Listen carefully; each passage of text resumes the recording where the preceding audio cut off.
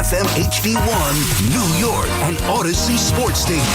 WFAN Sports Flash. And we are brought to you by Primo Brands, the official water sponsor of MLB. Major League Baseball trade mix of trademarks used with permission. Yankees manager Aaron Boone with BT and Sal on the Fan today. Coming up at 11 o'clock. Then tonight, the Yankees visit the Rays at good old Steinbrenner Field. Carlos Rodon opposes Shane Baz. The Yankees 67 and 57, tied with the Red Sox and Mariners for the 3 wild card spots in the American League. The Mets, meantime, are 1 game up on Cincinnati for the 3rd wild card spot in the NL.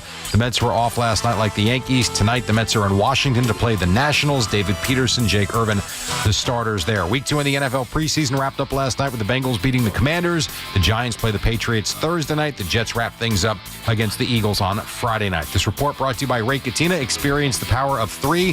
Visit bensfam.com, and by Made in Cookware. Some of the finest dishes in restaurants around the world are made in cookware. Not surprising, since Made in is crafted by chefs for chefs and designed for restaurants and home kitchens alike. Discover all their cookware at madeincookware.com. 68 in Central Park. That's what's happening. I'm Jerry Recco on WFAN, now streaming on the Odyssey, iHeart, and TuneIn apps.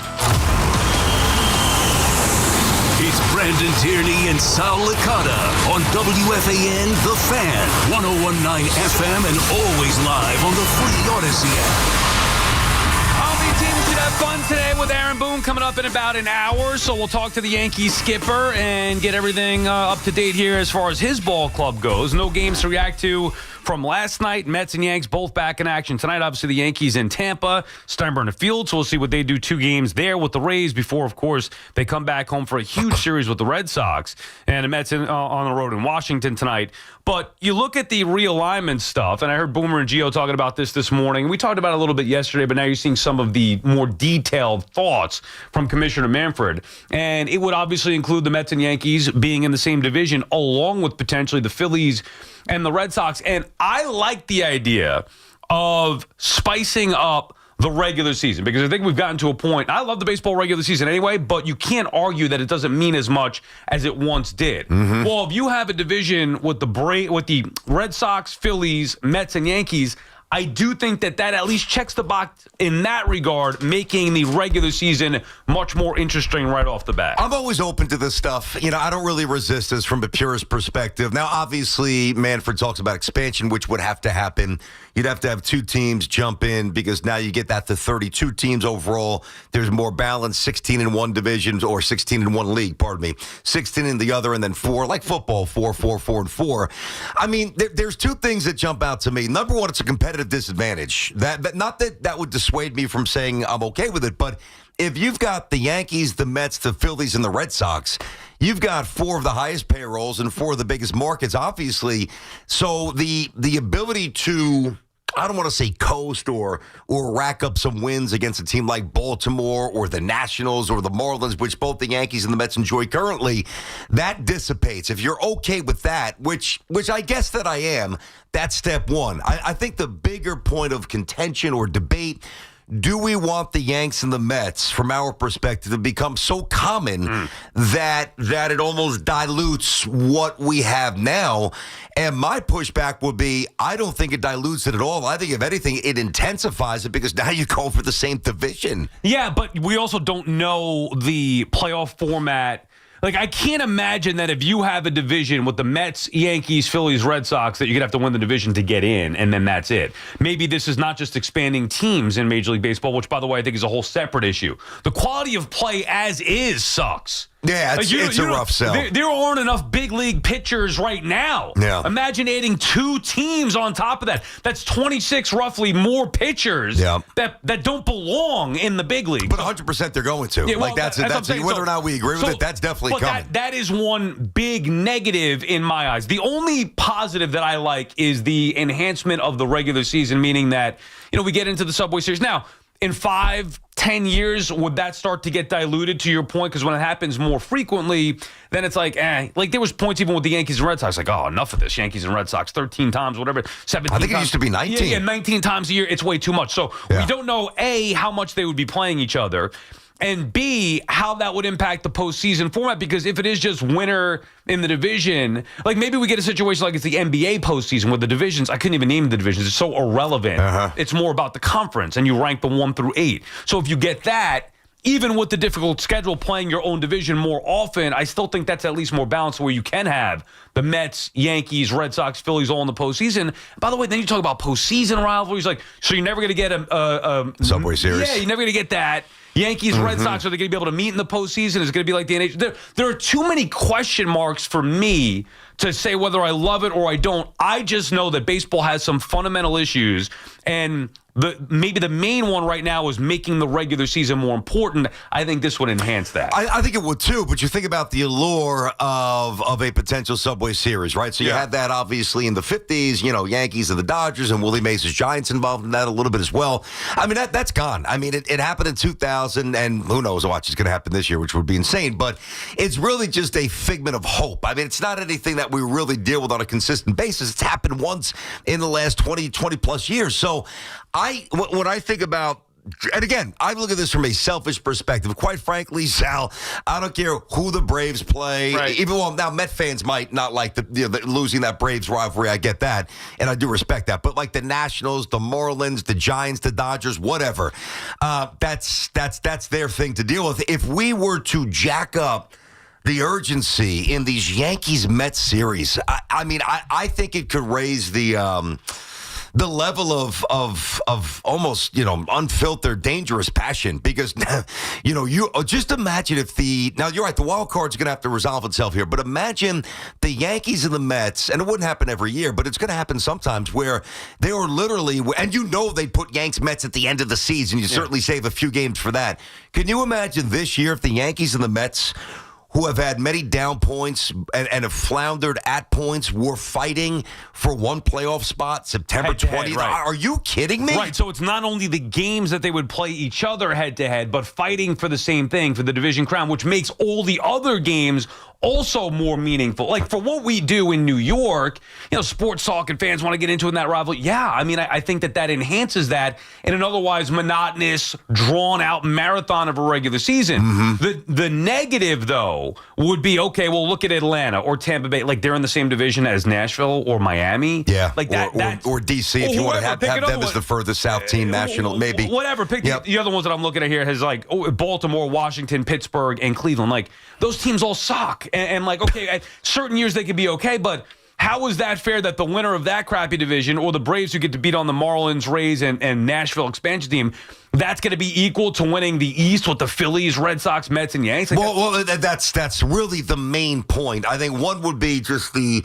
aesthetics of the game and rivalries being compromised or rivalries being inflamed in the case of the Mets and Yankees in a good way. But that's really the competitive balance and the inability to make it completely level, I think, is their biggest problem. Now, maybe that's where a salary cap floor comes in, and it's much more daunting to some of these smaller to mid-market teams. But that really is the ultimate point. If it's Yanks and the Mets, let's say, I know that Manfred said that this won't happen before he leaves office, and that's a couple of years from now. Let's say it happens in 2030. Let's just push this That's thing what we're forward. looking at? That's how far down I think at least 2029 would happen. It's not going to happen first of all, you got to do the expansion just to have it equitable with the 32. So I'm just going to say 2030 is a loose installment. Now, by then, Cohen, you would think, would still own the Yankees. Hal would still, the Mets. Hal would still own the Yankees, so they'll still spend that money.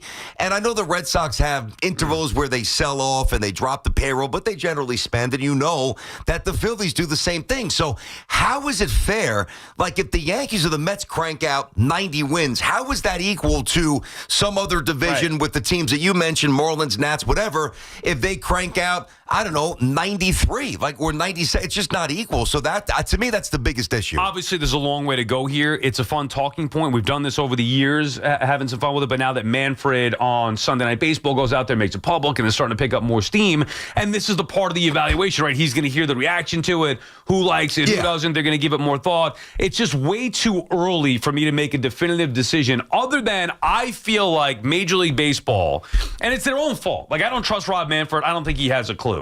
I think he's terrible. All due respect. Yeah, I think he's terrible. I don't think he has a clue as to what he's doing. And clearly a lot of the motivation here is, save on travel? Oh, my God. Like, you think any fan is worried about your first-class travel all over the United States? Like, nobody cares about the travel. Spare me, please. Spare me about you're trying to save some nickels on traveling from the East Coast to the West Coast. Like, it's been going on for hundreds of years. You're making more money than ever before. The TV deals, all this. Like, I don't want to hear about you saving money. That's number one. Number two, the sport itself, it's not, they're trying to fix it with the umpiring, the timing of the sport, all that stuff. It's not just the pace of play, it's the quality of play. That is going to get worse when you have two more teams that don't belong. I would say contract would be better for the sport. Now, they're never going to do that because of why? Money, which is the wrong reason to do anything. But expanding is not going to help the quality of play in the sport. The other thing then is, are they going to expand again the postseason? I would bet that they will.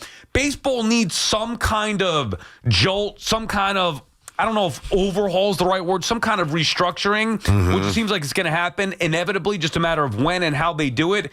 But I also don't trust Manfred to do it right. And I don't think by putting the Mets, Yankees, Phillies, Red Sox in that division, making them just go beat up on each other for the 162-game regular season and making everything else equal, that to me would not be the right way to do things. It's not equitable, but that's probably the way it's going to go, though. I mean, that's the appeal in his eyes. Now, think about this, Sal.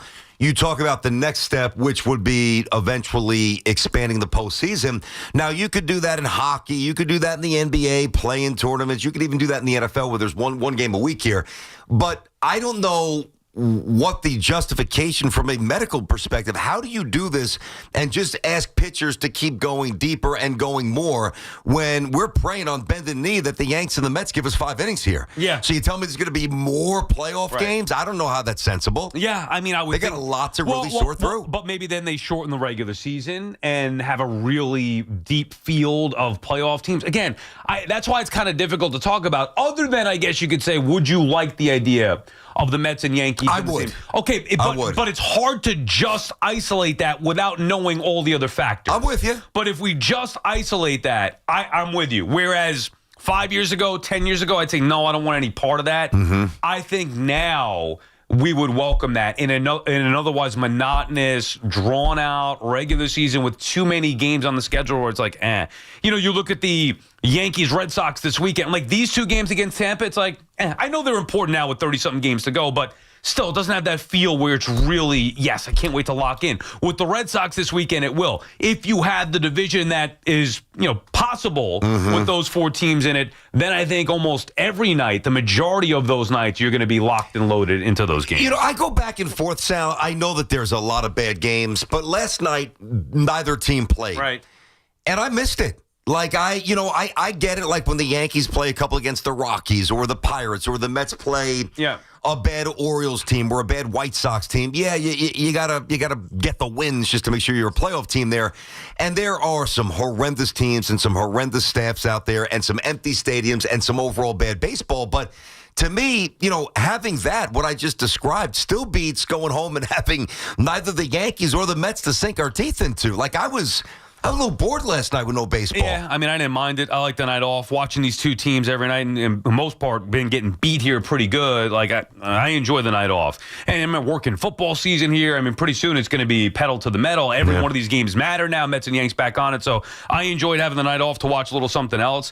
And like I said, Mets, Nats tonight. Yeah, it's important because of where the Mets are at. The game itself, Mets, Nats. The Nats are a dead team walking. The Braves are a dead team walking. Even that, which is a big rivalry, with 30-something games ago, Braves are out. They're toast. That's it. So it's not about the matchup. It's about, can the Mets win? Same thing with the Yankees and the Rays tonight. Obviously, Yankees, Red Sox, the reason why that's, to me, more interesting is because it's about the matchup. You have two teams who are battling for the same thing. Division primacy, playoff spot, whatever it may be, division supremacy, playoff spot. So I like the more important matchups when you have two teams vying for something. So that makes it more interesting. Now, would that be the case every single time? Probably not. Is there going to be a floor as far as the payroll goes? I mean, I think that's important here. Baseball's got a ton of issues. From a personal standpoint, would it be more exciting to have the Mets and Yankees head-to-head more often? I think the answer is yes. I know we'll jump into these calls. I would imagine, and maybe I'm completely off on this, I would think the majority of New York baseball fans would say, sign me up. Yanks Mets X amount of times during the year, same division. I don't know about that. I still think there are a lot of purists in this town. Maybe not. I mean, holding on to that.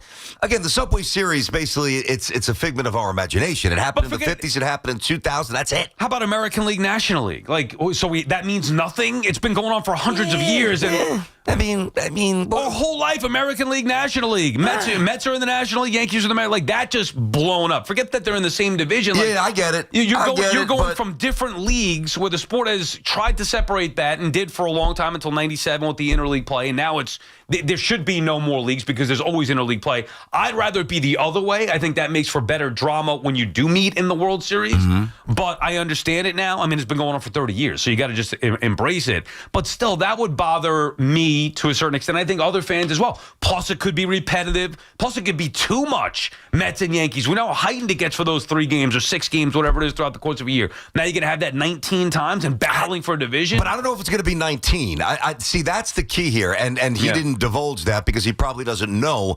I would stamp this as bring it on. Yanks and Mets, I think, will be a blast. If it's 19 times, I'm probably a little less anxious to jump onto that. But if they come up with a number where it's not just, we don't beat us over the head with it, I think it will be absolutely nuts. BT and Sal on the Fan. Our friends at Town Fair Tire remind you that at Town Fair Tire, you always get the guaranteed lowest price on name brand tires from Connecticut to Maine. Nobody beats Town Fair Tire. Nobody. Ray is in Babylon. What's up, Ray? Hi, good morning, gentlemen. This discussion about expansion really, I think, as far as Manfred is concerned, is misplaced. And I'm just going to go back to what you were saying, Sal. They got to improve the quality of the play. I felt badly for St. Louis. I mean, when you watch that series, it was embarrassing how those stands were empty, and you had a big draw team like the Yankees, and you can't get fans in the stands. What baseball ought to do is have a salary cap. It's so unfair where a team can buy the talent and bring in. I know Soto didn't work out for the Mets so far, but still, you draw in a heavy star like Soto and have the money to do it. If you're a Steve Cohen, you can do it. But I know St. Louis, they got to have the money, but they're not going to compete with the Yankees or the Mets. Well, very few are. Very few are, Ray. It's not just St. Louis. And thank you for the call. By the way, St. Louis, because I was ripping the fans too. Oh, yeah, the best fans. The best in baseball. Where were they? Dude, nobody was there. Empty. Nobody was there. Now, I did hear it was like 101 on the field, so maybe the It's always like that in Missouri during the summers. Right. What else are you going to do? I mean, there's nothing else to do in St. Louis. Go to the game. I mean, you get the Yankees in town, the Cardinals technically alive, and you love your baseball team. Yeah. But the Cardinals are not the team to be picking on. Correct. Here. It's all the other teams that don't spend anything and that are never good or really never try to be competitive. That's where the issue is. There's never going to be a salary cap. Honestly, I think that is going to be fought tooth and nail. There is no way. You remember what A-Rod tried to do, giving back money when he wanted to go to the Red Sox and, to leave some or to basically readjust his contract that he signed with Texas to make it more financially feasible for the Red Sox and the unions. Like, there's no way we're doing this. Like, the union will never, ever, ever agree to anything that leads to a reduction of salaries or a ceiling on it. It's just not happening. It's a pipe dream. John is calling from Hoboken. What's up, John? Hey, John. What's going on, guys? This whole realignment thing is just, I just want nothing to do with it. Why? And the reason, if you think about, from my own point of view, I'm a Mets fan. All my friends are Yankees fans. We're not in the same vision. We're nothing. And every night I hear some jackass talking about this, that, or the other of what Soto's doing. What's this? If we're in the same division, there will be no rivalry like it in sports. We'll really rip each other's heads off. It'll just be utter chaos at all times. I just don't want to deal with that. I think it's fine how it is. It's just and like you said before, the division would be completely unfair. The 4 biggest spenders would be in the one division, in the northeast, whatever you'd call it. But I think it would be complete and utter chaos. I just couldn't take it. My mental every day couldn't take it. Yeah, I think there's a lot of truth to that, and thank you for the call, John. I don't think he's alone, BT. Wow. Even a part of me is hearing him explain it right there. Now, I don't care as much as I used to, but 20-year-old me would want no part. I just think it's too much. And it's already gotten to a ridiculous level because of Soto, the way that it is with the Yankees and Mets. It feels like they're in the same division. Every day, tying everybody in with the Soto stuff and how the Yankees do, how the Mets do. Yeah, imagine. Now, I like the idea of having more meaningful games in the regular season. That's the appeal to me at this point. It would mean more for both teams. Even when they don't play each other, it still means more because now you have them tied in together officially. Right now they're apart, but we still tie them in kind of. But I certainly could see how it could be too. Dude, you think it'd be too much? You're putting two pit bulls in the same room together. Yeah, one of them's got to leave the room and one of them's going to get eaten alive. Isn't that the fun of it? I mean, in the sporting context, could you imagine the day-to-day drama? I know that I didn't love whenever the Subway Series would happen. When I was at like my peak fandom, I did not love it because I didn't enjoy it. There was a level of enjoyment that was lacking because it was too stressful and too much, oh, God, can't lose to this team again. I can't deal with the fans, whatever. Vice versa, same thing, I'm sure. Yankee fans, this little pest Mets, like we're so much better than they are. But if they beat us, we're never going to hear the end of it. So you have the fun, you have that battle for those 3 games. And then the next time, whatever, at the other stadium, those 3 games. And then that's it. And then you could go back to enjoying the regular season. So because it's less stressful and a different kind of stressful. You don't have to deal with the other team's fan base. So imagine now having that more often. Yes, a part of that is appealing to me because I think the sport needs it because it's otherwise dry a lot of times in the regular season. But I certainly could understand the part that is way too much for a lot of people. Well, a lot of the complaints here about the way, modern sports, what it's morphed into, whether it's maintenance days in the NBA, whether it's, jacking up 43s a night in the NBA or not getting back on defense, or in the NFL, lamenting, remember when training camps used to be tough and guys used to really hit and knock the crap out of each other. Now you can't do anything.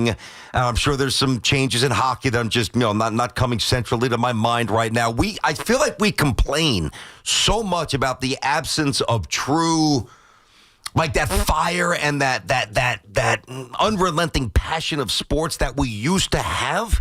To me, this is the match to reignite it. But it would the energy and passion that has been there for these 6 times the Mets and Yankees meet, let's say 4 times, whatever it may be, that will not be the same. You can't. It just cannot. I think it will be more. No, maybe. I think it will be more because now initially, you're chasing the same. Now there's going to be a year where the Mets are down, Yankees are down, and then that would follow suit, and it would dissipate. Like if one is up and one is down, you still get the barbs and you have a little fun, but when you're chasing divisional playoff spots, but it's not just going to always be head to head. So the head to head 6 games mean a lot more when there's only 6. If there were 19, all right, so you get swept one series, okay, big deal. You go back and do it again. So you go back and get them next time. Like there's the energy and passion that has always been about those 2-game series or those 3-game series. There's no way that is sustainable throughout the course of 16, 19, however many times they're going to play in the regular season. I think it is, Sal, because I think that when you look at those 6 games, it's largely symbolism. It's like little bragging rights, and let's see where we're at. But you're really not playing for anything tangible. Yeah, I mean, literally. I mean, if you go 6-0, you bag 6 wins, you give yourself a better chance to be a playoff team. But and maybe it would morph into something that's almost irresponsible and dangerous. I don't know. But to me, at least on the surface, and there's a lot of checkpoints, they got to expand. What's the playoff situation? All those things that we're trying to figure out. On the surface, as an entity, more Yanks and Mets in the same division, I'm in. BT and Sal on the Fan Warrior calls. We come back. Aaron Boone will join us in about 40 minutes or so. 888-808-1019. All right, looking forward to having Booney on. See what's up with the Yanks here. On Tuesday, August 26th, it's FanDuel Futures Day, a new holiday for football fans. So you get 24 hours of deals on all your favorite football season predictions. Take a flyer on the MVP race, whether it's Jaden Daniels taking the next step to win the award in season number 2. Maybe C.J. Stroud bounces back after a rough sophomore slump. Maybe you think Dak Prescott could do something in Big D. Hey, who's going to win the championship? Maybe the Bills finally crack through. Can the Eagles go back-to-back? Maybe a long shot like the Bengals or Packers will win it all. All you want is right here. So parlay those the division winner dark horses. Mark your calendars.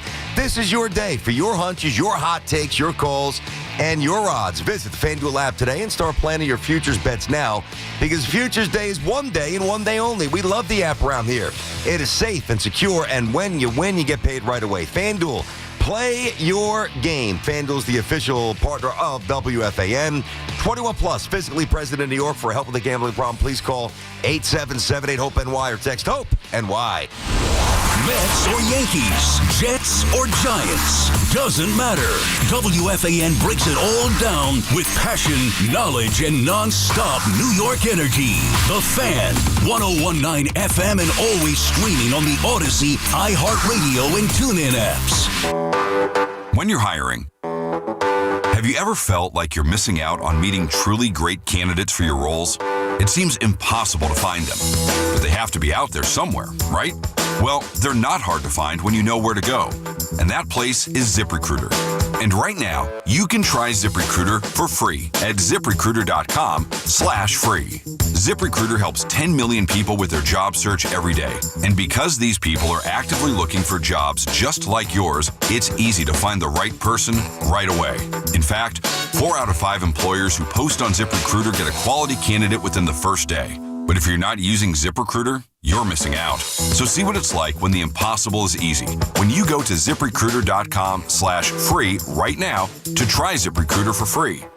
Once again, that's ZipRecruiter.com/free. ZipRecruiter.com/free. Never miss out on great candidates with ZipRecruiter. Oh, no.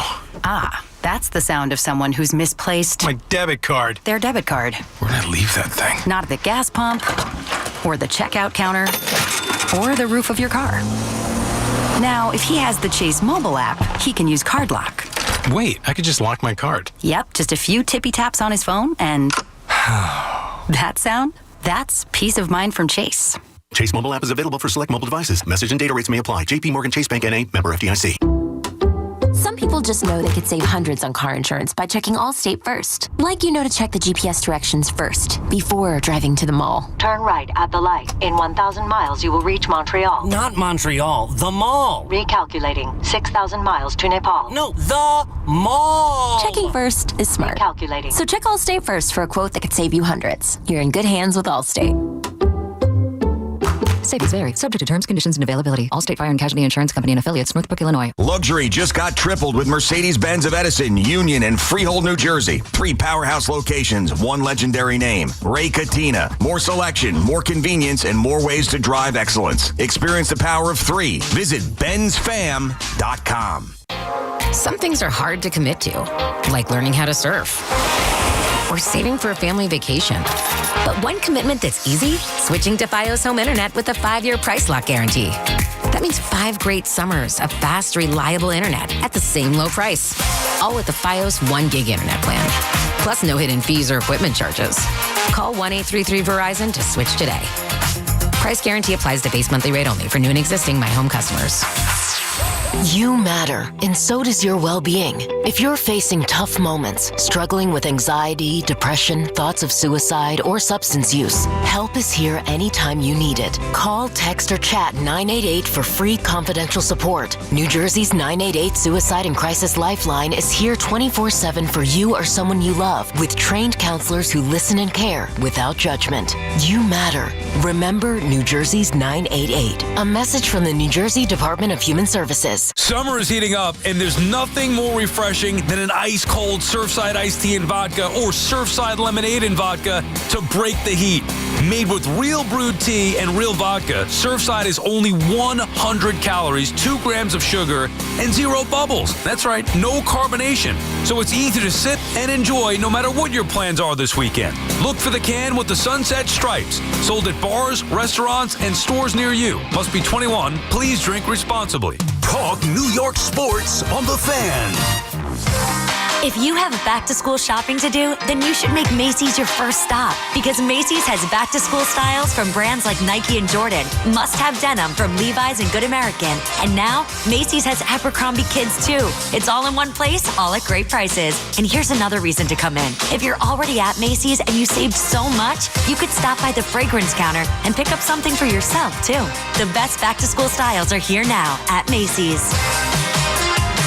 This summer, stay cool and hydrated with the official water of Major League Baseball, Primo Brands. With Primo Brands water delivery, you get premium hydration from trusted names like Poland Spring, Pure Life, and Saratoga, delivered right to your door. Stock up for game day and stay refreshed, sparkling, still or flavored. Whether you need a few cases or a few 5-gallon bottles, Water.com has you covered. The best part, you call the shots. Primo's water delivery is flexible to fit your schedule. Step up to the plate and hydrate like a pro with Primo Brands water delivery. Visit Water.com today to get started with great offers. Major League Baseball trademarks used with permission. Remember that first spark? The one that said, I can do this better. I can build a business of my own. You started small, you hustled, you built a reputation. Now you need the muscle behind your momentum. What you need is a Ford commercial vehicle. From transit vans built to service and scale your vision, to Super Duty trucks, the ultimate power tool for the entrepreneur. These aren't just commercial vehicles, folks. They're the foundation for your future. And now's the time to take advantage of these great offers and potential tax benefits. Visit your local Ford store for the next strategic investment in your success. Catch all the play-by-play with Susan Waldman and Dave Sims, the home of Yankees radio, The Fan, on the Odyssey, iHeart, and TuneIn apps.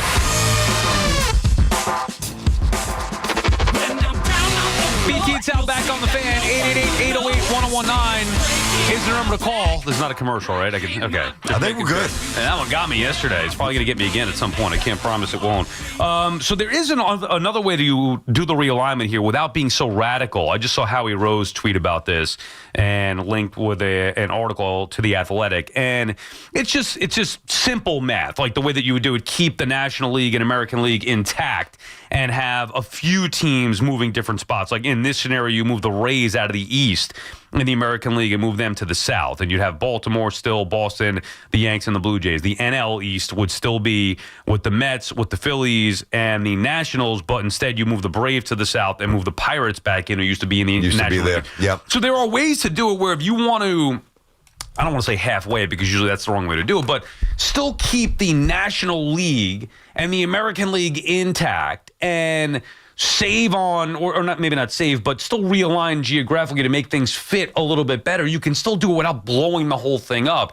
And I look at that, honestly, and I'm reading it, and I see the NL East and I see the AL East, and to me, it feels like I feel more comfortable with that. Now, maybe that's a bad thing, being comfortable with something, but it just feels more normal. And okay, it's realignment, but it's not drastic realignment and reconfiguring everything. Whereas the Mets and Yankees, yes, there's an appealing part to thinking about them playing for all the marbles in the division or whatever every single, every night, every single year. But there's also something that is a little uneasy about it. So I'm torn. I'm unsure of which way I would go here, and I need more of a definitive plan as to what it would be.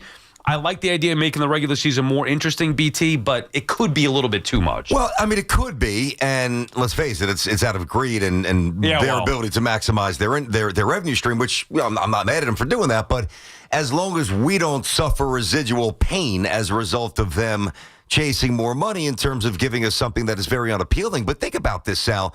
Whether you're not fully committed, and I'm more committed at this point, others are not. I get it. Some are all in, some don't know.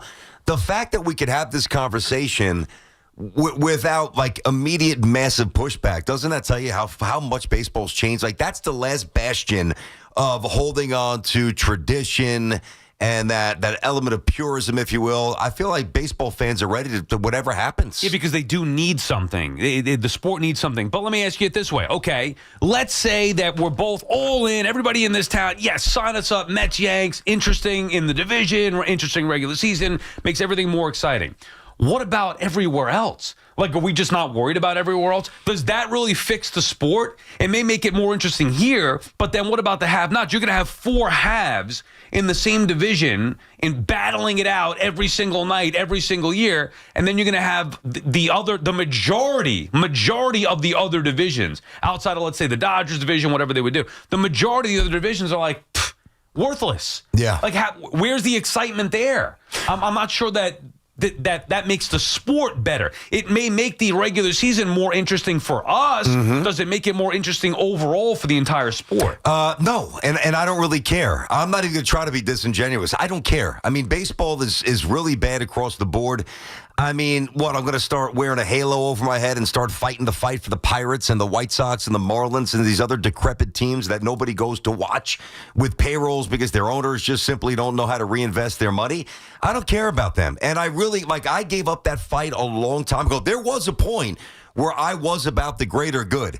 But I think that there's such a disparity in terms of market and the connection of what kind of money you make that no matter what Manfred does, keep it the same, radical realignment or somewhere in between, there's always going to be bad teams and bad divisions and situations that seem hopeless. So we may as well make ours the best we can. Yeah, but I don't like that because now you're hurting. I'm not saying I care if the Pirates are ever good, although I think it's good for the sport when you have the Pirates, the Royals, the Orioles, whatever, pick a team that are good for the sport. What makes the NFL so special is not because, as a matter of fact, our teams here suck. Like the Jets and Giants have sucked for so long, but the NFL is still the premier sport. Why? Because of the balance that you have throughout the course of any season, because of the format with the postseason, anything could happen. Like, obviously there are haves in the NFL and the have-nots, but it's more equal footing there. And you could have a powerful team come out of the West or the North, or the South could be up one year, or the East. There's a better balance throughout the entire landscape of the sport where you're not, and I know the salary cap's a big part of that, but you're not going to get that no matter if you realign or not. You're not going to get that under the current structure. That, to me, would be paramount to building a more well-rounded, more competitive sport from top to bottom. I understand that. I know what you mean. But to me, and there's no doubt the NFL's at the king of the mountain these days and has been for quite a long time. Like that transition was probably 20 years ago, whatever delineation you want to pick. I mean, baseball's been number 2 and in some cases number 3 behind the NBA for a while. But I don't believe at all that the popularity, the drive in popularity for the NFL was or a direct relation to a more competitive balance. Let's not fool ourselves here, Sal. Football became more popular, number 1, because it's the most fun to bet, and number 2, for the most part, Americans are violent. And they want to see hits, and they want to see people get hurt, and they want to see pads popping, and they want to see cheerleaders, and they want to feel the electricity that baseball simply can't provide. Now, you and I bet, right? We bet. Yeah. You played the horses this weekend. You had a rough time. You tell me, what's a more exciting bet? Betting $100 on an over-under or betting $100 on the run line for the Yankees-Orioles? Like, that's where it started. So you throw in the ferocity of the sport, which is undeniable, and the pace, and the frequency only once a week. That's why football's number 1. Yeah, I would push back on the ferocity. Not because of the competitive balance. No, I think it's more the ferocity of the sport. Yes. You think the NFL is as popular as it's ever been? Yeah, I do. Me too. And they can't touch players anymore. But you can touch them. It's not as ferocious as it used to be. You can't touch the quarterback. No, I know. You sneeze on him, and it's a 15-yard penalty. So the ferocity. But it's more ferocious than baseball. Well, that's what I'm saying compared to. It's a more physical. So that's what I'm saying. Hockey's more physical than baseball. Is that more popular? No, not even close. Yeah, so that's what I'm saying. I don't think the physical. I think it used to be that way in the 70s or 80s. I don't think that's the way anymore with football. The gambling, for sure, the way that the sport lends itself to gambling, I think is a huge thing. Forget about even just straight bets, fantasy-wise. Like fantasy football overtakes everything. Fantasy baseball, just not the same. Basketball, just not the same. So, yes, gambling-wise, but I do think a big part of that, I really believe, is the competitive throughout the course of the entire sport, where you could look at the Texans or the Colts, and those fans can be excited about the possibilities of their team somehow getting into the postseason. Any given year, we've seen ups and downs throughout. I mean, outside of the Jets, who have been down, obviously, for too long, and maybe the Browns, you want to throw on them, but even they had recent success getting into the postseason. Like, these teams, it's up and down. The Bills were down forever. The Bills now are up. The Patriots were up forever. Now the Patriots are down. Like, that happens throughout the course of the sport. Well, I mean, is that because of a salary cap, or is that because they finally got a quarterback? I mean, there's a connection. Josh Allen went to Buffalo. Buffalo was good. Tom Brady, Drew Bledsoe got cracked in half by Mo Lewis. Tom Brady started playing. Patriots became a dynasty. Big Ben was there. Steelers were good. Big Ben got old, retired. Steelers not so good. Right. So I'm not saying that it has nothing to do with the fact that, for the most part, like, certainly the financial parameters will keep you in the same stratosphere. Like the Yankees and now the Mets and the Pirates will never be able to float in the same financial sphere ever. I grant you that in the NFL, it happens a lot more. And while the physicality of the game is certainly dissipated, the residue from when the game was violent and was raw, that's still with a lot of us, provided you're old enough to have lived it. Now you throw in the gambling. It's only once a week. It's just a totally different energy. I don't know that there's anything that baseball can do. I guess this is my ultimate point.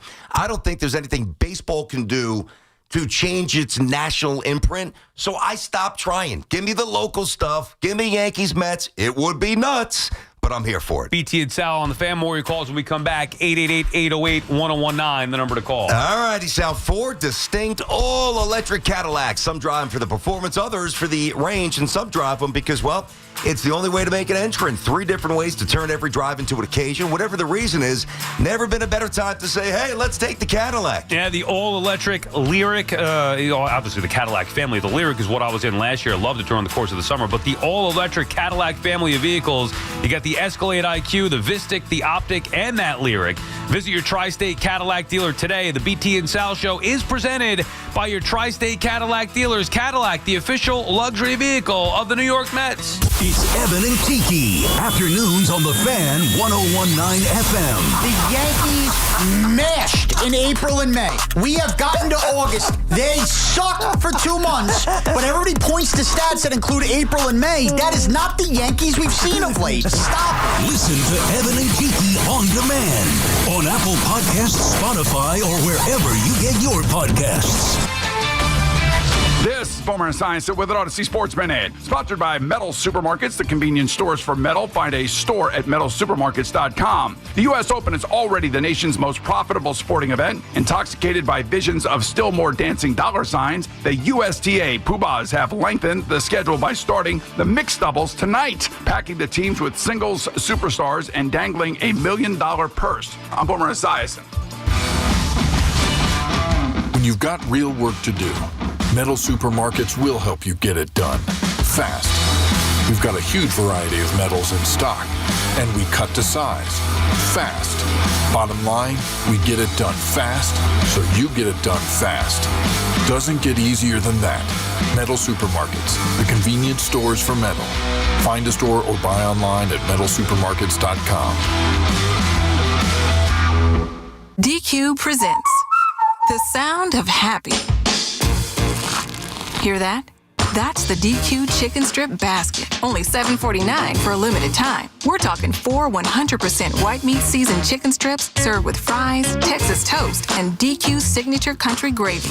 Yeah, you heard that right. For crunch time and no time, it can only be the DQ Chicken Strip Basket. Just $7.49 for a limited time. Get it delivered in the DQ app. Happy tastes good at participating locations. Hey, Connecticut, if you want name brand tires at the guaranteed lowest price and the most free services, then get to Town Fair Tire. Because nobody beats a Town Fair Tire deal. Nobody. Town Fair Tire. If you're 55 or older and into that whole saving money thing, T-Mobile has an exclusive phone and internet bundle just for you. Right now, get 2 unlimited phone lines plus 5G home internet for just $30 each per month with autopay, plus taxes and fees. And with 5G home internet, setup is easy with just 1 cord and no technician needed, which is great if you're also into that whole keeping it simple thing. Switch now and experience the best mobile network in the U.S. Visit your local store to start saving. T-Mobile, it's better over here. Based on analysis by Ookla Speed Test Intelligence data Q4 2024 to Q1 2025. Ookla trademarks used under license. Unlimited on our network. Customers on voice plan may notice speeds lower than other customers and further reduction if using more than 50 gigs a month due to data prioritization. Video streams and SD on this plan. Home internet pricing after $20 a month in bill credit plus $5 per line without autopay. Debit or bank account required. See 5G device coverage and access details at T-Mobile.com. This August, Route 22 Toyota is closing out the season with end-of-summer savings. Flip your current car into a brand-new Toyota with available zero-down leases on the area's largest selection of new Toyota models. Qualified buyers can score 0% APR financing for up to 72 months on select new Toyotas. Huge savings over the life of your loan. And if you're shopping pre-owned, Route 22 Toyota has all makes and models of used cars starting under $10,000. Get them while they last. End-of-summer savings at Route 22 Toyota in Hillside, New Jersey. Get ready for more BT and Sal on the Fan. BetMGM is making your next golf tournament winner bets more exciting with Second Chance. What's Second Chance? Ever bet on your favorite golfer to win a tournament only to see them miss the green? Well, with BetMGM's Second Chance promotion, you'll get your stake back in cash if your tournament winner bet finishes in second instead. That's right. Simply bet on any player to win a scheduled golf tournament during a promotional week. If you're right, you win. But if your pick finishes in second instead of first, you get your stake back in cash. Watch your favorite players go for the win all season long and bet knowing you'll get your stake back if they finish second. Log in today and make your picks with BetMGM. BetMGM and GameSense remind you to play responsibly. See BetMGM.com for terms. 21 plus years of age or older to wager. New Jersey and New York only. Existing customer offer. Subject to eligibility requirements. Rewards paid back in unrestricted withdrawable funds. If you or someone you know has a gambling problem, help is available. In New Jersey, call 1-800-GAMBLER. In New York, call 877-8-HOPE-NY or text HOPE-NY at 467-369. You can't count on much these days, but you can always count on Sundays with the NFL on CBS and Paramount Plus. Watch your local NFL game live every Sunday this season, all the way through the AFC Championship game. Visit ParamountPlus.com/NFL to get started today. Ready to score the biggest deal in breakfast? It's waiting for you at Dunkin'. Dunkin' is serving up the ultimate $5 meal deal. Get one premium hot or iced coffee and any two delicious wake-up wrap sandwiches for just $5. Whether you're fueling up for a big day or keeping it casual, this deal has you covered. A smooth, bold Dunkin' coffee paired with two warm, tasty wake-up wraps? Now that's what we call a big deal. Excludes espresso and cold brewed beverages. Modifications may be an additional charge. Participation may vary. Limited time offer cannot be combined with offers. Exclusion and terms apply. Hear that? That's the beginning of a journey powered by the confidence that comes from driving a vehicle so reliable. It's backed by a 10-year, 100,000-mile limited powertrain warranty. Where your journey ends? Well, that's up to you. Visit your local Kia dealer today. Kia, movement that inspires. See retailer for warranty details. Always drive safely. Limited inventory available.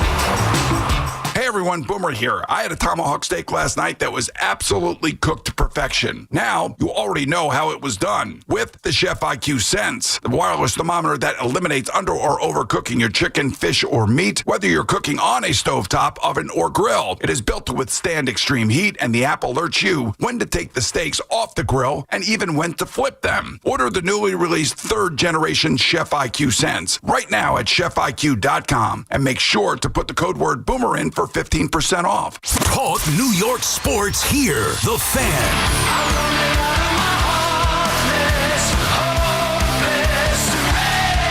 BT Sal back on the Fan. Aaron Boone coming up in about 14 minutes. Let's get back to the calls here, BT, on the realignment stuff. 888-808-1019, the number to call. Kyle's in West Orange. What's up, Kyle? What's up, guys? Listen, look, I'm an old school guy. I'm 57. Let me tell you something. I'm a Yankee fan. I do not want to see the Mets in my division. Don't want to go through it. I don't have any hair. I don't want to lose everything else and have a heart attack. You understand? Plus, yes. I like the fact that they're over there and I'm over here. So don't start. How about this? Oh, can I say it? Soft. Can I say this? Sure. Listen, look, I want to go back to the old school. I want to go back to when the American League plays the American League and the National League plays the National League. And that's what made the World Series special, because these teams never faced each other before.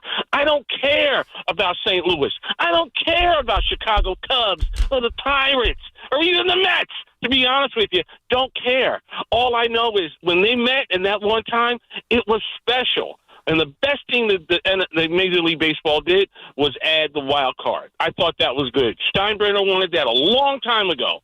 And they said, no, they punched on it, and now look at it. Now it's doing good. And I think that's the good thing. But for the most part, the alignment doesn't bother me. I think a baseball team in Nashville would be great. Yeah, I do too. Tampa Bay, I want Tampa Bay out of my division because I don't like Tampa Bay anyway. But ugly stadium. I think we got the main premise, and thanks for the call there, Carl. You don't want the Yankees, the Mets thing, and I get that. By the way, the wild card, which, as you said, was born in '97. You know how many times the Yankees? The wild card was '95. 95 was when that's what I meant. The interleague, obviously, '97. Thank you. You know how many times the Yankees and the Mets may have met in a World Series? Yeah, I know. If they were the wild card in the '80s. I'm okay with what Kyle said right there, although he seemed like I don't want the Rays in there. I don't know. Does he want to play the Yankees and the Yankees and Red Sox every night? I mean, come on. Who does he want? He didn't want anything. And what do you want, the White Sox in your division? I'm not sure. So, but I do understand not wanting the Mets and Yankees. I wanted to keep that separate. I'm also... I don't think it's just, hey, I'm a purist and let's go back to the old days the way that it was if you say you want National League and American League because I think there is appeal there. Unfortunately, they're never going to go back to that. No. I can't imagine. Now, I don't know why that's the case. Like, what good do we get out of the Mets playing the Angels 3 games, or the Mets and Twins, or the Yankees and Pirates? Like, what good is that? Is it just to accommodate the schedule? And if we added 2 more expansion teams, would that then help have a balanced schedule in each league? I think the initial thought, like, we'll take Mets Angels. Okay, so if the Mets go back the old way, they're never playing the Angels. Yeah. You have somebody like Mike Trout. In theory, you might have an extra 2,500 people say, hey, I want to go see one of the best players in baseball could play my team, and 2,500 here, 2,500 there, parking, ticket prices, concessions, cha-ching, it adds up. I guess I'm just not any longer really resistant to change at all, because so much has changed in baseball. So like we position baseball like, this fossil compared to the other sports, but it's not the case. And I know you know this, but so 1980, the American League East, you had the Yankees, the Sox, the Tigers, the Indians, the Jays, the O's, and the Brewers. That was 1980. In 1969, when the Mets won the World Series, you had the Mets, the Cubs, the Pirates, the Cardinals, the Phillies, and the Expos. Now, where we are now, that would be construed as completely radical, and I'm fine with that. I don't put my hands up and say, no, too radical for me until I get all the details. Like, I'm very open to whatever they come up with. I'm kind of intrigued by this. So am I, because they need something. I just don't know if this is going to be the right thing to do. I think it's appealing. First of all, my initial thought was, all right, Mets and the Yankees in the same league, not necessarily the same division. If you're going to break it into divisions, then why do you need to get that radical? If you're going to just have, hey, let's have one league, 1 through 8 makes it, the other league, 1 through 8 makes it, then like, why do you need... I don't think they'll do that, though. That's why they need the 2 expansions to have 4 divisions of 4. The other thing, to keep the American League and National League separate is appealing to the older fans, the purists, but the leagues used to be different. National League didn't used to have the DH. Yeah. That's a major difference. So there was the American League, which was totally different than the National League. Then they started to have interleague play, even with the difference in the National League with the American, which didn't make much sense. Now it's every night. Mm-hmm. There's not every series. So it essentially is one league. Why keep it separate? So I understand that part of it, too. Well, I mean, stylistically, it's very different. I mean, the NL was always built on speed, pitching, more bunting, whatever. Imagine like if the AFL, played the NFL regularly, or the ABA was still around and they had a style, back then that was thought to be very radical, and they played the NBA. Like, the intermingling of styles, I can see both ways. It's a good thing for the game, and it's hurt in some respects. Point is, that's already been killed. Like, it's just right now in name separated only. Nothing else about either league is and history, different. the record books. Right. That's it. Mickey is in Walcott, Connecticut. What's up, Mickey? What up, Mick? Hey, guys. What's up, guys? Thank you for taking my call. Hey, so I got two points and then a question, possibly. So I think I hear you, Sal. I know, you're not opposed to change because change has been made to the sport so much already. But the truth is, the reason why there's been so much change is because there's no stability in the sport. And who that starts with is who our commissioner is. He needs to go. He is the problem. He doesn't have great ideas. He doesn't listen to the fans. And frankly, I don't even think it's that he doesn't listen. I just think the sport is doing so well. He doesn't care what the fans think. Let's just be honest. He also doesn't love baseball. To me, he does not love baseball. I was just thinking of this. I know it would never happen. I know Evan brought up the idea of A-Rod to be Yankee manager, and maybe that's something he wants. I would rather have A-Rod be the commissioner because I know he loves baseball. Now, again, that's, I'm just throwing that out there. I know it's not going to happen, but I'm with you, Mickey, that I don't think Commissioner Manfred, I think he's all about the business. I don't think he's a true baseball fan and understands what would be best for the game. Yep.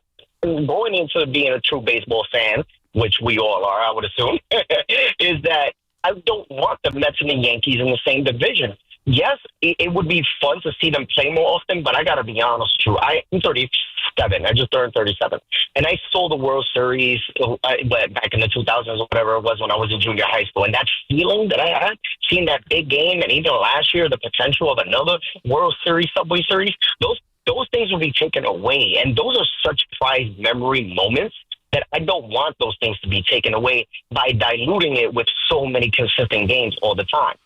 So I just don't want that. I get it. I do. I disagree. I think it will be really, really wild, and there'd be some years where obviously the intensity was ratcheted up if both teams were, truly legit, or like, whether it's a Soto situation, or maybe this offseason a Bellinger situation, or down the road maybe the Yankees get somebody from the Mets. Like the intensity would be impossible to gauge because it would be dangerously high. But especially initially, but I don't think you could ever keep up that intensity. But if you're fighting for the same thing, I think you can. Like, that's the allure of the divisional supremacy and wild card and playoff berths. Like, if the Mets are in the Yankees' way and vice versa for a literal playoff spot, I mean, if we don't care about it the way I think we will, then we just lost our passion for sports. I don't know what would be. There'd be nothing hotter in New York. It would be the thing. Yanks Mets. Right. I know, but I'm saying eventually, just like it was in 1997 when it first started, it was the biggest thing. Now it's not the same that it once was. And they went to more games eventually, and it was great in the beginning. Hey, instead of just one series a year in one ballpark, why not one series in each ballpark over the years? Yep. It's not the same as it was in 97. Like, that's a fact. Well, I get that, but what I'm saying is if you now have the presence of the divisional lead, I do think that it would restore very similar, I think even more, what it was in 97 when it was introduced. And then you're also taking away the idea of them meeting on the biggest stage I for get all that. the marbles. Like, that bothers me. Yeah. That does bother me a little bit. That's the one thing I'm a little Whichever year it's like, who's going to be the year? I know. And yet it never is. So maybe we got to stop holding on to the pipe dream. I get it. BT and Sal on The Fan. When we come back, we'll have the Yankees skipper, Aaron Boone, will join us on The Fan. Here's a high drive right field. Line drive, goodbye. The Yankees head to Tampa to play the Rays. 7:35 tonight. Driven by Jeep. That was an extraordinary play. Susan Waldman and Dave Sims call all of the action. The home of Yankees baseball is The Fan. 101.9 FM and always live on the free Odyssey app. Hey, Yankees fans, come out to Yankee Stadium on Sunday, September 7th for a special celebration. It's C.C. Sabathia, Replica Hall of Fame Plaque Day, and the first 40,000 guests in attendance will receive a C.C. Sabathia Replica Hall of Fame plaque presented by WFAN. Tickets are going fast. Visit Yankees.com/tickets today. Welcome back, Hall of Famer C.C. Sabathia on Sunday, September 7th. Buy tickets now at Yankees.com/tickets. More Mazda buyers choose Ramsey Mazda during the Mazda More to Move You sales event. Get 1.9% financing on a new 2025 Mazda CX-50. No payments for 90 days or lease for $239 for 33 months. Start shopping now at RamseyMazda.com. Choose wisely. Choose Ramsey Mazda. Call 833-853-2970 for lease details. VIN SN 319033. MSRP $32,785. Zero security deposit. APR $1748 for $1,000 finance. Ends 9/2/25. When your reputation's on the line, you don't leave anything to chance, especially your primer. Painter's Trust kills primers for a smooth start, strong adhesion, and serious stain-blocking power. And now, the full Kills lineup is available exclusively at the Home Depot. Need it fast? Get same-day or next-day delivery, or order online and pick up in-store. Kills primers. Pro results faster. The Home Depot. If you're a pro, you know. Hey, healthcare workers of New York. Are you looking to make a difference? Saints Joachim and Ann Nursing and Rehabilitation Center is actively hiring nurses and CNAs. Call 718-714-4800. That's 718-714-4800. Did you catch Luisito's header? Yeah, I just recorded it on my new Samsung A36 5G phone I got for free at Total Wireless. Oh, I'm actually live streaming the whole match with my new Samsung Tab A9 that I also got free at Total Wireless. I got that tablet too. And I got that phone too. We both got both. Go! Switch to Total Wireless and get both the Samsung A36 5G and the Samsung Tab A9 for free. For a limited time while supplies last, valid in store. Requires new phone activation on the Total 5G Unlimited plan or higher external port and ID verification and new activation on the Total 5G Unlimited 6-month tablet plan. Restrictions apply. Oh, could this vintage store be any cuter? Right? And the best part? They accept Discover. Accept Discover? In a little place like this? I don't think so, Jennifer. Oh, yeah, huh? Discover's accepted where I like to shop. Come on, baby, get with the times. Right, so we shouldn't get the parachute pants? These are making a comeback. I think. Discover is accepted at 99% of places that take credit cards nationwide. based on the February 2025 Nielsen report. You matter, and so does your well-being. If you're facing tough moments, struggling with anxiety, depression, thoughts of suicide, or substance use, help is here anytime you need it. Call, text, or chat 988 for free confidential support. New Jersey's 988 Suicide and Crisis Lifeline is here 24/7 for you or someone you love, with trained counselors who listen and care without judgment. You matter. Remember New Jersey's 988. A message from the New Jersey Department of Human Services. Together, let's drive at Paramus Chevrolet. For just $257 a month and $29.74 due at delivery, lease a brand new Equinox 4D Wagon LT with two-wheel drive for 36 months. Buying, enjoy 0.0% APR financing for well-qualified buyers. Visit ParamusChevrolet.com today. Lowe's knows to bring your vision to life, it's important to find the right color. That's why MyLowe's Rewards members get a free Valspar paint or exterior stain sample to test your look, to confidently refresh your space. Offer valid in-store only 8/7 to 8/20. Limit 1 per customer while supplies last. Discount taken in time of purchase. See associate for details. Rewards program subject to terms and conditions. Details at lowes.com/terms. Subject to change. Your cold is coming. Your cold is coming. When you feel a cold coming, shorten it with Zicam, the #1 cold shortening brand. Oh, no, not before my big trip. The big trip you've been planning is coming up, and so is your cold. But Zicam can shorten your cold and get you back to planning sooner. Thanks, Revere. We really should keep Zicam in the house. Shorten your cold with Zicam. Take it from America's most revered messenger. Shorten your cold at the first sign with cold shortening products from Zicam, the #1 cold shortening brand. Available in stores or see where to buy at Zicam.com. Our friends at Town Fair Tire remind you that at Town Fair Tire, you always get the guaranteed lowest price on name brand tires from Connecticut to Maine. Nobody beats Town Fair Tire. Nobody. Wake up with Boomer and Geo. Mornings 6 to 10 on WFAN, WFAN FM, WFAN FM HD1, New York, and Odyssey Sports Station. WFAN Sports Flash. Good morning at 11 o'clock. I'm Jerry Recco. This report brought to you by Primo Brands, the official water sponsor of MLB. Major League Baseball trademarks used with permission. Coming up in a matter of moments, Yankees manager Aaron Boone with BT and Sal right here on the Fan. Oh, look, Jerry, he just signed in on Twitter. There We he can is. see you and your nice There shirt he is. today. Yeah, I dressed up for Booney today. By the way, there's an over-under of how many times you call him Booney. I'm just letting you know. Okay, I'll try to the two keep of that. yous. What, we do that a lot? You do. What We is the said number? the over-under at 7.5, I believe. Oh, we're going to go over it. You know That's what I said. You know what? I like the nickname Booney so much that I named my pool robot after him. Booney. He's got some cleaning to do this weekend. We got BT coming over my pool robot. Booney. You are a character. He's nuts, isn't he? Yankees 10 games over 500 in Tampa against the Rays at Steinbrenner Field. Carlos Rodon makes the start for the Bombers. All the action right here on the Fan. The Yankees, Red Sox, and Mariners tied for the 3 wildcard spots in the American League. The Mets a game clear of the Reds for the 3rd wildcard spot in the National League. Mets in Washington tonight. David Peterson the start there. And yesterday, the Browns named Joe Flacco their starting quarterback. Today, the Colts have named Daniel Jones their starter for Week 1. There you go. Against the Miami Colts Dolphins. fans. Yikes. What do you call him? Boring. Vanilla. They both fit. It is 70 to this report brought to you by Paramus Chevrolet and by Saints Joachim and Annette Nursing and Rehabilitation Center. It's 70 in Central Park, and that's what's happening. I'm Jerry Recco on WFAN, now streaming our podcasts on Apple Podcasts, Spotify, or wherever you get your podcasts. Get connected with WFAN to talk about your favorite teams. The Fan on the Odyssey, iHeart, and TuneIn apps. BT and Sal back on the Fan on this Tuesday morning. The BT and Sal Show on the Fan is presented by your Tri-State Cadillac dealers. Cadillac, the official luxury vehicle of the New York Mets. Right now, the luxury manager of the New York Yankees, the red-hot New York Yankees. Booney, of course. Now you win 3 straight against the Cardinals, coming off a sweep. Take the time to join BT and Sal. How are you, Booney? He shows up. Timing's everything. Yes, it is. Yes, it is. You guys are down in Tampa. We appreciate you coming back on, Aaron. Listen, let's start with this.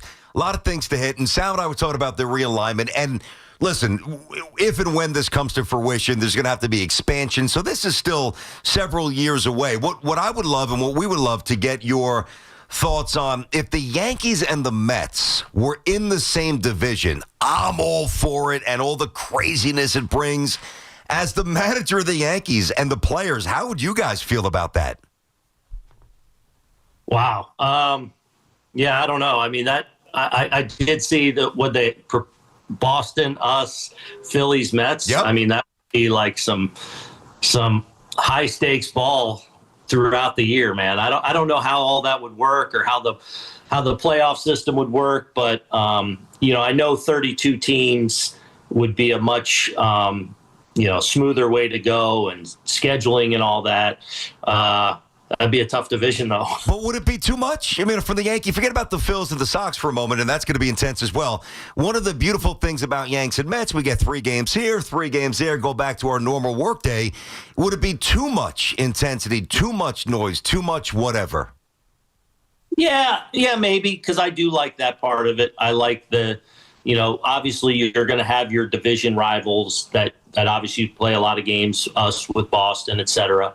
But yeah, I think some of the appeal with, the 2 teams in the same city and 2 big market teams like the Mets and the Yankees, like some of the, novelty or just some of the excitement is the infrequency with which we play. So I think those one-off series are a little more meaningful. So yeah, sitting here right now, that's my kind of thought on it. But it's also one of those things that feels like so far down the line, Yeah, we might have to worry about that, Booney. Unfortunately, you got to pick it up. This guy. All right, so come on. Where are we at with Judgy? Is Judge getting back in right field this weekend or what? I know Stan's playing right tonight. I saw you say that. Where are we at with Aaron Judge in the outfield? I don't know yet. I mean, kind of what I've said is I'm waiting on the trainers to kind of say, yeah, thumbs up. I know he's expected a long toss again today, so I don't expect it here in Tampa, but could it be Boston? Maybe. I just don't know yet. That's all. I'm telling you what I know. Yeah, no, we believe you. And listen, when it gets to a pitcher, it's long toss, it's flat ground, it's maybe just fastballs. Then you start snapping some stuff off. I'm not aware of the progression of an outfielder's throwing routine. So on a scale of 1 to 10, without holding you to it, is he at 6? Where is he at? Yeah, I think he threw out to 150 his last time. Yeah. Trying to get through where he can, let it go with ease and be able to protect himself, obviously. I don't think we're going to see him back to like throwing like he normally does at any point this year, but that's okay too. But we got to feel like he can go out there and be able to protect himself and represent himself. Any concerns with Stanton as far you're not going to be able? You said already, so he's going to be in right field tonight in Tampa, and then not tomorrow automatically. Any concerns because his body's not recovering, maybe the way that you would think that he would, or the way that he would want to? Yeah, I mean that's my plan is to play him tonight. And G and I talked about this, the last couple days, and kind of setting it up like feel like we got one here in Tampa. Which one makes the most sense? So we'll start with that and then see where we are for the Boston series. And obviously the same dimensions. They're playing at Steinbrenner Field, so you can kind of, hide them there a little bit. 3-14 down the line. Yankees. Yeah. The other thing is with guys playing, I feel like guys are playing really well. Like on the day he's not in there, like having that bullet over there, in a big spot, which, we were set up for that the other day with St. Louis and having his bat available there for finally they brought in the lefty and they're going to make that run. And, there's the one thing I like about our club right now is our roster's a little more complete, especially getting Rosario back today. Like, the guys on the bench today are some real weapons and can play a key role in a big spot. Mm-hmm. There's no question about that. Some good deadline additions. Aaron Boone, of course, Yanks skipper. Yanks 67 and 57, 5 out. That wild card is jam-packed. All 3 wild cards with a 540 winning percentage. All right, Aaron, it's funny. We talk about Stanton and obviously Judge, and we seem to fixate so much on the offense here. It's my contention, if Max Fried doesn't get right, the hope goes out the window. Like Max Fried's got, now you might not see it that way, but Max Fried has got to start pitching better. I don't know what the numbers say. You have them. Is it an over-reliance on a certain pitch? I know he loves the cutter. Is it that he's got a little dead arm? Is it just baseball? What's going on with Fried? He's had some rough starts. Yeah, so I don't think it's anything physical or dead arm or anything like that. Stuff's fine. I think it is one of the things that makes Max so good is his big arsenal of a lot of really good weapons. And I think making sure he continues to have that presence with it. So for me, it's like some of the arm side stuff, like he's got to get back to really dominate. So that sinker on that side of the plate to a righty or change up going that way. Whereas the cutter's such a good pitch for him. And when he's gone through some struggles, he leans on it pretty heavily. And I think certain guys and certain teams have hunted that on him a little bit and made him pay with that. So he's definitely, I feel like, searching for it a little bit. But I think the stuff is all there, and it's making sure he's using the entire arsenal and then commanding that. And if he's doing that, I think it happens like that, to where all of a sudden he's back to being Max that we've seen for most of the year. So we got to. So you're not worried? Not worried. I mean, like I'm not worried about like, oh, something's physically wrong with him, or it's not like that. I think he's going through it a little bit and kind of searching a little bit out there. But I'm confident that can click, really quickly. Once he gets that feeling, boom, now you get the confidence going again. And when he's commanding that entire arsenal, he's just so hard. The way I look at it is, as a hitter, is like he's just really hard to get a beat on when he's got it all going. Okay. Are we getting to a point where we're going to start to see some more consistency with the lineup? I mean, that top part of your lineup, where you got Grisham, Rice, and then Judge, and obviously the protection behind him, Bellinger. Are we going to see some consistency, or is it still the analytics and matchups on any given night you can maybe mess with that top 4 or 5? Well, the only thing that's really changes is like, with Stanton being out of the lineup and Goldschmidt being out of the lineup, that's when we're very left-handed. So then I just want to space out the righties a little bit. So like over the weekend, we had a couple of days where we had 3 righties in the lineup. So I go Judge 3, Volpe 6, Caballero was 9, for example. Today we're more balanced, against Baz with, I got Goldie back in there. I got Stanton back in there. So I kind of go left, right, left it throughout. Is Rice catching tonight? Rice is catching, yeah. Oh, and he's hitting second. He's hitting fifth tonight. See, that's what I mean, Booney. Why isn't I love Grisham, I love Rice and Judge. That top 3, not as good when you had Soto, Judge last year, but obviously Glaber in the postseason. That top 3 was very potent for you guys. Okay, but Stanton's playing today and Goldschmidt's playing today. So tell me the lineup then. Well, I'm just saying, who's your 2-hitter tonight? Goldie? Judge. Oh, you move Judge up to number 2. Okay. Up. Yeah, I just like those top 3. And that's why I was asking. I don't know if it's – do you think the players don't care about having consistency? I get the matchups and the analytics and all that stuff. It drives me nuts, but I understand it. I just like, no matter what, if Rice is going to be in the lineup and obviously going to get his bat in there more often than not, Grisham, Rice, Judge. Instead of saying it like that, tell me the lineup then. Well, then have Jazz bat behind Judge. If you want the lefty-righty, I personally would have – well, where's Bellinger, by the way? Is he behind Judge? He's third. Yeah, he's third. Okay, so then I would have Bellinger 4th behind Judge. And then you could have Stanton behind him. I just want Grisham, Rice, Judge, Bellinger, Stanton. Yeah. Okay. All right, so Stanton's 5. Keep going. All right, then probably Jazz. 6, okay. You could go where we had Volpe here or Goldschmidt. You want to go Goldschmidt there?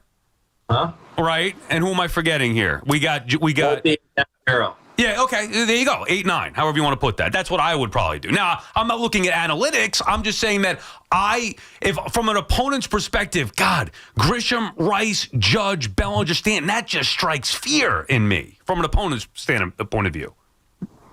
All right. Well, we'll have to strike 5 holding. All right, so the bottom line is we're not going to get consistency then. It's going to be matchup-based or lefty-righty, which that's why I wanted to ask the question. It just, look, you take one guy out of the lineup and it kind of changes it a little bit. So I feel like for the most part, we have been fairly consistent with the lineup. Anyway, you take one guy out, though, it moves the furniture around a little bit. And Aaron, in a lot of ways, I don't want to go 6 out of 7 or 5 out of 6 lefties and then 3 righties in a row. Like, yeah, yeah. Okay. And I kind of try and put the lefty that I know I might hit for. I got Rosario back tonight, so that Tampa's got a couple of good lefties that they'll match you up, especially late in the game, that I want to have a place for them to come out and have a good matchup for a guy off the bench. All right, so here's what I need from you. Okay. I need you to give us a real honest, and I can look at Savant and I can see red and blue and all the stuff. I want to hear in your words, because we know he can hit, Ben Rice defensively as a catcher now, and then where you think he could be, whatever his ceiling. I know he's deficient throwing the ball, but I want to hear the whole scout report on Rice defensively. Well, even going into this year, he's a really good receiver, framer, which is obviously a big piece of the pie nowadays, and how these guys are judged. So that's something that his skill, we knew even coming into the season, was excellent. It's a little different how he does it. I feel like now that he's gotten some opportunity, I feel like the blocking's been pretty good. He had a game the other day where 2 got by him, but overall, that part has been good. I feel like the blocking is somewhere where he's improved. I feel like the receiving's been good. He's actually even thrown out a couple runners too, which is good for not having the strongest arm. But where, the kind of the unmeasurable thing where I think he's grown a ton since the first game he started for us, whenever that might have been a couple months ago, to now getting some more opportunity is he's I feel like developing a little bit of a presence back there, and his game calling feel back there, his game planning with pitchers and things like that, I think has been really good and been really encouraging to see. So I think he's taken massive strides just from a confidence and a presence standpoint. With however many times he's been back there, probably a dozen times now, whatever. I've noticed a big gain in confidence, and even my confidence in him has grown more than maybe even I expected. Okay, so that's Rice. Then there's the flip side, and that's Austin Wells. And I remember saying a year or two ago to Sal, I'm like, I think eventually he's going to be an all-star because I thought he was going to easily bang 20-plus. He seems, and I you're the coach, so I don't want to get preachy here. I don't understand how that kind of a swing, you miss that many letter-high fastballs. Same with Volpe sometimes. I just don't get that. But while Rice is ascending, and I'm not trying to be unfair to Wells, is it accurate to say, at least in the eyes of the organization, that Wells is going the other way? Yeah, I wouldn't say that. I would say he's definitely going through it and has struggled here a little bit, especially over the last few weeks. But I think it's important that we get so prisoner of the moment with guys, especially sometimes young players. The reality is, I agree with you on the all-star stuff with Austin. Like, I have such a high thought of what I think he can and will be. Mm-hmm.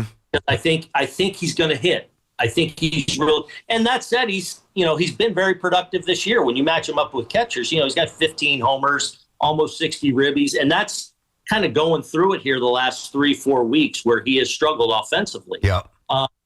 So who I think he is as an offensive player, that it surprises me a little because I expect a lot from him offensively. So. But that also being said, it's also a very young player that's playing a demanding position and has grown a lot behind the plate over the last 2 years, especially into, I think, the verdict was always out on the defensive side. And I think he's answered a lot of those questions.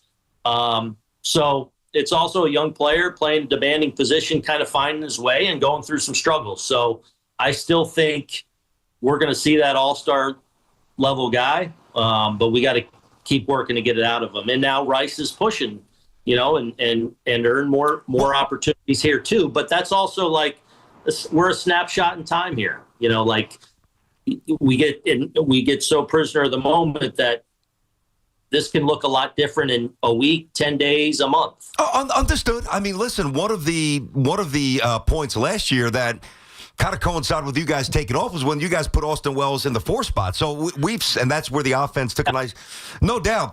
There's good qualities, but do you see, especially with a young guy in Rice trying to take his job. Is Austin Wells, is he a worker? Is he a fighter? Like, do you see him digging in and saying, hey, my baseball, I don't know if I don't want to overstate it, but at least my starting spot is up for grabs, and I'm not about to relent that. Is he that kind of scrappy kid? Yeah, and I think he's very confident too. Like, he's got presence to him, and he's got confidence to him. And that being said, I do sense that he's going through it too offensively. Yeah. Kind of, but it's also that, again, it's like, it's just such a demanding position that it's hard to just beat it down in the cage all the time when you're like so immersed in and have to be immersed in the game planning stuff and the recovery stuff just because it's such a demanding position. So I do feel like his work the last week or two has been good. But now we just got to start getting some results out of it. BT Sal on the Fan here. We're talking with Yankees manager Aaron Boone. The number one criticism that I had of the Yankees organization wasn't necessarily you, but the organization was it feels like a lack of accountability. Fans have been calling, Boone doesn't get on this guy, or the sloppy play continues. Where are you at as far as holding players accountable if they do things that, look, running into an out happens, walking off a second base, we're talking about Austin Wells, when there were 2 outs in the inning in a big spot, unacceptable. Jazz getting doubled off for first on a pop-up second, to me, unacceptable. And those are just little things. Where are you at holding these guys accountable when the mistakes seem to continue throughout the course of the year? They seem to. I hear a lot of feels like and seems to. When we get to the base running stuff, a lot of this stuff is not true. Like, it's become ingrained because of Game 5, and now anytime we make a mistake, which is inevitable, like, our base running has not been an issue. Like, we've made, out of 30 clubs, we've made the fewest pour outs on the bases in Major League Baseball, the fewest. And now we've gotten the running game going because we're more athletic too, and that's becoming a factor. I want us to at times be more aggressive on the bases, which is going to lead to some more outs or getting thrown out. Like, sometimes I feel like here, because it gets so noisy that guys err on the side of caution sometimes and don't push the envelope, because every time we get thrown out, it's like, people lose their minds. When we gotta feel like we can be aggressive. And I feel like right now, over the last couple of weeks, especially with some of our athletes being now back full and a part of it, we are doing that better right now. So we've got to continue to do that. As far as the accountability, look, you have tough conversations with people all the time. Like, people want you sometimes to pull a guy out of a game because, like, I've done that a few times in my career. There's certain things that bring me to the point of saying I need to take him out of the game, right? A couple of the ones you mentioned were not those cases for me. You start taking this guy out for this, that, and the other. New York makes you so accountable. It's inherent. It's a blessing and a curse. Because you walk through those doors every day, there's no more accountable place. There's a couple that can rival. You play in Philly, you play in Queens, you play in Boston. Like, accountability is all over these guys 24/7, okay? In a market like this, sometimes, not that it's not our job to hold them accountable, it certainly is, but more here than anywhere, I feel like it's my job to also quiet some of that too, because that accountability these guys feel at their core every single day. You think they feel it more than, think about some of the stuff that A-Rod went through when he came here, and the A-Rod-Jeter relationship, or Giambi with the steroids, or a multitude of other issues really before social media exploded. Is it, back then it was primarily us on the radio and the papers, is it easier now because they're almost desensitized to social media, or is it tougher because you never get to escape it? Yeah, I think probably tougher because you never do get to escape it, okay? And social media stories can come from, that guy in his grandma's basement, right? That now the people pick up on that, though, and they run with that, and now it becomes bigger. So, one of my first things I talk to the guys about in spring training, one of the things I talk is about social media. And it's like, man, you need to make some hard decisions here. Like, can you deal with it? Ask yourself that honestly, because you don't want this to, if it's impacting your livelihood at all, like, you need to make some hard decisions. It's still hard for people to not look, you know. And I've had that conversation with our team, and I lead with it in spring training. Like, hey, if this is something you can do, great. If not, I'd advise you to stay away from it. Yeah. And I've taken that these last few years. Giancarlo Stanton said it so well. When we lost to the Red Sox in 21 in the wild card game. Garrett Cole. Yeah, he got up, and when G speaks, we all listen, right? I mean, he's one of the things I respect so much about him is he's so mentally disciplined and mentally tough, and does not. I feel like I've watched him evolve in his career here as a Yankee, and he is unaffected by anyone. Media, fans, play, whatever. He's unaffected. It's like he is so mentally disciplined to getting himself ready, knowing his body, that so he got up and talked about that. It's like, man, a lot of you guys are, you know, whether it something on social media is really affecting you. And really it's all nonsense, because you can find as great as you think you are, you can go find that, and as terrible as you think you are, and it's all toxic. You know, at the end of the day, you got to do what you need to do to be ready to go every night, and to be prepared for your at-bats, be prepared for your doing your job every day. And it struck a chord with me that, man, this is affecting more guys than I expected. It's the way of the world, and it's brutal. Yeah. And you know, we try to resist it in our house. So like my son, who's 10, you've met him, doesn't have a phone. Some of his buddies do, and as soon as they get in the car after a game, right on the phone. I would imagine, and maybe I'm wrong, but you go into a locker room. I know they've got to do the media requirements. Is it a locker room of 20-something-year-olds sitting at their stools before or after a game? But you know, stool in front of the locker, just going like that. Is that happening every day? It is our world, yeah. Oh, so gosh. we try to be off of them right when we get in, because we get together a team, especially after we win. And Judgy hates guys being on their phone, which I love. Yeah. Well, so tell him to tell them to put him away. He's the captain. Well, we do. All right. But I mean, it's like that time for us to bond as a team and to grow closer as a team. So yeah. Yeah. Couple more for you, Aaron, and we appreciate your time. We're talking with Aaron Boone here, BT and Sal on the Fan. You think you're a better club than last year? I mean, we went to the World Series last year, so the verdict's out. I mean, or the jury's out. I think we have a chance to be. I am, as hard as this last couple months has been, you know, with, you know, some really down moments. I do feel like, you know, where we are right now in the middle of August, from a health standpoint, from a roster construction standpoint, I certainly do believe we have that chance to be that team. So, and I've been saying that a lot through these last couple of months, but now that we are more whole and we've gotten some guys back and the trade deadline has come and gone and we've made the improvements, I still think we have a chance to be a great club. But the jury's out on that. We got to go prove that. And last year's team is, you know, we got to the World Series. So I think it's just a little emotional to say, oh yeah, we're better than last year. I think we have a chance to be, and that's the hope, but we'll see. And things have stabilized certainly after some rough stretches here over the last couple of months. People calling, oh, Aaron Boone, you want him to go. Maybe you be the fall guy. Have you gotten any assurances, or is there a chance if you miss the postseason, maybe you could be made the fall guy here? No, I have no idea.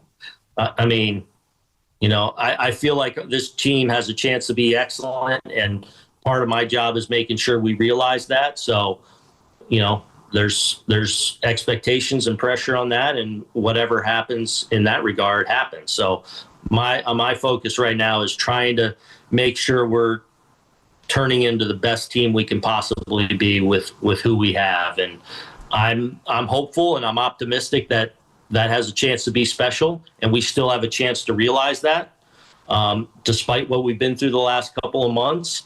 But we got to go do it, and part of that's on me. Since I don't think we've said it once, we've got to at least fulfill a piece of the quota for Recco's over. So Booney, which was I think 8.5, right? It's the first time we said it. What is the day-to-day dynamic with you and Cashman? Like, do you guys talk every day? How does that go? I would say we pretty much talk every day. Yeah. I'd say there's probably a day maybe you miss here and there, but generally speaking, I talk to him about every day. And is it about, well, what is it about? I mean, he reaches out to you, lineup stuff, organizational stuff, minor league stuff. What is it about? No, never lineup stuff, or more just checking in, a roster. Like a lot of time there's a guy coming back. We were talking about sending a guy down, things like that. Sometimes you're going through a tough stretch and you're kind of like, what can we do? You're having those kind of conversations. You're kind of supporting one another. He's really great to work for. He's so consistent in who he is. And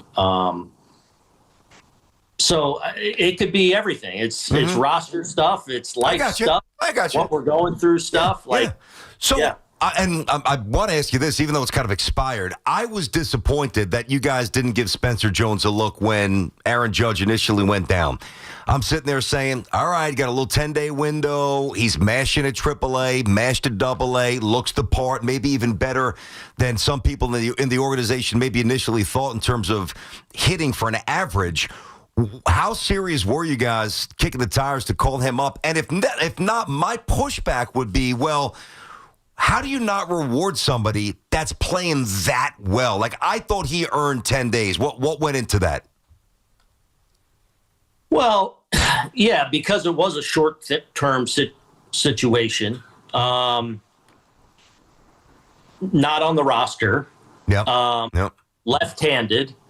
And ascending in a great way this year. Like his development and progress this year has been, I don't want to say he's put himself back on the map, because he was always on the map, but he is, like, with the year he's put together, it's like, okay, now this is the guy we can dream on again, and the industry realizes and acknowledges it. But really there wasn't, when Judge was down, you got obviously Stanton DH, and you've got Bellinger, Grissom, Dominguez. So we kind of wanted more of a right-handed piece there when there wasn't going to be that probably everyday run. Now, if you got in a longer-term situation, maybe a different conversation. Aaron, I went out there. Sorry, BT. I went out there a couple, whatever it was, last Sunday maybe, see you guys against the Astros, and I was disappointed that I lasted longer than you did. You get tossed in that game early on. I got to sit there in that heat, and I'm thinking to myself, you know what, Aaron? I think you become a bad influence on my partner here, getting kicked out all these games. You're setting a bad example. Yeah, I'm gonna sound a little bit hypocritical, but when you told me that when he got kicked out of a NU, that's I'm just not okay with that. Like, hey, Dad, let's sit over there and just watch in silence. I'm not a big fan of silence. Well, you're coaching, right? You're coaching, right? Coach. Yeah, I don't love it. Well, listen. So before this, I coached flag in Scottsdale before this, and the guy I did it with, and it was huge back there. We had these awesome teams and things like that, and the guy I did it with had the ability to potentially get kicked out, and I was the hey, these are kids. Yeah, let's chill. Well, I promise you this: if my son wandered off the base with one out, thinking there was three, his ass would have been next to Daddy. I can promise you that. Hey, Austin Wells, don't even sit on the dock. Get in the clubhouse. I don't want to look at you. I would have sat him down, Booty. Can't get on me for that, man. We got to win. All right. No, but not win at all costs. I'm good. I'm good with discipline with the kids. but don't be getting kicked out. I know.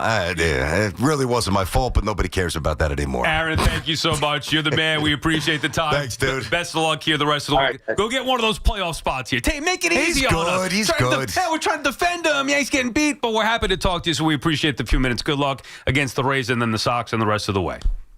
All right, thanks, guys. Take care. Thanks, Aaron. Appreciate it. Yeah, so I did not know that you were the rat. I thought he read the article in the paper. Oh, he did. No, he did read the article. Oh, so he knew. So you didn't. You just gave him details. You didn't inform him that it actually happened. Oh, he read the article that I sent him. This is my guy. He ratted me out. It's a fun way, like we were talking. Now remember, this is at the. Yanks are going in a bad way here. He's probably not in the most jovial mood here. I'm trying to lighten up a little bit. Hey, did you hear about BT?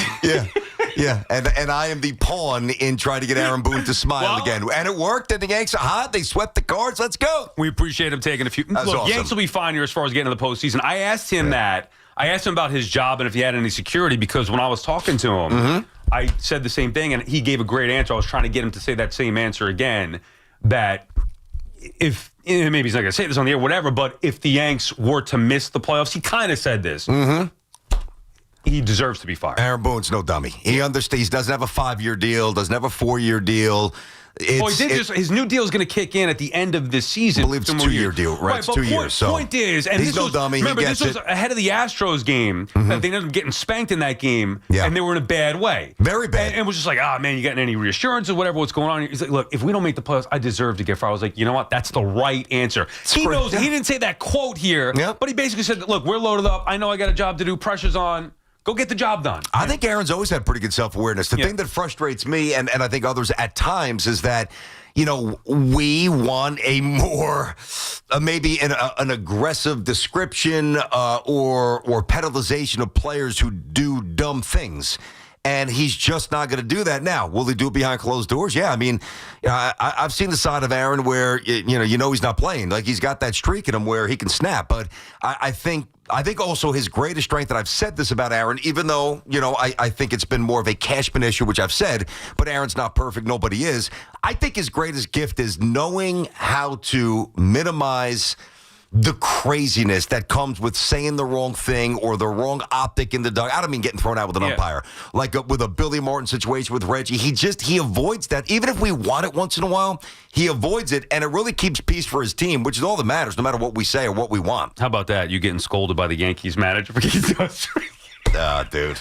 I mean, it's just, you can't make it up. I still can't believe that happened. BT Sal on the Fan. We'll get back to your calls here on the other side. 888-808-1019. If you live in New Jersey, your electricity rates are going up again. If your current cooling system is over 15 years old, get ahead of that rate increase now with a new high-efficiency Carrier AC system. And there's only one company to call. My friends at Edison Heating and Cooling, New Jersey's air conditioning experts, and they have been for decades. Take it from me, you'll save money and stay cooler. These guys are true experts. Contact my friends now at EdisonHVAC.com. That's EdisonHVAC.com. The biggest football contests in Vegas, Circa Million and Circa Survivor, are back with massive $21 million in guaranteed prizes.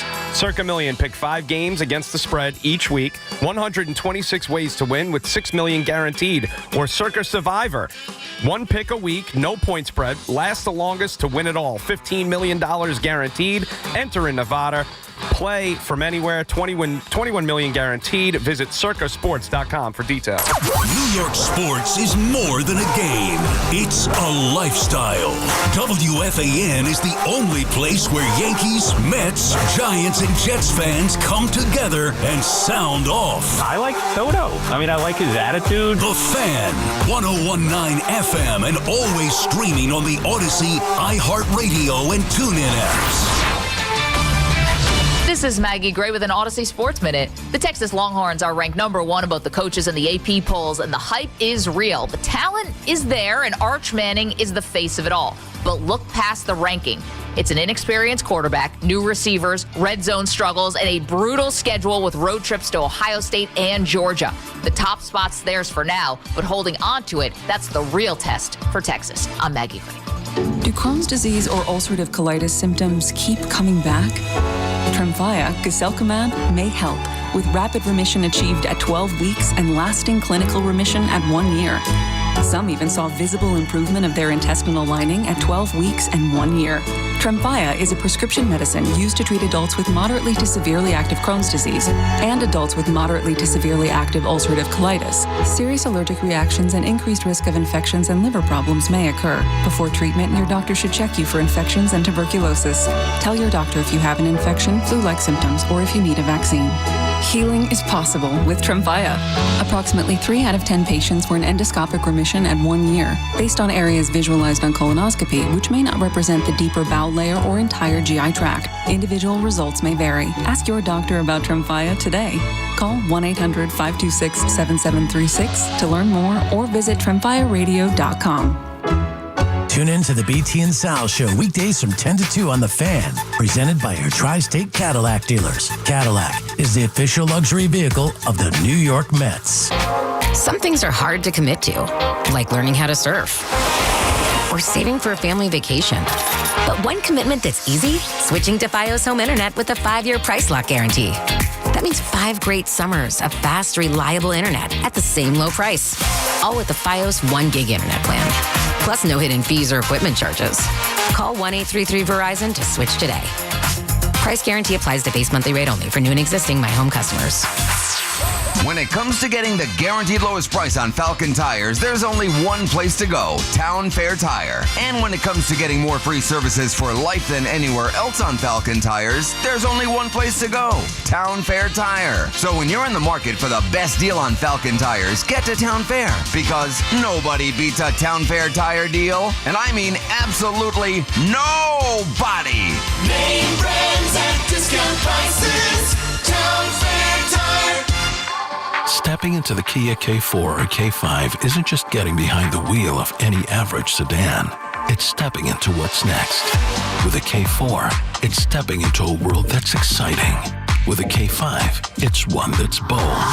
The Kia K4 and K5, the next movement for sedans. See your local Kia dealer or visit kia.com to learn more. Kia, movement that inspires. Call 800-333-4KIA for details. Always drive safely. We've got more sports talk coming up on The Fan. I'm still going for it, even with higher stroke risk from atrial fibrillation and a regular heartbeat not caused by a heart valve problem. Over a 3-year study, Eliquis apixaban tablets reduced stroke risk better than warfarin, and over 97% of Eliquis patients did not experience a stroke. A first stroke occurred in 2.9% of warfarin patients versus 2.3% of Eliquis patients. Don't stop prescription Eliquis without asking your doctor. Stroke risk may increase. Eliquis can cause serious and potentially fatal bleeding. Don't take if you have an artificial heart valve, abnormal bleeding, or antiphospholipid syndrome. While taking, you may bruise more easily or bleed longer. A spinal injection increases blood clot risk, which may cause paralysis. Get medical help right away for unexpected bleeding or bruising, or back pain, tingling, numbness, muscle weakness, or incontinence. Aspirin products, NSAIDs, SSRIs, SNRIs, and blood thinners increase bleeding risk. Tell your doctor about planned medical or dental procedures. Learn more at Eliquis.com or call 1-855-ELIQUIS. Make every mile unforgettable in a Mercedes-Benz from Mercedes-Benz of Edison. Their expert team will help you find the perfect fit with flexible lease and finance options that make driving luxury easier than ever. Mercedes-Benz of Edison, your destination for luxury driving. This is the story of the one. As a lineman, he does whatever it takes to keep the power on in his community. And he wants a partner like Grainger who does the same. Grainger offers the professional-grade products he needs, from voltage detectors to harnesses to hard hats, plus fast, dependable delivery, so he can rise to every challenge. Call 1-800-GRAINGER, click Grainger.com, or just stop by. Grainger, for the ones who get it done. At Hanover Bank, we're more than just your bank. We're your neighbor. Our decisions are made locally by people who live and work right here in your community and who understand what matters most to you. And your deposits, they stay local, benefiting the businesses, homes, families, and futures that make our towns thrive. We believe in true relationship banking, individual service, and commitment to community. Visit HanoverBank.com to learn more today. That's HanoverBank.com. Hanover Bank.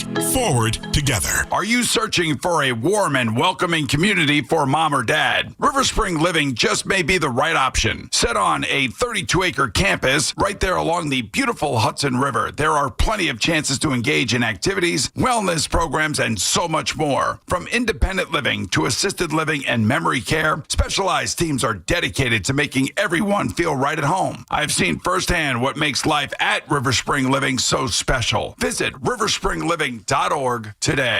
Get the scuttlebutt on your favorite team, the Fan, on the Odyssey, iHeart, and TuneIn apps.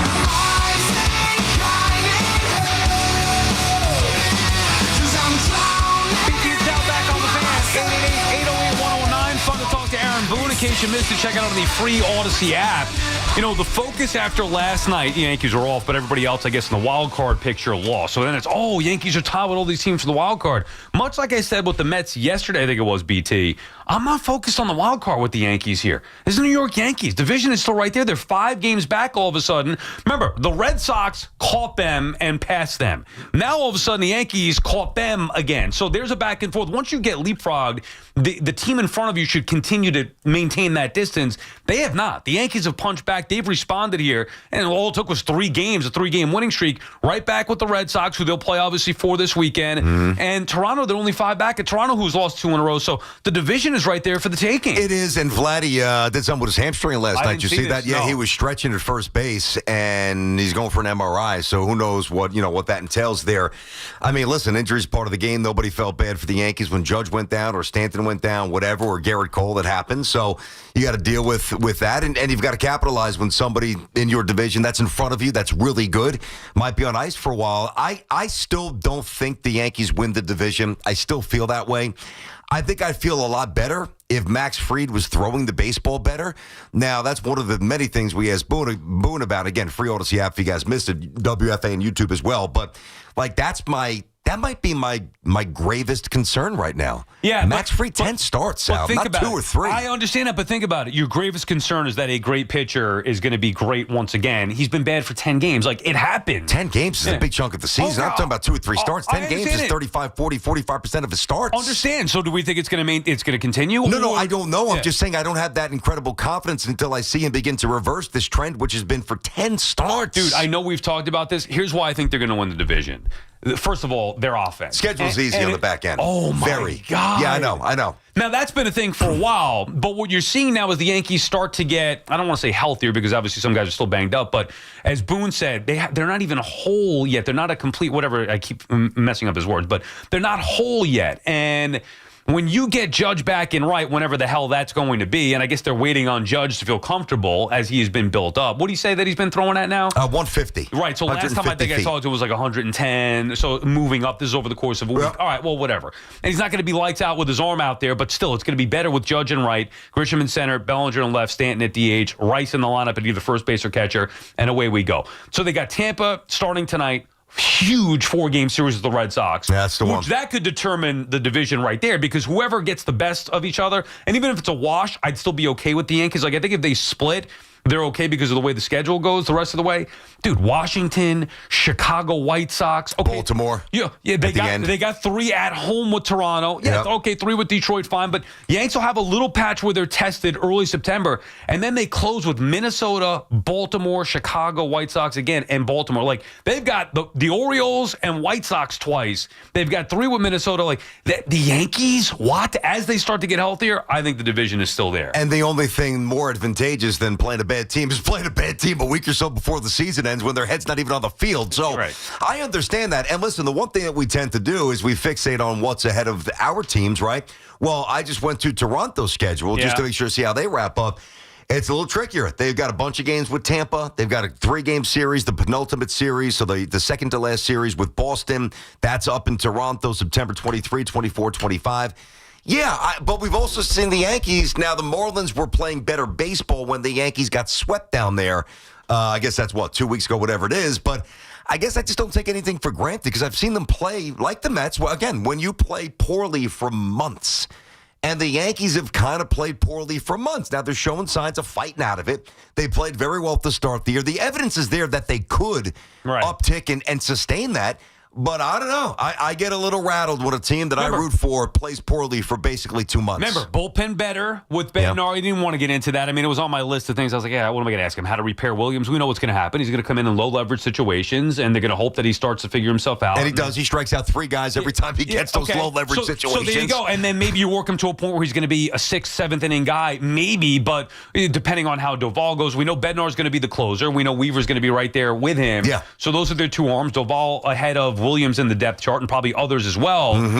Cruz coming back, Hill, whatever. Leiter still in the mix. So you don't, right now, it doesn't seem like they need him. They might eventually need him to get some outs in a higher leverage spot. It can't just always be mop-up duty or whatever it may be, but that's the way that you work him back in. I was going to ask him about the closer. We know Bednar's the closer officially. Like, you don't have to ask him to get official word from him. Point is, Yankees are better than they have been in the pen. They're better on the bench with Rosario coming back with Caballero than they've been all year long. And by the way, Caballero starting tonight for those who missed it. Over at third base, Volpe back to short. Keep going. So those things are better with this team. Yeah. And when Judge gets back in right field, you're going to have Judge, Grisham, Bellinger, and Stanton, which is not something we've seen often because Stanton's out the first half of the year. Judge can't play the outfield right now. Like, that hasn't been a thing that's been consistent enough. Not to mention Rice, who maybe is as hot as he's been all year long, getting a regular spot in the lineup, improving it, catching. Now, I still don't love it. Boone kind of poo-pooed that, well, he had 2 pass balls the other day, 2 got by him the other day, but overall he's been good. Yeah, but those 2 could kill you in the postseason or winning the division. So that's got to get cleaned up, but he's not going to be a great catcher right now. The offense, though, to me is what's going to separate them, at least in the regular season, which is what we're talking about as it pertains to the division. And he still communicated strong confidence in Wells. At this point, more confidence than I have in Wells. I really thought Wells had a chance to be an offensive star, and he still has value. He is, right around 60 ribbies, whatever it is, but there's just, Austin Wells has been in a hitting coma. I feel like it's been months.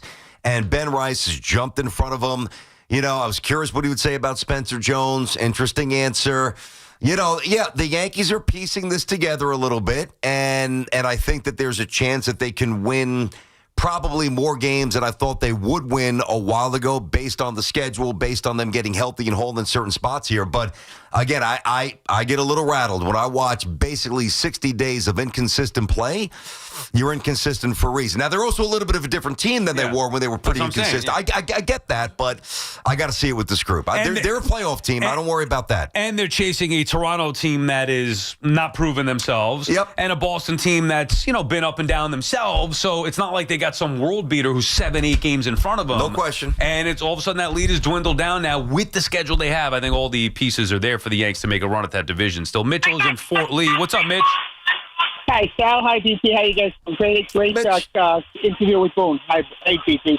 So, listening to what you guys are saying, I told you guys when I saw you last week, guys, that don't worry about the Yankees. The Yankees going to win the division. I'll tell you why they're going to win. First of all, I just got an update on Vladdy because I do fantasy. Vladdy looks like he's going on a 6-day DL today with the hamstring. That's he's going on the IL? They said that already? I didn't see that part yet. I know we got hurt, though. Yeah, well, that's Mitch. That's your word. We got to get that officially. But anyway, go ahead. Well, all right, Sal, you'll see you later today, I promise you. But okay, that's fine. And then you got to remember also, the Yankees are going to get back 3 pitchers. They're going to go into the bullpen that'll help them out. Yarbrough can go start, or he could be in the bullpen. You got Cruz and Loizaga coming back. Loizaga hasn't gotten it out in a year, it feels like. So I wouldn't trust him. Cruz, yes. And Loizaga is a good guy also to have in the bullpen. Yeah, well, when? And thank you for the call, Mitch. He has not been the same guy for a while. Loizaga, I don't trust him at all. Yeah, think about where we were. There was a point where we thought he was going to take over for Chapman, right? His closer, that was the transition there.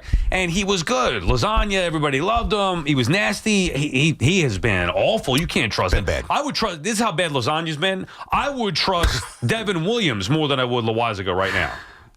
I'd probably agree with that. Loizaga's been awful, dude. He's getting beat up. I understand. At least Williams, it feels like maybe the pressure's getting to him because he's shown signs where you go out there and be okay and get through innings. Yeah. Whereas Loizaga, it has just not been there. Again, not to say that he's toast, his career's toast, but I wouldn't trust him. We're talking about going down the stretch, and when you have the amount of options that the Yankees have, I would not reference Loizaga right now. Neither. I basically forgot about him, to be honest with you. I'm thinking more Cruz and some of the other pieces, Yarbrough, Leiter, and some other, the new guys, of course. Devin Williams is interesting to me. Like, I'm not just going to abandon complete hope. Who knows? Maybe he becomes the closer again. I don't know. I don't think he does.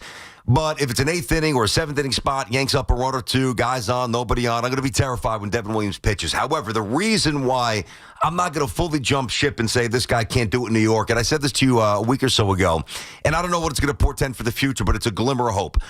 Here in this city, when you start off horrendously, as he did, and he was awful in April, ERA of 8, and then you basically go 2 months where you regenerate and reestablish yourself and pitch not well, but great, as he did, and the stats back that up. That tells me you've got some fortitude there. Otherwise, you would have cracked and you would have never recovered. Now he's back down and trying to inch his way back up. So while we're all worried about Devin Williams, that there is a chance that this guy's going to get big outs in October. And they may need him to. Eric is calling from Hillsdale. What's up, Eric? The reason I'm calling is I know you had Boone on recently. Sal is there, right? Yeah. Yeah, BT and Sal, we're both here. Yeah, I'm sorry. I thought so. I'm sorry. My bad. It's okay. Go ahead. The reason why I'm calling real quick is if you look at Boone's playoff record, if you go back to 2018, they played Boston. I'll go over real quick. They played Boston. He left like either Severino or I think it was Severino in with 5 runs, which is too long with a playoff game. You got to lift them at like 3 runs. That's part one. Part two is you go to 2019. They win the first game in Houston. The second game, what happens is that they have a lead early in game 2, and like Chad Green is rolling 7 or 8 guys in a row out, takes them out because of a matchup. Ottavino comes in, lets up a home run. You know, Chad was like 8 guys in a row. They put down. You don't take them out. Then you go to 2020 with Tampa. But Eric, we don't need to live through it, Eric. Yeah, we don't need to rehash all of this, which is going back 6-7 years. Now, if your point is that Boone has been bad in the postseason, that's a fair point, and he's got to be better. I mean, obviously the Yankees have fallen short of a World Series up until last year, where you could say that, well, the combination of Soto and Judge and the weak American League got them there. But again, Boone wasn't great. To his own admission, when he was in studio with us in the offseason, he said he screwed up game 1. So is that your point, that you don't like Boone as far as his decisions in the postseason? Well, yeah, if you just give me one more minute, like, of course, Nestor Cortez, the first game in the World Series, he had Conley in after they got the lead back. Why you have Conley when you had Holmes was going good? He puts in that guy Happ in the second game as a second inning, and he's a starter. Eric, thanks for the call. I'm not trying to shut you. We're a little bit late here, and listen, we lived through this. I don't know who Connolly is. I don't know if I lived through that, but we lived through all the other stuff. Did he mean Cortez or these last year in the World Series? But he said Cortez first, referencing the Dodgers game 1. Then he said Connolly. Either way, we all misspeak, so it's all good. The bottom line is this: listen again, he hasn't been Billy Martin, he hasn't been Joe Torre in the postseason. I'll tell you this: if Aaron Judge hits, Aaron Boone looks a lot better in October. And maybe because Judge hasn't hit, it's come down to some crucial decisions. The way I would say it is, I think when you get to the playoffs, that you can evaluate a manager a little bit in the regular season. Really, the in-game decisions, that to me comes to the forefront and is magnified in the playoffs. That's it. Now it's a balance of whatever data that you have pregame and your gut magnified on the biggest stage, because every move matters even more when things get tight. Yeah. And Boone has not succeeded in that so far. He hasn't. Listen, I talked to Jack Morris years ago in the Tigers bullpen down in Lakeland, Florida, all right? And we're talking about managers. And it started with Sparky, and then we kind of morphed into a bigger baseball discussion. And he told me, I got to keep this tight, I know. He said that the bad managers, this is Jack Morris, the bad managers basically attribute to roughly, in his opinion, couldn't quantify it, 5 more losses than an average manager who basically doesn't give you any, doesn't lose you any. He's just there. And a good manager like La Russa, like the Hall of Famers, they generally give you 5 or so more. So where is Boone on that scale? I don't know necessarily, but I know, and this goes back to Cashman, that the roster has not been perfect. But then again, neither is Aaron Boone. He's been good. He has not been great. He's got to win. BT and Sal on the Fan. More your calls. We come back. We'll get some football into the conversation next hour as well. 888-808-1019. It's Boomer and Gio. Mornings on the Fan. 101.9 FM. Hello, Mr. Barrett. My name is Eddie Scazzeri. What's your name? Okay, you don't want to share. That's fine. Anyway, I'm going to back away. And I'm a diabetic. I probably won't taste great. Listen to Boomer and Gio on demand on Apple Podcasts, Spotify, or wherever you get your podcasts. If you're 55 or older and into that whole saving money thing, T-Mobile has an exclusive phone and internet bundle just for you. Right now, get 2 unlimited phone lines plus 5G home internet for just $30 each per month with autopay, plus taxes and fees. And with 5G home internet, setup is easy with just 1 cord and no technician needed, which is great if you're also into that whole keeping it simple thing. Switch now and experience the best mobile network in the U.S. Visit your local store to start saving. T-Mobile, it's better over here. Based on analysis by Ookla of speed test intelligence data Q4 2024 to Q1 2025. Ookla trademarks used under license. Unlimited on our network. Customers on voice plan may notice speeds lower than other customers and further reduction if using more than 50 gigs a month due to data prioritization. Video streams and SD on this plan. Home internet pricing after $20 a monthly bill credit plus $5 per line without autopay. Debit or bank account required. See 5G device coverage and access details at T-Mobile.com. Come visit the engagement experts at London Jewelers at any one of their 6 locations. You want to get the most for your money. That's why more Mazda buyers choose Ramsey Mazda for selection, customer service, and savings. During the Mazda Born and Move You sales event, lease a new 25 Mazda CX-30 for $239 for 33 months. Start shopping now at RamseyMazda.com. Choose wisely. Choose Ramsey Mazda. Call 833-853-2970 for details. VIN SM842601. MSRP $26,880. Zero security deposit. Ends 9/2/25. Ready to score the biggest deal in breakfast? It's waiting for you at Dunkin'. Dunkin' is serving up the ultimate $5 meal deal. Get 1 premium hot or iced coffee and any 2 delicious wake-up wrap sandwiches for just $5. Whether you're fueling up for a big day or keeping it casual, this deal has you covered. A smooth, bold Dunkin' coffee paired with 2 warm, tasty wake-up wraps? Now that's what we call a big deal. Excludes espresso and cold brewed beverages. Modifications may be an additional charge. Participation may vary. Limited time offer cannot be combined with offers. Exclusion and terms apply. This is the story of the one. As a lineman, he does whatever it takes to keep the power on in his community. And he wants a partner like Grainger who does the same. Grainger offers the professional-grade products he needs, from voltage detectors to harnesses to hard hats, plus fast, dependable delivery, so he can rise to every challenge. Call 1-800-GRAINGER, click Grainger.com, or just stop by. Grainger, for the ones who get it done. Get ready for more BT and Sal on the Fan. Today, we're constantly taking photos and videos to remember our favorite moments. But what about those captured before the smartphone? What about the memories tucked away on aging VHS tapes, film reels, or in fading photos? These cherished memories are fading away with time, vulnerable to threats like heat, moisture, and mold. But fear not, there's a solution to safeguard your legacy. Hi, I'm Adam. And I'm Nick. Together, we founded Legacy Box over a decade ago with one mission: to bring your memories into the 21st century. It's time to bid farewell to old tapes you can't watch and faded photos. Legacy Box transforms them into digital treasures, ready to share with a click. Just like magic, your shoebox of memories is now safely stored in the cloud or on a thumb drive. Over 1 million families have trusted Legacy Box, so you can rest assured your priceless moments are in good hands. Don't let your childhood fade away on old tapes. It's time to digitize those priceless moments. Fast forward into the digital age. Visit legacybox.com/value and unlock 50% off your order. That's legacybox.com/value. I'm Colonel Callahan of the New Jersey State Police. If you're caught driving impaired, you'll face hefty fines, a suspended license, and maybe even jail time. Worse yet, you might cause a crash that could devastate someone's life. Be responsible. Don't drive impaired. We are all counting on you. This August, Route 22 Toyota is closing out the season with end-of-summer savings. Flip your current car into a brand-new Toyota with available zero-down leases on the area's largest selection of new Toyota models. Qualified buyers can score 0% APR financing for up to 72 months on select new Toyotas. Huge savings over the life of your loan. And if you're shopping pre-owned, Route 22 Toyota has all makes and models of used cars starting under $10,000. Get them while they last. End-of-summer savings at Route 22 Toyota in Hillside, New Jersey. Athletes know performance starts in the gut.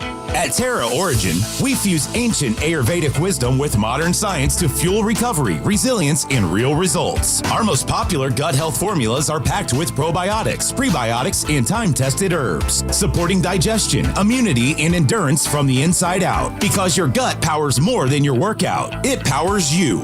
Terra Origin. Ancient roots, athletic results. Shop now at terraorigin.com. When it comes to restoring cars, Diego's got skills. And with Total Wireless in his corner, the whole world sees them. With the dual camera system on his new iPhone 13, he can take amazing car photos and post them on the fly with super fast 5G, and even turn this hobby into a full-time gig. His claim to fame? Claiming iPhone 13 with 5G on us. Get iPhone 13 with 5G on us when you switch to the Total 5G or 5G Plus Unlimited 3-month plan. Total Wireless, in your corner. For limited time while supplies last. Valid at store. Device taxes and fees may apply. Requires port in and ID verification. Restrictions apply. Together, let's drive at Paramus Chevrolet. For just $327 a month and $30.44 due at delivery, lease a brand new Blazer EV 40 Wagon LT with all-wheel drive for 24 months. Buying, enjoy 0.0% APR financing for well-qualified buyers. Visit ParamusChevrolet.com today.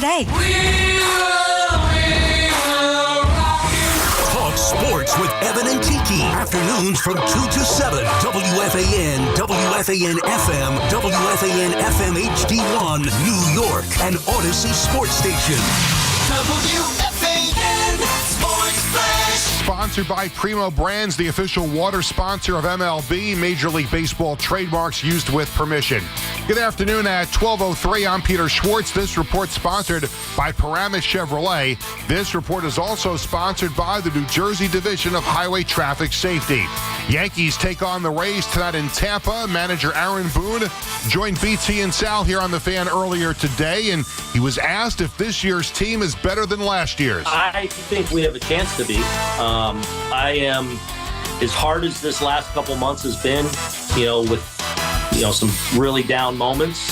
I do feel like, where we are right now in the middle of August, from a health standpoint, from a roster construction standpoint, I certainly do believe we have that chance to be that team.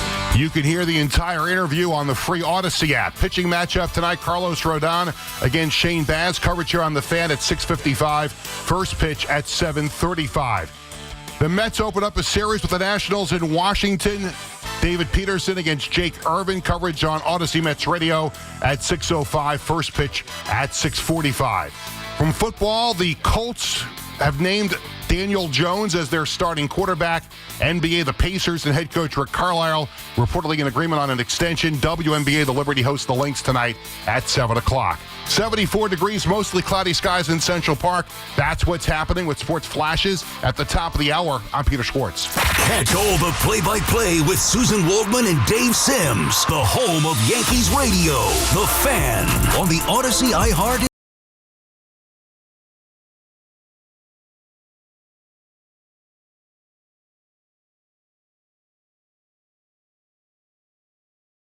On the Fan, we are down with the king topic of the day, and we did start the show, BT, talking about realignment, Mets, Yanks potentially in the same division, what that's going to look like, so we can continue the calls on that. We just had Aaron Boone, the manager of the New York Yankees, on. In case you missed it, check it out on the free Odyssey app. We could react to all that Boone had to say, but there is some breaking news here. Joel Sherman just tweeted out, the Mets are going to be without their starting catcher. Francisco Alvarez going to be placed on the IL with his right thumb injury. Now, that's the initial word. We have no idea of what is going on and the severity of it, but let's do the math. Alvarez has had many issues now with the thumb. The fact that he's got to be placed on the IL, like there's only 38 games left in the season here. Yep. So if you're talking about, you would anticipate there's probably going to be more than a 10-day stint. And if it is more than that, I mean, I would say that the season is in jeopardy, with the way that he'd have to work back. Who knows? I don't know. I'm not saying that he is or isn't. All I know that going on the IL at this point with a thumb injury that's been a recurring thing for Alvarez, which has taken him a while to work back from, to a point he had to get sent back down to the minors and come back. This is obviously not good news for the New York Mets. It's not. I mean, listen, they got a capable backup, so that's fine. But, I mean, let's face it, guys, the Francisco Alvarez era has just not gone the way we all thought that it would go. Now, he's still young. He's 23. And he's gone through some checkpoints that I think that have hardened him and could really make him better down the road. But the reality of it is now when they first called him up a couple of years ago for that series in Atlanta, that was horrendous, moronic timing. And then since then, and they put the kid in a bad spot at age 20. Since then, we've seen some flashes with power. Well, 2023, what do you have, 25 home? Whatever. Yeah, no, we've seen some flashes with power. Then we've seen some erosion of mechanics, which he was sent down to and fixed. So we've seen basically everything with Alvarez. And the good and the bad, the thing that I like about him is his energy. Like, he injects this team with a little bit of juice. I mean, for the most part, Soto's fairly stoic. Most of their players are fairly stoic in their outward presentation. You know, Alvarez is one of those young guns who, when he hits a home run, he pimps it. He throws his arms around. He's just got a presence that I think every good team needs. You need that youthful exuberance. So he is, I mean, it's tough, but they played well without him for most of the season, and now they got to do it again. Yeah, but here's the issue. Number one, he's one of the leaders on the team. They've said that. I think it was Mendoza who called him one of the leaders on the team. Number two, they were getting nothing from the catcher's spot when he returned. It was him, Terens, Hayden Sanger, whatever, when Alvarez was out. But when Alvarez was back from the initial thumb injury, which, by the way, now this is what, the third one here? You're going back to last year, then this year, and now again with Alvarez. They were getting nothing from the catcher's spot, so bad that they sent him down to get right. He comes back up, and he's finally, forget about defensively. I'm not talking about that because but that is a big factor here. Oh, yeah. It's important for him to call a good game, although you could say, well, the starters have sucked, so is that on him too? So I'm not going to worry about defensively. I'm talking about offensively. He is finally starting to contribute, hitting the ball the other way, hitting the ball hard, up the middle, 3-run homers. Like, Alvarez was finally starting to contribute offensively at the bottom of that order, lengthening out that lineup. And now the Mets are going to be without him again, which I don't want to say put more pressure on the top four guys, but it makes the margin for error that much more less than when you have Alvarez. Okay, well, let's say Nimmo's off, or let's say Lindor has an off night. Well, maybe you got Alvarez to pick him up. Now they're going to need those first four and maybe even Vientos to carry them. Mauricio showed some potential at the bottom of the order. You can't count on him to be consistent. Alvarez was a guy that was getting to a point where you could count on him to produce offensively consistently, and now it's back to the 10-day IL at least, and then restart it up again. I don't know how many times you got to stop and start with him, but it's been a lot in his 3-year career. That's why I've seen it all, man. It's been a rough ride. And here's the thing, because it's his hand, you're not even doing any drills. You're basically inactive. Now you can do cardio stuff here, but in terms of his bat staying sharp and his approach and his mechanical tweaks and all the things, and primarily defensively up and down at Syracuse, but he did come back with a little bit of a different approach. You're right. When he hits the ball to right center, that's when Alvarez is dialed in. Yeah. And we've seen that a lot this year. I didn't realize. I knew the numbers were good. It's back-to-back months. A small sample with an OPS over 1,000. So, and again, you mix in that juice and that energy. And baseball's a draining, monotonous sport. You have a young kid out there who's vibing and, has got a little Hollywood to him. The older players feel that, and it kind of keeps them young. So they're going to miss him. Torrens is capable, but he's just not bringing a whole lot to the table with the stick.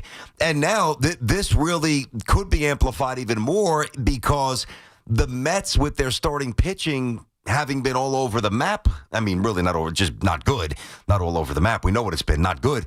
They're going to have to win some slugfests and some 7-6, 8-7s, those, 5-4s or 6-5 kind of games.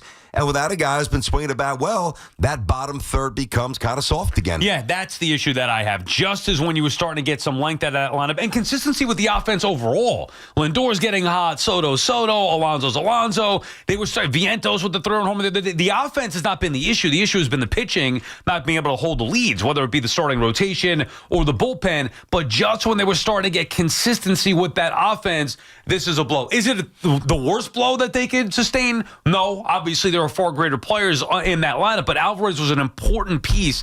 So it's twofold. Number one, it hurts them now, a team that's fighting for the postseason and fighting for the division, at least in my mind, if not anybody else. So it's going to hurt them in the short term. And also you worry about the development of Alvarez. I mean, how many years are you going to deal with these hand injuries and the thumb injuries? It can't keep happening. Yeah, and the worst thing for a young player, now this doesn't seem to be catastrophic like a ruptured Achilles or you blow out your knee in multiple spots and you can't run for 8 months. But the problem is when you're hurt a lot, especially as a young player, you spend your offseason rehabbing rather than working on your game. And that just retards your ability to get better. It just slows it down. So it's not a good spot for him.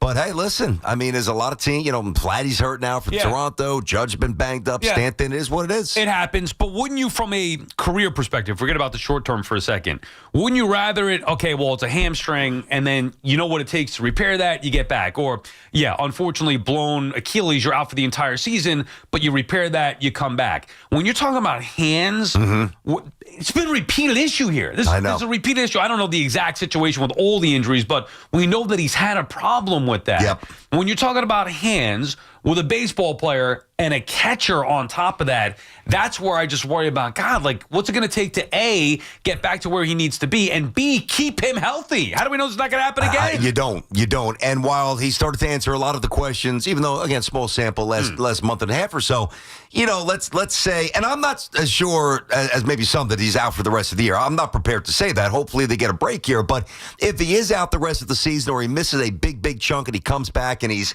not in the flow and he's not productive, now you go into year 5. Now, he's still young. He's only going to be 24 next year. But now you go into year 5, and do you really have the official answer on Alvarez? You don't. And the other thing, too, is, I mean, listen, if you're a surgeon, if you're a pianist, if you're a hitter, you need your hands. I mean, if this is becoming a chronic thing for him, you're talking about careers. I don't want to go nuts here, but multiple hand issues, it could really sabotage what could have been a promising career. It made me think of something. You said pianist there. Did you watch the Billy Joel doc? We did. Oh, right? Yeah, phenomenal. How he got into the motorcycle accident and lost movement in his wrist. And I'm thinking, good God. It's the piano man. You better find another way. Oh, I know, but he did, which is incredible. Think about that. So he made it through that. I mean, look, I'm not trying to call his career dead here, or even the season. I'm just saying that it's a repeated thing. Yeah. And just when we're starting to get to the point where it felt like all that was behind us with Alvarez, it happens again. Yeah. It's happened more often than not in his 3-year career. So long term, I guess you'd have to have some concerns of how they can fix this without having to worry that it's going to be so fragile that if he slides into second base, it could happen again. Or you could say, okay, well, you can't go head first slide anymore. What about if he's in the spur of the moment trying to get back to first base, on a lead? Or a foul ball off the mitt. Yeah, or exactly right. That's even more alarming. Yeah. But then in the short term, even if it is just the 10-day IL, which I would think that when they had the MRI, BT, if you're going to put him on the IL, it's probably more significant than just 10 days. But even if it is just 10 days, that's going to take him out beyond the 10 days, because then there's the rehab that's involved in it. I know. And then getting him up to speed to where he's at. You could be talking about, even in a best case scenario, he's still 3 weeks from being, and that's best case scenario, being back to where he was now. I don't And then you're thrust into a pennant race, and you're ice cold in terms of your mechanics. There's basically, 5-6 weeks left in the season. About 37, 38 games. Yeah, so that's what I'm saying. So it's Well, I would also say that, can I give you the possible, although I don't really feel this in my heart, but until we get the absolute confirmation, I'll leave it out there. I'm going to give you the absolute best case scenario, where it's more of a clerical item, and I don't really believe this, but it's a 10-day IL stint, but it's retroactive to whenever based on roster purposes and, again, clerical stuff. And he doesn't miss a ton of time, and he comes back and he doesn't miss a beat. Yeah, I mean, I'm not expecting that, but you hope that that's the case, obviously. We don't know, other than the fact that Joel Sherman reported just a little while ago, tweeted out there, the Mets are going to be without their starting catcher, Francisco Alvarez. Is going to be placed on the IL with his right thumb injury. Never a good time for it. This is obviously the worst timing, not only that the Mets need Alvarez, but he was just starting to get going. All right, BT and Sal on the Fan, 888-808-1019. Our friends at Town Fair Tire remind you that at Town Fair Tire, you always get the guaranteed lowest price on name brand tires from Connecticut to Maine. Nobody beats Town Fair Tire. Nobody. We started the show talking about the realignment. D-Rod is in Orlando, Florida. What's up, D-Rod? Fellas, what's going on? Yo, how you guys doing? What's happening, buddy? All right, thanks. A few things. I'll tell you this. I'm 52 years old. Just turned 52 last week. Happy birthday. 20 years ago. Thank you, sir. I think we're about the same age, give or take, BT. Yep. Yeah. That's okay. You got 6 weeks on me, I think, but you've got 6 inches on me because I'm only 5'8". So you got me there. I got you. But here's the thing. 20 years ago when I was a kid, I used to be a comedian. But then, I did stand up for about 2 years, but I thought I was funny because you do it for 2 years, you think you're pretty good after 2 years. But and I was, and usually people quit after 6 months or so. But when I listened to Aaron Boone's interview, your little conversation today, that's the real comedian right there, my friend. What? Yeah, a little bit. Come man. on, D-Rod, go ahead. Tell why. I love it. Listen, and I love the guy. And the guy, again, the guy's also about our age too. Yeah. And again, Yankee fans, watch Donnie baseball just like you. I grew up in downtown Manhattan. You grew up in Brooklyn. Yeah. So it's pretty much mirror image a little but bit. why, D-Rod? What is your problem with Boone? We're all ears. Go ahead. One thing he said, I'll tell you. Yeah. He said. When he said, and Sal, and I give you kudos because you pushed him a little bit on the lineup, and like, why do you change it so much? And then you guys went back and forth a little bit, and then he came back and said, really, we haven't changed the lineup that much. And I'm like, are you kidding me? You change the lineup every day. Every day there's a different lineup. I think there's maybe 3 games in a row that they had the same lineup, and everyone was like, wow, look, there's the same lineup for 3 days in a row, and everyone made a big deal out of it. And and then it's not what he said, but how he said it. And he said it like, how can you question this? Like, like Sal, like how can you push back on this? And I think that's this whole analytical thing where, and I understand that Boone is sort of, when he took the job, he knew what he was getting himself into. He knew he was going to be, the front man, spokesman, and it's a rock and a hard place. He has to be, he's got to say, listen, I'm the one that put Cortez in game 1, right? Because if he doesn't say that, he loses all credibility and all power because he can't say, listen, the nerds tell me to do this. So, I understand that part. But when you push back on stuff like that, it's just bad, guys. Now, D-Rod, think about this, and thanks for the call. Appreciate it. So I couldn't, the Cortez decision drove me absolutely bonkers. And, I let it go the next day, and I said that, right? So I'm not here to exonerate Aaron Boone for mistakes that I don't agree with and did not agree with in real time. But I do think that one of the things, and I'd like to see some more lineup consistency. I'm not saying that I don't, please. But I think a couple of things has made it hard for him to do that. Number one, the issue with Anthony Volpe. If Anthony Volpe was what the Yankees thought he would be when they drafted him in the first round, I think that solves the top of the lineup revolving door, number one.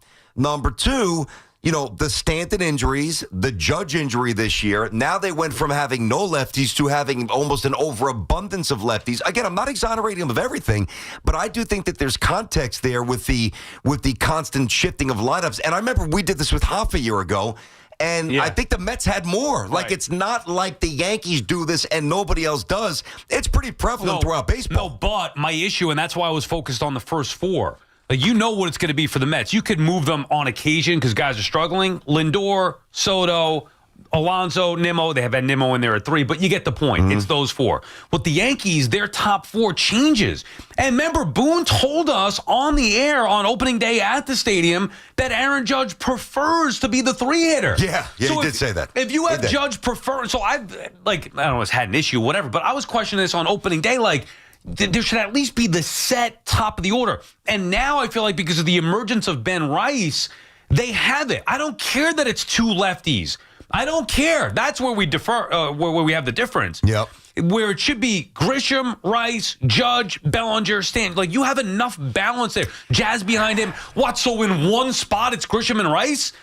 So is Rice not good against lefties? You don't trust him? I don't care who's pitching. I trust Ben Rice in that spot. So he doesn't, I shouldn't say he doesn't trust them, but analytically they want to go lefty, righty, lefty, righty, lefty. So to do that, you have to move Judge up to 2, move Rice down, and then move Bellinger up. Yeah, that's where we differ, where I would look at the top of the order and just say, dude, it's working. Grisham, Rice, Judge, Bellinger, Stanton, assuming when he comes back and no Dominguez in the lineup. Yeah. That's what I want to see from this team. Okay, I got you, but I would say, well, how much is it really working? Just because they won a couple of games against a bad Cardinals team, this is like, I mean, they've been playing horrendously before that. No, but so how much was it really working? But that's not the lineup that's been intact the whole time. It's been intact now. I know, but they've had success with other lineups that we have not seen for a while, and I guess you could push back on that as well. But see, the lefty-lefty thing, I actually hate. I think that they poison the minds of young hitters. Like, they almost get it in their head. You're a lefty hitter. You're not going to have success against a lefty pitcher. I think that that's nonsense. I think it's very challenging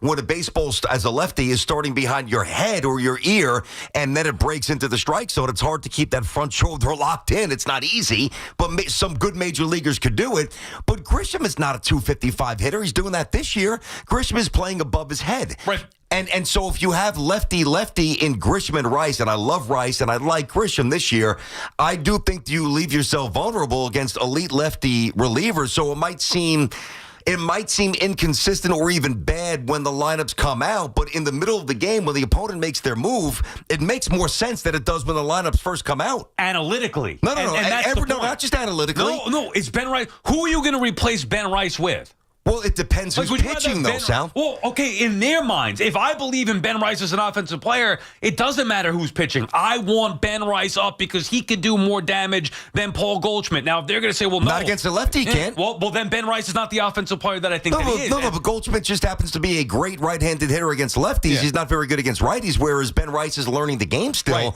and very prominent. I'd rather have... I don't love Goldschmidt, but I'd rather have Goldschmidt up against a lefty than Ben Rice right now in his development. If I'm an opponent, I'd rather pitch to Goldschmidt in the 2-hole or whatever. Goldschmidt's not in the 2-hole tonight. They moved Aaron Judge up. I'd fear more the lineup that has Grisham, Rice, Judge, Bellinger, Stanton. Jazz behind him. Where's the breadth in there? There isn't. Lefty, righty, I don't care. There isn't. So that was my whole point of it. I understand why he's saying. I was just saying, are you going to continue to be a slave to the data and analytics even when you have a guy with Rice who can be the hitter in front of Judge and have that potent top three, and again, even extended more so than they had last year because it's much deeper with Bellinger and then Stanton behind him, with Jazz behind him? And the answer is, yeah, they are going to be slave to the numbers and matchups and lefty-righty stuff. I think it's very easy to look at a lineup and rip it apart and look at it from the beginning of the game and ignore what's going to happen middle, late. But you don't know what's going to happen middle, late. I understand that, but you've got to be in a situation that you're prepared to deal. Because, Sal, part of managing is knowing, number one, all right, what team, the Rays, what do they have lefty-wise out of the pen? They got a couple of good ones. So what? So what? Yeah. So you want to line up your bullets in a position to deal with that in the middle frames. That's baseball. No, that's analytics. Well, that's how I would do it. That's analytics. That's how I would do it. Now, if you tell at the top of your order, you want to tell me 5, 6, 7, 8, 9? Sure. And you know the top of your order? I prefer not to. But also, we're talking about year one, really, of Ben Rice, year 1.5. If this is year 3 of Ben Rice, it's different. Like Wade Boggs against a lefty didn't mean anything. Mattingly lefty, Keith lefty, Gwynn lefty, Brett lefty, nothing. But he's still learning the game. And Grisham is still very capable of going 0 for 20 or 1 for 23. And let's not make Trent Grisham out to be Ricky. Yeah, he's still hits home runs, but he's sloppy. Yeah, but he's had a great year. I know he has, but that can go. That's not who he's been. So then, to me, the big issue is if you're saying that, well, there's some question marks about Grisham and Rice, which are fair, then they're not good enough. Well, that's what I've been pretty much saying all year. But then that to me is the problem, because you can have that throughout the lineup or throughout all lineup. You can't have that with the top 3 guys. You shouldn't be having your top 3 guys being so, well, yeah, he's a leadoff hitter against this guy, but not against this guy. I agree with that part. He's a 2-hitter against this guy, but not this guy. That to me does not make any sense. And whose fault is that? Oh, Brian Cashman. There you go. Yeah, but when Ben Rice is performing the way that he has, play well. Then why would you mess with that? That's all that I'm saying. And they're saying that because they think he's playing well because of the matchups that they're putting out there. I just think he's a good hitter. All right, BT and Sal on the Fan, 888-808-1019, the number to call. We'll get back to those calls in just a sec. We'll get into football, too. Guys, by now you've heard me talk about the Collars & Co. company. They are tremendous. And Collars & Co., they are makers of the dress collar polo. They've already sold over 1 million of these amazing shirts. Well, Collars & Co. just came out with a new Maverick Performance Blazer. This blazer is sharp and wrinkle resistant, so you can travel anywhere with it. Just throw it in your bag, and it will remain wrinkle-free. It even comes with security zip pockets, a sunglasses loop, and an optional pocket square. So visit collarsandco.com and check them out today. Here's a high drive right field. Line drive, goodbye. The Yankees head to Tampa to play the Rays. 7:35 tonight. Driven by Jeep. That was an extraordinary play. Susan Waldman and Dave Sims call all of the action. The home of Yankees baseball is The Fan. 101.9 FM and always live on the free Odyssey app. Hear that? That's the beginning of a journey powered by the confidence that comes from driving a vehicle so reliable. It's backed by a 10-year, 100,000-mile limited powertrain warranty. Where your journey ends? Well, that's up to you. Visit your local Kia dealer today. Kia, movement that inspires. See retailer for warranty details. Always drive safely. Limited inventory available. If Twisted Tea Hard Iced Tea was your best friend, it would be the kind of friend that starts an impromptu dance party in the supermarket aisle that turns into an all-day pool party rager at your place, and you don't even own a pool. Twisted Tea Hard Iced Tea turns any day into a legendary adventure. It's smooth and refreshing real iced tea with just the right kick of alcohol. Twisted Tea Hard Iced Tea. Keep it twisted. Twisted Tea Brewing Company, Cincinnati, Ohio. Please drink responsibly. Looking for the ultimate family day trip? American Dream has it all, and it's just minutes from Manhattan. Over 25 indoor attractions, plus hundreds of shopping and dining options. There's something for everyone. Book now. Your kids will thank you. AmericanDream.com. Bronx. Queens. Bronx. Queens. Hey, Mitch. Bronx. What are they arguing about? Which borough has the better team? Queens. Hey, guys, be careful. Nobody has fixed that sidewalk in years. Rothenberg Law Firm. InjuryLawyer.com. Now what are they arguing about? Which personal injury lawyer to call? Rothenberg Law Firm. Should we tell them that the Rothenberg Law Firm is InjuryLawyer.com? Nah, I find this amusing. They'll figure it out. Be a lawyer for injured ones. InjuryLawyer.com. With baseball in full swing, there's never a dull moment or a shortage of thrills in this league. The thrills are nothing new at Bay Ridge Mazda. Tired of that clunker you've been driving? Just bring it into Bay Ridge Mazda for up to $2,000 over book value all month long. The time is now to make a trade. Head over to the place where everybody wins, Bay Ridge Mazda, located on 4th Avenue and 90th Street, or buy your car direct at BayRidgeMazda.com and have it delivered to your door. That's Bay Ridge Mazda, 4th Avenue and 90th Street in Bay Ridge, Brooklyn. How good is a perfectly cooked tomahawk steak? The Chef IQ Sense is the wireless cooking thermometer that eliminates under or overcooking your meat. Order the newly released 3rd generation Chef IQ Sense now and enter code word BOOMER for 15% off at chefiq.com. This is the story of the one. As a safety manager at a manufacturing plant, he does everything he can to keep his coworkers safe. From finding ways to reduce risks to keeping safety supplies in stock. And for that, he relies on Grainger. Grainger offers a broad range of quality products and next-day delivery, so he can always play it safe. Call 1-800-GRAINGER, click Grainger.com, or just stop by. Grainger, for the ones who get it done. If Old Spice Deep Sea Super Hydration Body Wash were music, what would it sound like? Start with the deep sounds of Old Spice's ocean waves and kelp. Layer on the smooth, renewing moisture. You wouldn't hear any parabens or phthalates because Old Spice Deep Sea hasn't got any. But you would hear that vitamin B3 for healthier looking skin. So while your regular body wash sounds like this, Old Spice sounds like this. Sounds like it smells amazing. We're always talking New York sports on The Fan. Your cold is coming. Your cold is coming. When you feel a cold coming, shorten it with Zicam, the #1 cold shortening brand. Oh, no, not before my big trip. The big trip you've been planning is coming up, and so is your cold. But Zicam can shorten your cold and get you back to planning sooner. Thanks, Revere. We really should keep Zicam in the house. Shorten your cold with Zicam. Take it from America's most revered messenger. Shorten your cold at the first sign with cold shortening products from Zicam, the #1 cold shortening brand. Available in stores or see where to buy at Zicam.com. Oh, could this vintage store be any cuter? Right? And the best part? They accept Discover. Accept Discover? In a little place like this? I don't think so, Jennifer. Oh, yeah, huh? Discover's accepted where I like to shop. Come on, baby, get with the times. Right, so we shouldn't get the parachute pants? These are making a comeback. I think. Discover is accepted at 99% of places that take credit cards nationwide.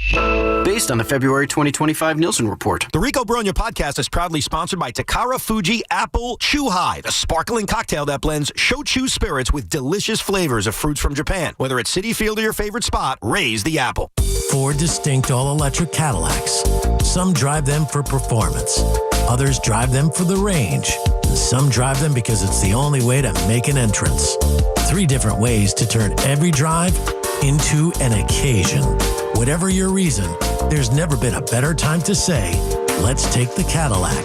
The all-electric Cadillac family of vehicles. Escalade IQ, Vistic, Optic, and Lyric. Visit your Tri-State Cadillac dealer today. Some things are hard to commit to, like learning how to surf or saving for a family vacation. But one commitment that's easy, switching to Fios Home Internet with a 5-year price lock guarantee. That means 5 great summers of fast, reliable internet at the same low price. All with the Fios 1 gig internet plan. Plus no hidden fees or equipment charges.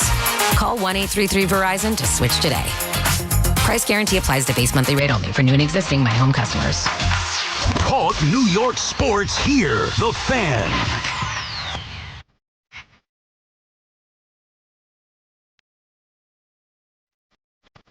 BT Sal back on the Fan, 888-808-1019. Then I'm going to call, get back to those calls in a little bit. Francisco Alvarez headed to the IL. That's the most recent news. We had Aaron Boone on ahead of the Yankees series with the Rays down in Tampa. John Carlos Stanton's going to be in right field. No word on Boone yet. He's still awaiting everything. Could be, he doubts it's going to be tomorrow in Tampa, but maybe against the Red Sox. Who knows? So in case you missed anything, check it out on the free Odyssey app. We're also talking realignment and Manfred and the speculation about that. BT, haven't done any football yet. And yesterday we did a bunch of Giants with Jackson Dart and Russell Wilson and all that stuff. For me, the Jets' perspective from that game, now I'm not going to go nuts about it. It's preseason, and the way that game played out, it's not like you're playing your starters for the first half and all that stuff. But there are issues, I mean, dating back to when I was watching Justin Fields in his rookie year with the Bears, there are issues with him throwing the football. And the Jets are going to have to be a team that's going to have to me, be a team that's going to beat you up front, which is great with the offensive line, and pound the football at you. That I think they could do. I don't think they're going to be a team that's going to have much success through the air. Listen, if you think Justin Fields is going to show up and go 28 for 31, 31 for 34, even 19 for 22, high efficiency, then you're rooting for the wrong guy. That's not Justin Fields. He's not pure. He's not precise. His anticipatory gene in terms of like when a window's going to open is not really where it needs to be. So, yeah, I am under no illusion as to what he is and what he is not. Now, I do think that there's a little bit of a shade of gray, and this happens, and I understand why, but fans usually have a rough time seeing growth when a player's drafted prominently and he sucks right away. And that's what happened. He went to a bad franchise, Chicago, like the Jets. No offensive line for the most part. Last couple of years, like the Jets, blah, blah, bad coaching, instability, etc. So his situation in Chicago was basically as bad as Zach Wilson's and Darnold's here. We know that. Now, if you look at his 4 years, and early on it was incremental, but literally year 1 to year 2 to year 3 to year 4, there was a slight uptick in completion percentage. And last year was actually pretty decent at 65% for the Steelers. Why? Because he had a good old line and good coaching. And his touchdown ratio is decent. I say this not to bombard you with numbers, but I actually think that the Jets are going to have more gash plays this year that equate to touchdowns than they've had in years. Because when you just jam it down somebody's throat and you run, now the safety comes up, the extra man in the box, and that's when you see a fullback who's somehow wide open, or a tight end, Mason Taylor. And we saw that fullback in the Green Bay Packers game. So I don't think it's going to be very pretty throwing the ball, but I think the Jets are going to connect on some 20, 30, 40, 50-yard pops that don't seem conventional but are as equally effective. Yeah, I guess my issue would be there was some thought that maybe Fields could improve. Mm-hmm. And I just don't think he's a good thrower of the football. And while maybe there are going to be some improvements, you hope to tone down the mistakes. Like, I think Justin Fields, and I know this is a derogatory term as it pertains to quarterbacks, I think he's a game manager. At his best, I think he is a game manager. Now, he could be explosive with his legs. That's where maybe you get, well, he can't be a game manager if he can make big plays with his legs, but that only can take you so far. You need ideally the combinations. For me, I've always said that the running quarterbacks are most dangerous in third and long situations where it's an obvious pass situation, defense has everything covered, quarterback takes off down the field, moves the chains. That, to me, is where the running quarterback is most dangerous. Now, over the years, it's evolved to where quarterbacks, there's design plays and all that stuff a lot more than there were, 20 years ago, whatever it may be, when Michael Vick burst onto the scene. So it is different, and I do like Fields. I like his mentality. I think he could be a good leader. I think he's going to be able to make plays with his legs. I just don't think the part of his inability to throw the football with accuracy or touch down the field is something that can be taught or improved upon as he gets older in his NFL career. I think that you could always improve on stuff, but I don't think you can ever improve. If you're deficient and he is in terms of accuracy, I don't think it will ever go from slightly below average to amazing. No, right. I agree on that. Now, can he become competent? Sure. And I think last year with a 65% completion percentage, even though they were low-risk throws, I think that was the arrow in the direction of him becoming a little bit more competent with a good run scheme. Listen, again, Sal, this is a Band-Aid. This is a Band-Aid with potential. Like, there's been other Band-Aids where it's like, all right, you know that this guy's 38 or 40 and he's just about cooked, and we just drafted this kid, but he's not ready to play. Like, that's a Band-Aid that's uninspiring. This Band-Aid that the Jets are busting out this year, it's very appealing, and it makes a lot of sense because, number one, he's cheap. He's making $20 million a year, which on the percentage of the cap is absolutely nothing. And I know you kind of parsed it a little bit, but I don't see him as a game manager at all. Like, I think game manager, and I think a guy who's got a pop gun arm and is no threat to leave the pocket. Like, he's got a dink and dunk. Like, think of poor man's Alex Smith. Dink and dunk and very... Poor man. I mean, Smith can make plays with his legs, obviously. I know. And I would trust him to throw the football but not more. like Justin. Justin Fields ran for 1,100 yards. I know, but 1,100 yards. But I'd like to see Breece Hall run for 1,100 yards once. Alex Smith could throw the ball much better than Justin Fields. I agree, he could. That's what I'm saying. I agree. I liked it with Kansas City. I like Alex. I liked it with the Niners at the end. And I liked it with Kansas City. That's why I kind of did say, well, I know what game manager means, and he could be more than that, but I do think as far as, hey, handing the ball off the majority of the time, that's a game manager. Running the football with the quarterback, that's managing the game. Now, they could have success with that, but when you're taking risk with him throwing the football down the field, I just don't. I'm not even saying the decision making. That's a whole nother aspect. That maybe can improve with different schemes or better coaching. Yeah. The inaccuracy, the lack of touch down the field, that's where I would have an issue. I think it's going to kind of look like a college offense in a lot of ways. Like, you look back at some of these college quarterbacks, and it's very hard, and I don't mean the ones who we've seen recently, but think about the college quarterbacks who accrued these crazy I'm going to take Tim Tebow. Take Tim Tebow or any other Florida quarterbacks from back in the day. The difference between the NFL and college is that in college, you're throwing to a massive radius of space. In the NFL, you throw through a keyhole. And through a keyhole, Fields ain't good. In a wider radius of space, with the threat of the run, he could actually be phenomenal. So, and the other thing, too, is, like, the game manager, sure, hands off tackle, basic benign stuff. You're going to see a lot of RPO stuff where he's looking at run-pass options. So I think that Justin Fields is perfect for this year, at least in theory. If it evolves past, I know we signed a 2-year deal. If it evolves past this year, that means it's going in the right direction. I also think it's impossible to change this Jets culture without a dynamic athlete. It gives you a starting point. Now, if the Jets can't run independent of Justin Fields, it doesn't matter what he can be Cam Newton as a rookie. It ain't going to work. But if the Jets run the ball the way I'm almost positive they will, I think the offense is going to be better than a lot of people think. I'm actually excited to see this. NFL Talk on the Fan is presented by Paramount Plus. You can't count on much these days. We all know that. But you can always count on Sundays with the NFL on CBS and Paramount Plus. Watch your local NFL game live every Sunday on CBS and Paramount Plus all season long. Visit ParamountPlus.com/NFL to get started today. I do think if you're looking at the quarterback position for the Jets to be the saving grace of this offense, I think you're looking in the wrong spot. I agree. This team is built inside out. Which is what finally. You want. Yeah. So if I'm building a team in year one, I would rather have what the Jets have with the offensive line and the running backs.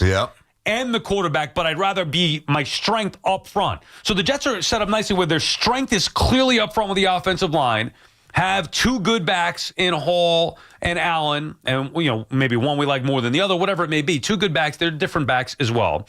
A quarterback who at the floor should be able to make big plays with his legs, and a star receiver in Garrett Wilson. So I don't think they're going to be an explosive offense. I don't think they'll be taking a lot of risks. But if I were building a team or wanting a team to start in year one, that's the foundation that I would rather have it being built with, the offensive line. That's more important than who their quarterback is right now. And think about how many times they did the exact opposite. Yeah, I know. I mean, so with Aaron Rodgers. Well, we're going to try to throw it 35 times, but we got no offensive line. There's at least sensibility here. And I look at the strengths of the Jets, and on paper, one is going to be the O-line, which obviously translates to the run game, but also defensively. Now, listen, I know that they botched that play down. Very good throw by Russell Wilson. Sauce wasn't there. Q wasn't there. Jermaine Johnson wasn't there. I think it comes down to really, Sal, in a nutshell, this season, forget about injuries because nobody could predict that. If the Jets can run the ball and they could clean up the penalties, I think they're going to be in a lot of games. All right, BT Sal on the Fan. We'll get back to your calls here, 888-808-1019. The city's biggest indoor pickleball event is coming back October 10th and 11th, and it will sell out. Sign up for the fun or for the cash prizes. Go to 1010wins.com/pickleball for all the info. The pickleball tournament is presented by Nissan. At Nissan, we make cars that thrill. Experience the thrill for yourself today. Shop NissanUSA.com. All right, this summer, stay cool and hydrated with the official water of Major League Baseball. That's Primo Brands. With Brands, the water delivery, of course, you get premium hydration from trusted brands like Poland Spring, which is right in front of me, Pure Life in Saratoga, right to your door. Stock up for game day or just keep everybody feeling good and refreshed, whether it's still sparkling or flavored. There's something for everybody. The best part, you get to call the shot. So whether it's a couple of cases or a full week supply, Primo's flexible delivery fits your schedule. So step up to the plate. Hydrate like a pro with Primo Brands, the official water sponsor of Major League Baseball. Major League Baseball trademarks used with permission. It's Evan and Kiki. Afternoons on the Fan 101.9 FM. This is not his fault, right? How's that? Because the guys in front of him are getting on base. Oh, come on. What's his numbers with runners in scoring position, bro? I mean, it's been terrible all season. So don't give me that. You're wrong. I'm just trying to, don't try. I mean, seriously, you don't have to try. I mean, you are paying him $70 million a year. Listen to Evan and Kiki on demand on Apple Podcasts, Spotify, or wherever you get your podcasts. This is Maggie Gray with an Odyssey Sports Minute sponsored by Metal Supermarkets, the convenience stores for metal. Find a store at metalsupermarkets.com. Ben Griffin shot a 69 on Sunday after going 6 over through 3 holes thanks to what he called a quote-unquote creatine overdose. He swallowed a chunk of it on the first tee, got the shakes, and triple bogeyed. After chugging water, he rallied with 7 birdies. What else are you guys drinking out there? Protein shakes on 12? Pre-workout on the back 9? I'm Maggie Gray. When you've got real work to do, Metal Supermarkets will help you get it done fast. With a huge variety of metals in stock, we can help no matter what job comes your way. And all it takes is a few clicks. We make buying metal online easy so you can spend less time shopping and more time getting things done. Metal Supermarkets, the convenience stores for metal. Place an order online today at metalsupermarkets.com. If you could hear Old Spice Fiji Antiperspirant, what would it sound like? First, you'd start with Fiji Antiperspirant's amazing scent of palm trees. Add pure notes of fresh coconut and layer on 24/7 odor and sweat protection. You won't hear any dyes or parabens because with Fiji, you won't have any. So while your regular antiperspirant sounds like this, Old Spice Fiji sounds like this. Sounds like it smells amazing. Sun and clouds, high 76. Weather brought to you by Staples. Have you heard? The Staples Easy button is back with even more easy. Press it for custom prints, shipping services, even passport photos. Staples. That was easy. Lunch was great. Greenwich Village is a fun spot. Can we stop at a bathroom? Are you all right? I keep having stomach issues after eating, like diarrhea, gas and bloating, abdominal pain, and sometimes oily stools. Sound familiar? Those stomach issues may actually be a pancreas issue called exocrine pancreatic insufficiency, or EPI. Creon pancrelipase may help manage EPI. Creon is a prescription medicine used to treat people who can't digest food normally because their pancreas doesn't make enough enzymes.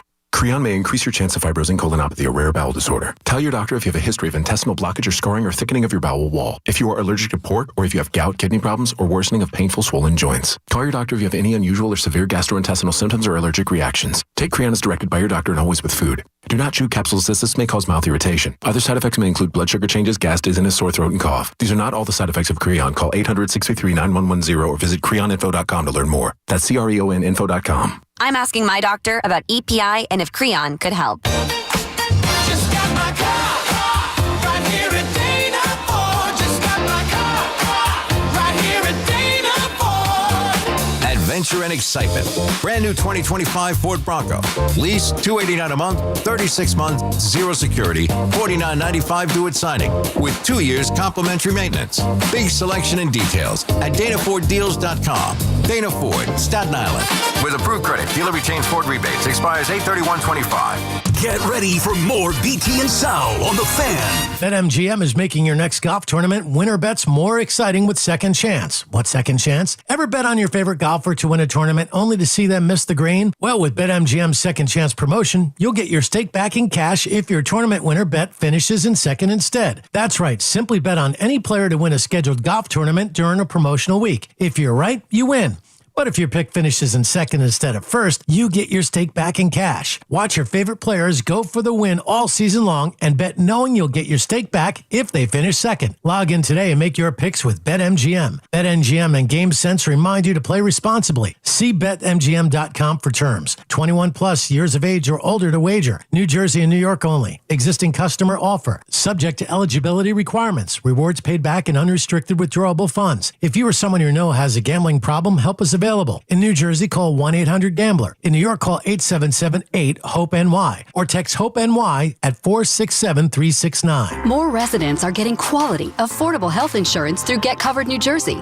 If you've had a major life event, you may be eligible to enroll now. 9 in 10 enrolling get financial help, and many pay $10 a month or less. Visit getcovered.nj.gov. Many tire dealers will sell you Falcon tires, but Town Fair Tire doesn't just sell Falcon tires, they sell them at the guaranteed lowest price. Plus, they give you free services for the life of your Falcon tires. That's an unbeatable deal only Town Fair Tire can offer, because Town Fair Tire is New England's largest name brand discount tire dealer. Nobody beats a Town Fair Tire deal, and I mean nobody.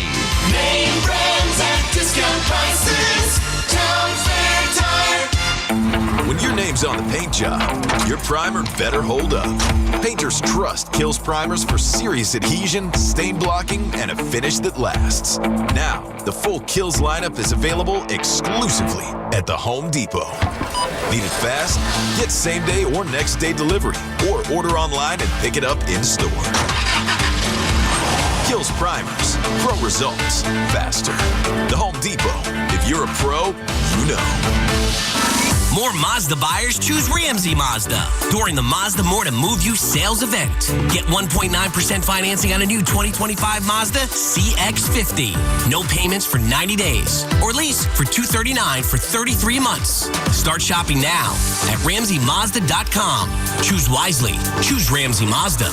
Call 833-853-2970 for these details. VIN SN 319033. MSRP 32785. Zero security deposit. APR 1748 for 1000 finance. Hence 9225. Get connected with WFAN to talk about your favorite teams. The Fan on the Odyssey, iHeart, and TuneIn apps.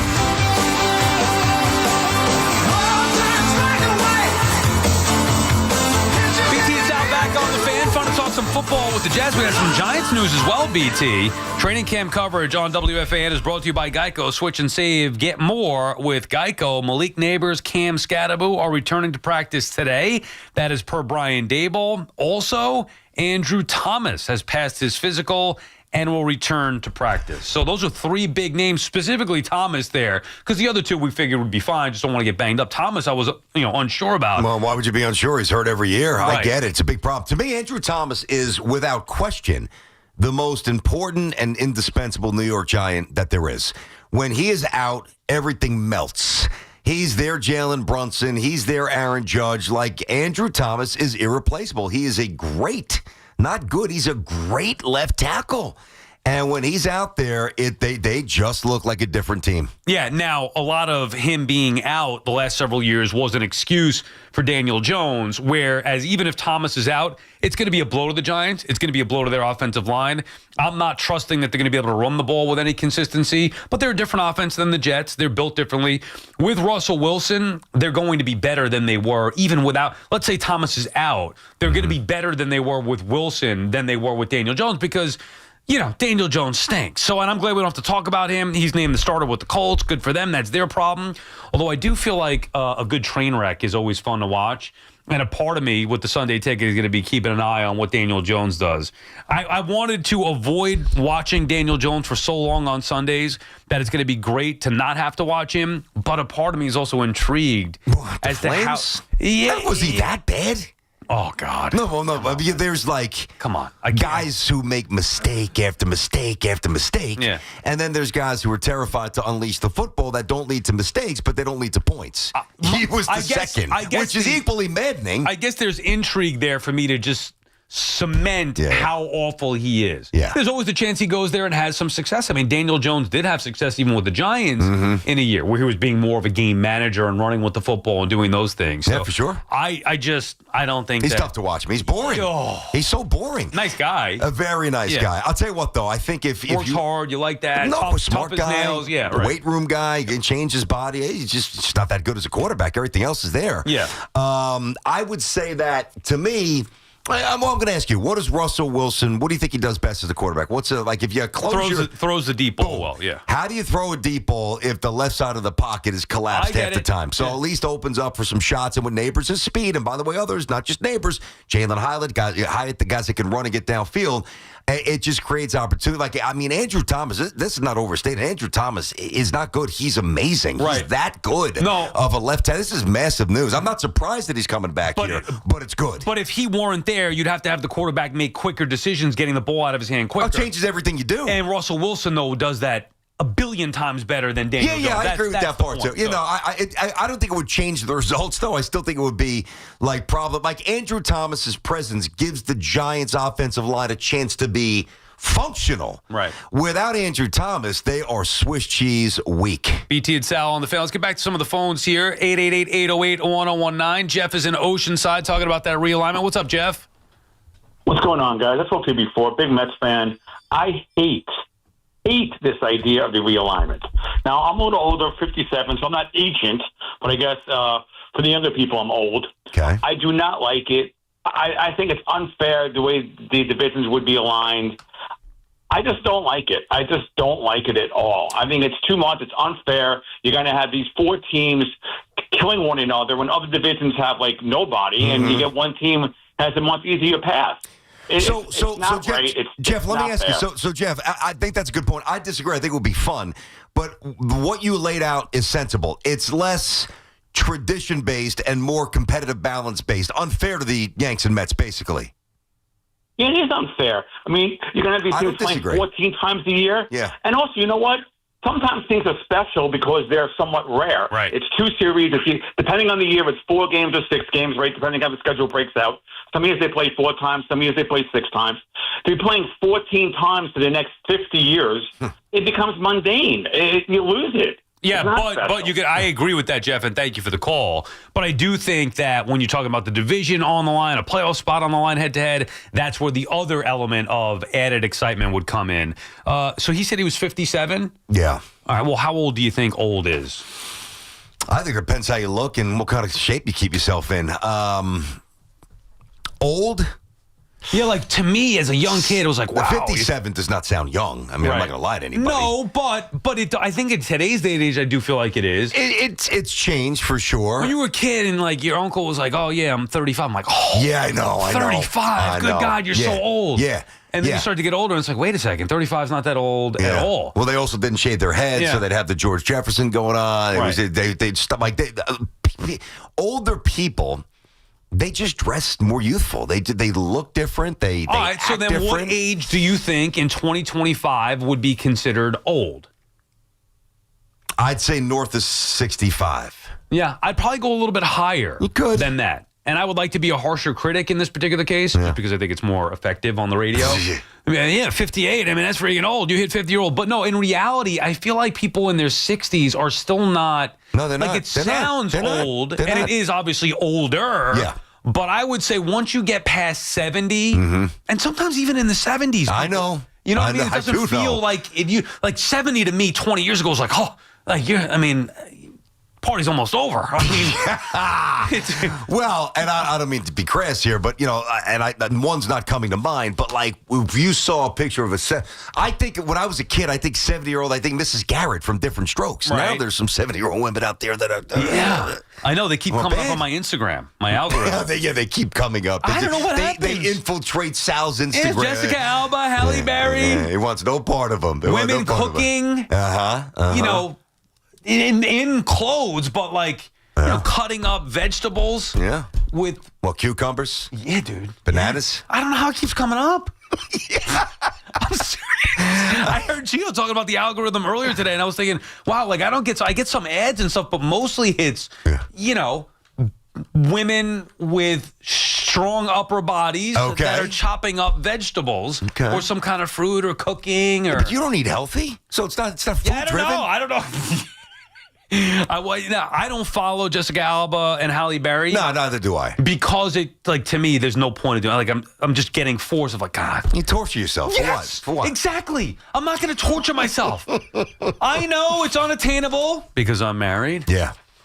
And I don't know if they are or not. I don't think Halle Berry is. You see the picture she posted the other day? Dude. Did you see the picture she posted the other day? Yes, I did. Which one? There was one where she had like a glass of wine in between her toes laying on the sand like, screw you, David Justice.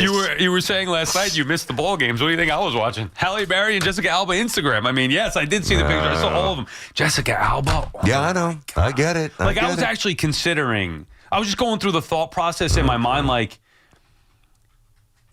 yeah, I'm married, but if the situation presented itself. Be careful, buddy. I'm just being honest. Okay, I like honesty. Go ahead. I don't want to interrupt honesty. Keep going. You know what I'm saying? Like if Jessica I want you to Alba, say it. I want to make sure I know what you're saying. She happened to be a sports fan and was like, oh, he's cute on SNY. And I was in better shape and I had more money and I was in her realm. Yes. And there was a possibility. Yes.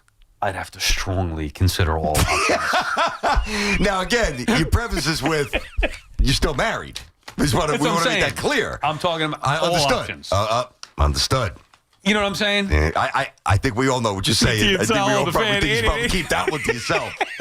Even if we know you ain't lying. Anyway, I think like over 70s old. 888-808-1019, the number to call. More of your calls when we come back. Baseball heartbreak, football glory.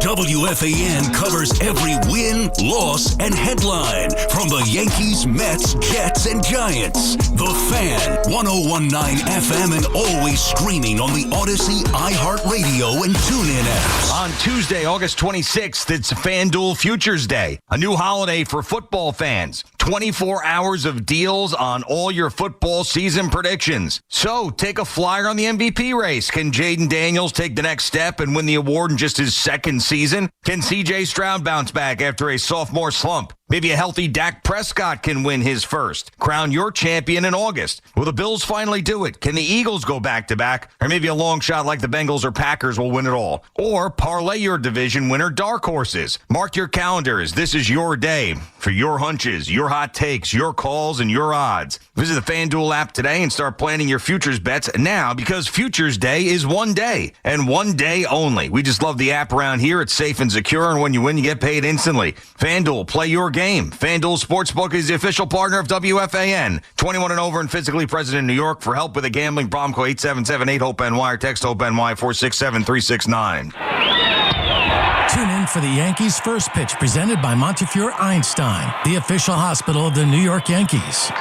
Stepping into the Kia K4 or K5 isn't just getting behind the wheel of any average sedan. It's stepping into what's next.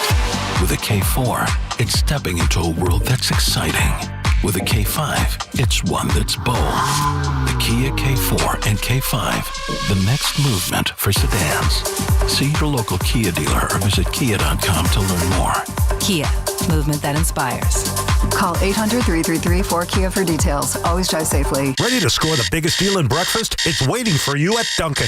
Dunkin' is serving up the ultimate $5 meal deal. Get one premium hot or iced coffee and any two delicious wake-up wrap sandwiches for just $5. Whether you're fueling up for a big day or keeping it casual, this deal has you covered. A smooth, bold Dunkin' coffee paired with two warm, tasty wake-up wraps? Now that's what we call a big deal. Excludes espresso and cold brewed beverages. Modifications may be an additional charge. Participation may vary. Limited time offer cannot be combined with offers. Exclusion and terms apply. This is the story of the one. As a safety manager at a manufacturing plant, he does everything he can to keep his coworkers safe. From finding ways to reduce risks to keeping safety supplies in stock. And for that, he relies on Grainger. Grainger offers a broad range of quality products and next-day delivery, so he can always play it safe. Call 1-800-GRAINGER, click Grainger.com, or just stop by. Grainger, for the ones who get it done. Talk New York sports on The Fan.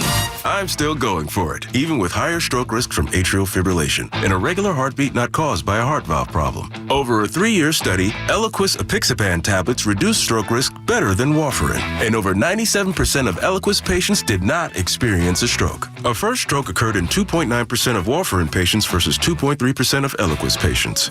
Don't stop prescription Eliquis without asking your doctor. Stroke risk may increase. Eliquis can cause serious and potentially fatal bleeding. Don't take if you have an artificial heart valve, abnormal bleeding, or antiphospholipid syndrome.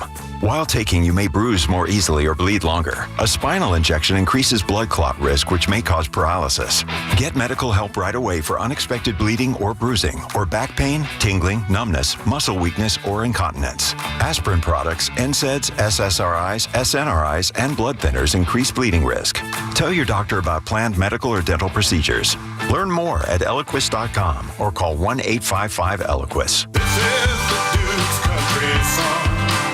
It's a song about the best mayo. It has a yellow lid, and its full name is Duke's Mayonnaise. Get Duke's Mayo in store. It's got twang. Now at Verizon, lock in our low price, plus free roaming included in Puerto Rico. Discover the best mofongo, post that perfect sunset on La Isla, and save big with Verizon while you do it. Switch and get 4 lines for just $30 per line.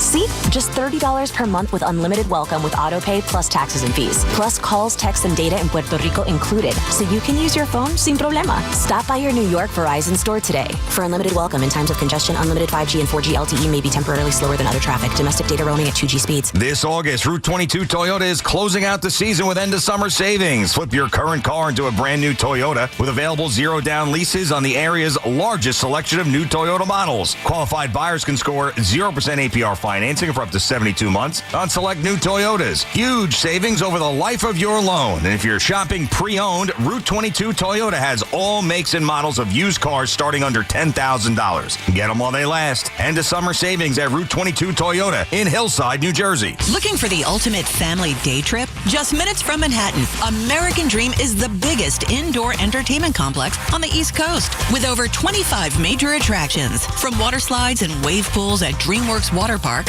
and coaster and rides at Nickelodeon Universe to ski slopes, shark tanks, arcades, and laser tag. There's something for everyone. Plus, shop and dine at hundreds of amazing spots all under one roof. Book now. Your kids will thank you. AmericanDream.com. Our friends at Town Fair Tire remind you that at Town Fair Tire, you always get the guaranteed lowest price on name brand tires from Connecticut to Maine. Nobody beats Town Fair Tire. Nobody.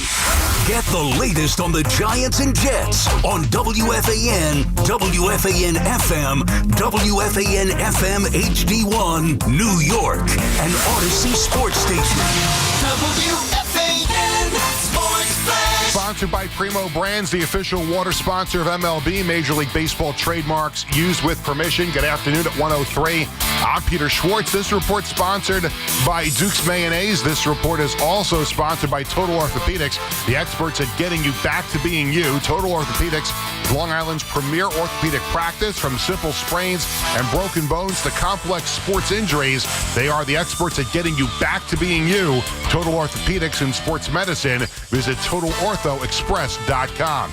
Yankees open up a series with the Rays tonight in Tampa. Manager Aaron Boone, a guest with BT and Sal here on The Fan earlier today. One of the topics of conversation was accountability. Accountability is all over these guys 24/7, okay? In a market like this, sometimes, not that it's not our job to hold them accountable, it certainly is, but more here than anywhere, I feel like it's my job to also quiet some of that too, because that accountability these guys feel at their core every single day. You can hear the entire interview on the free Odyssey app. Carlos Rodon on the Hill tonight, coverage here on The Fan at 6:55. Mets and Nationals in Washington. The Mets to reportedly place Francisco Alvarez on the injured list with a right thumb injury. David Peterson on the Hill tonight, coverage on Odyssey Mets Radio at 6:05. From football, Malik Neighbors, Andrew Thomas returned to Giants practice. Sauce Gardner, Quinton Williams, Jermaine Johnson back at Jets practice. practice. The Colts named former Giants quarterback Daniel Jones as their starting quarterback. From the NBA, the Pacers and head coach Rick Carlisle reportedly agree on an extension. WNBA, the Liberty hosts the Lynx at 7. Fan weather, 76 degrees, mostly cloudy skies in Central Park. That's what's happening with Sports Flashes. At the top of the hour, I'm Peter Schwartz. Get the scuttlebutt on your favorite team, the Fan, on the Odyssey, iHeart, and TuneIn apps.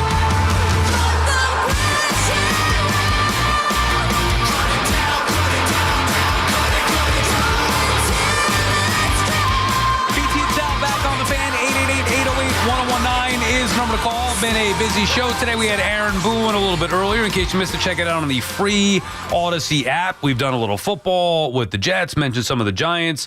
Obviously started talking about the realignment and all things there. BT Mets back in action tonight in Washington, taking on the Nationals. Yankees back in action. Steinbrenner Field taking on the Rays, with Giancarlo Stanton going to be in right field as we await, Aaron Judge making his return. Last week, I saw a quote from Evan. I'm just going through some of the notes that I didn't get to. Mm-hmm. Saw a quote from Evan that was even worse than the Mets and their play. Obviously, the Mets have turned it around a little bit, winning 2 straight here. But the Mets were so bad. But what Evan said bothered me even more. Did you see that Evan admitted to not watching My Cousin Vinny? I did see this. Dude. It's indefensible. Come on. What are we waste time on his range of movies? I just like, there are certain movies, and this is not like, I know it's a normal bit, like, oh, so-and-so, like Dog was doing that back to me 20 years ago. Like, you didn't see Jaws? How can you not see Jaws? Whatever. Give me the old school movie that I didn't see. What, Alfred Hitchcock? Whatever it may be. Yeah. Shawshank Redemption? Yeah, he loves that movie. But not seeing My Cousin Vinny? Does it surprise you, though? I mean, it actually did. Maybe that's my issue with it. Yeah. How do you not see My Cousin Vinny? Well, we did. I think I'm just desensitized. I think I've learned over the... Like, it came out in the 90s. We're not talking about the 70s or 80s. I know, true, 90s. And there was... I mean, he's an old-time actor in there in terms of mob stuff with Pesci. Marissa Tomei has absolutely dropped that beautiful. Like, we love her. Right. And he loved He loved wrestling. I would imagine he saw The Wrestler with Mickey Rourke and her. Like, I can't connect. I don't even attempt to connect the dots with Evan. I just feel like I don't understand some of the things that he does. You're right, and maybe, I don't know, I don't want to be one of those guys like, how could you have not seen this? Or how do you not know of that player? Like, Rich Ackerman used to do that to me sometimes in the news. I'm like, you never heard of this guy? And I'm like, dude, like, at the time I was probably 20 years old, and I thought I had a pretty good reference of baseball players, but it would be some random guy. Oh, how do you not know him? And then as I got older, Chris McMonagle, I use the example a lot, who's a diehard Yankee fan, does the overnights. I was like, oh, Mike Pagliarulo, just referencing him. Yeah, you told me that once. Yeah, out of nowhere, and he's like, I don't know who that is. I'm like, what? I still cannot believe that. I have to ask Chris about that. That is unfathomable to me. But if you do the math and his age, maybe it makes sense. Like, Pags was here, what? Mid-'80s, late 80s with Mattingly. Sure. All right, so, I mean, it was only probably a couple years. It just happened to be in our wheelhouse. But is Mike Pagliarulo a household name that everybody should know? No, but when was Chris born? I don't know the exact answer, but let's say he's 7 years younger than me. I don't know. All right, so if he's late 30s, early 40s, I mean, yeah, he should at least have heard of Mike Pagliarulo. I don't know. Anyway, I'm not trying to make it like everybody's got to be up on everything, because I've been in that spot before where I was the one who wasn't up on it, but there are certain ones like My Cousin Vinny that, to me, how could you have not seen that movie by now? That bothered me a little bit. I did see that. I may have been on vacation when I saw it. I don't know where I was. I'm like, what? But again, I'm desensitized to it. He did see it since, by the way. So he went back right away and watched it. Yeah. And what was his report? I think he said it's good. Whatever it may be. I forget. I couldn't get beyond the fact that he had never seen it before. Has he watched The Sopranos? Like, do we know that? That would be the next one. Like, if you're walking the face of this earth right now, and you haven't seen The Sopranos yet, like, what are we doing here? Hoff hasn't seen it. Yeah, well... Or was that Entourage? One of those two he has not seen at all. Entourage I would not put in that same category. You would? What? Well, I mean, no, not in terms of the mark that they left on the industry, but if you're, and Hoff's even younger than you, if you're in our vicinity and you just always fantasize what it would be like to be an actor or have a best buddy who's an actor in Hollywood with access to money and cars and golf courses and models and whatever else you want, I mean, how the hell do you not see Entourage? It wasn't as good a show as Sopranos. Like, I liked it. I enjoyed loved it. I would not say that it was, like, to me, that's not must watch. I think you could get by life without watching Entourage. Although she did just get, Entourage came up in the newsroom right now because it's Jessica Alba conversation. Yes, she was in it. Bled into the newsroom? Yeah, Vince, she was in it. I don't remember her being in it, but the girl from Entourage, Emmanuel, what's her name? Yes. E's girlfriend, Barbie. Yes. Whatever her last name is. She came up in the newsroom. I was like, yeah, but she's not Jessica Alba. It's close, man. Yeah, I know, but not for me. I think Jessica Alba universally is like a top. Anyway, that's how that show Anything came up. to get back into Jessica Alba. Yeah, he uses Evan as a prop just to eventually get us on this long winding run back to Alba. Point is that I don't think you could get by without watching The Sopranos. That's where I would put that. We're talking about one of the top shows of all time. It's my favorite. And listen, again, the mark on history is as pronounced as any show. As like The Honeymooners, it's like Archie Bunker, it's like The Wire when you think about HBO. There's no doubt. But if you were 20-something or early 30s when Entourage dropped and you didn't see it, I don't know what to tell you. You missed out on some awesome stuff. Yeah, it was a fun show. It was fun. Great. BT Sal Show on the Fan is presented by your Tri-State Cadillac dealers. Cadillac, the official luxury vehicle of the New York Mets. Mike is calling from Milford, Connecticut. What's up, Mike? Hey, about the old issue and how it pertains to the alignment. I'm 72 and I've lived through a lot of realignments. I'm on the East Coast now, but I grew up in the Midwest, lifelong Cubs fan. Mm-hmm. But I grew up with just the American League and the National League, and I liked when they went to divisions because under just the American League, the pennant race was over usually by August, except for '69, of course, when the Mets devoured the Cubs. The Cubbies. Yeah, but I'm an old-time traditionalist. I hate the designated hitter and the catcher rule and all that kind of stuff. But, I'm okay with the alignment. Actually, it'll bring it back a little bit to the old-time thing, but just so it's not north-south. East-west is fine. But but Mets-Yankees, same division. That's the big question here. Oh, yeah, I just can't see that. I mean, part of the excitement about having two towns and two teams in the same town is the chance of them meeting in the playoffs. I don't like interleague.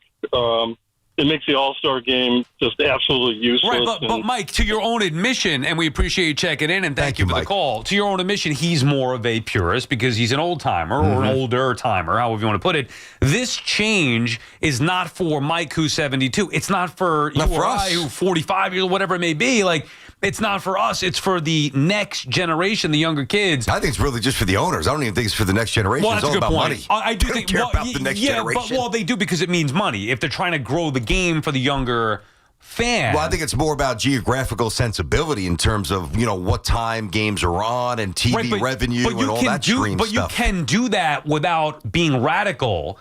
To the point before about Howie Rose tweeting the article from The Athletic, where you can have realignment, geographical realignment, without getting radical. You don't have to have the Mets and Yankees in the same division. Yeah, well, think about this. And listen, I think if you're a traditionalist, even if you're younger than 72 and you just want to remain beholden to whatever remains of the purest sense of the game. I mean, so much has changed. It's not much that was like back in the day. But if you want to hang on to that, that's cool. I respect that. But I would just ask that person, now, it would also depend on the year. Like in the 90s, it was very intense. But what's more interesting, mid-90s, the late 90s, what's more interesting? Yankees, Orioles, Mets, Nats, or Yankees, Mets? Like, to me, I would just devour it and consume the matchup that is just much more inherently interesting. Would you want the Jets and Giants in the same division? Sure, I'd be okay with that. We got the Rangers, Isles, Devils. We got the Knicks and the Nets. Why not? Right, well, I'm just saying, would it make it more intriguing as opposed to playing the Commanders 2 games a year? I think it would. Jets playing the, I don't know, I mean, who are you going to take out of there? Dolphins, Bills, Pats, you hate them all, big rivals there, but you'd rather have 2 games with the Giants head-to-head?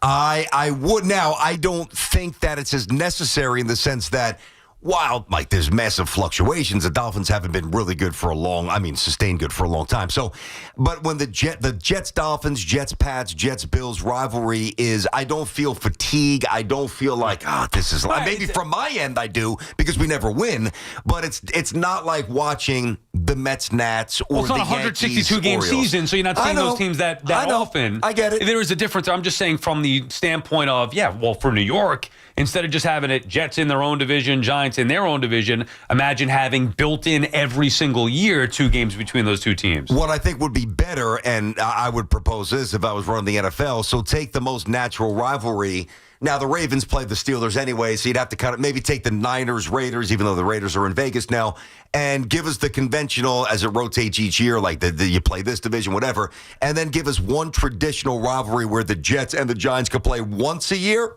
without changing divisions. Right. To me, that's perfect. That would be Sal awesome. on the fan, 888-808-1019. Emmanuel Shrieky, I believe. Shrieky? That's her name, yes. Yeah, I mean, obviously nice. I still don't think Jessica Alba level. She was pushing the envelope for a little bit. I get it, but don't you think that was more of like the in-girl thing? You know what I mean? Listen, At the time, she's I'm not knocking. Don't get me wrong. No, I didn't think you were. I get it. No. She's not knocking Alba off the top of the mountain either. All I'm saying is she is not on the base of the mountain. There have been a lot that have come and gone over the years. Pam Anderson's Alba one. has been a mainstay. Yeah. Well, would she be on your top? Lukey just not now. referenced. She wouldn't be. No disrespect. I mean, no. I mean, no. But Jennifer Aniston still would be. For me, even though she's, not quite. All right, so Jennifer Aniston, a mainstay. Like, to me, that's Jessica Alba. Yeah. Since I first saw her on Punk'd with Ashton Kutcher. Uh-huh.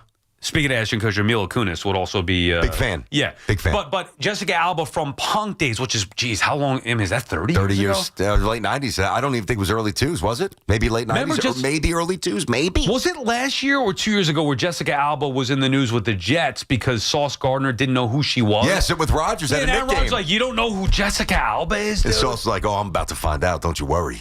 He's dating Spice something. Who's Sauce Gardner dating? Who the hell knows? Just just lock down the opposing receivers and get a pick for once. Just date the football. Yeah, I don't think that's Make gonna a happen. tackle. Jerry's calling from Westwood. What's up, Jerry? Yeah, you guys are talking about The Sopranos. The guy never saw The Sopranos. You guys never mentioned Bruce Springsteen. He's the best live act in the history of music. Well, and you never like, we mentioned Billy Joel. He's second to Billy Joel at the very least. No, or at the very Billy most, Joel I should say. Great. Billy Joel is great, but he can't hold a candle to Springsteen in their heyday live. Says Jerry in Westwood. No, it says anyone. That's your not anyone. He's a billionaire. 0 for 2 on this Springsteen's show. a billionaire. What? You know? Yeah, he's great. Whatever. Bruce is a titan, an icon. I'm He not ain't a fan Billy of for Bruce. me. You know what I like, actually, Jerry? You're right. I forgot. I do like Bruce. He's the one who sings. Bruce Springsteen we're talking about. He's the one who sings that Santa Claus is Coming to Town song, right? Yeah, he sings Santa Claus is coming to town. Santa Claus is coming to town. Santa Claus is coming. That's Bruce? Oh, Clarence. I like that guy. One thing, fellas, I'd rather hear you guys talk about shaving your bald heads than the Mets and the Yankees again. Yeah, well, we why is shave that? every day or every other day, and that's Are you not a that's what we sports do. fan? And thank you for taking the time to call there, Jerry. You're not a You're not a sports spot. I don't understand what you're Oh man, where's the Alba conversation rank in relation to shaving our heads? I did not shave my head today, and I me feel neither. a little sloppy. I'm an everyday shave head guy. I should be, but I do it every other day. It just becomes too much. Like it would be maybe with the Mets and Yankees playing every day. Here's my issue with that guy, and this is where I have an issue with Bruce. Like, to each their own. You want to be a Bruce lover and a Like Mando, fan, he loves him. whatever, and go see him in every concert possible. No, thanks. God bless you. I'm Go good. do that. But when Bruce fans speak, they make it like Bruce is the only thing out there. I'm not a Bruce fan. I'm sorry. Oh, I like the Jersey Girl song too. That's a good one from him.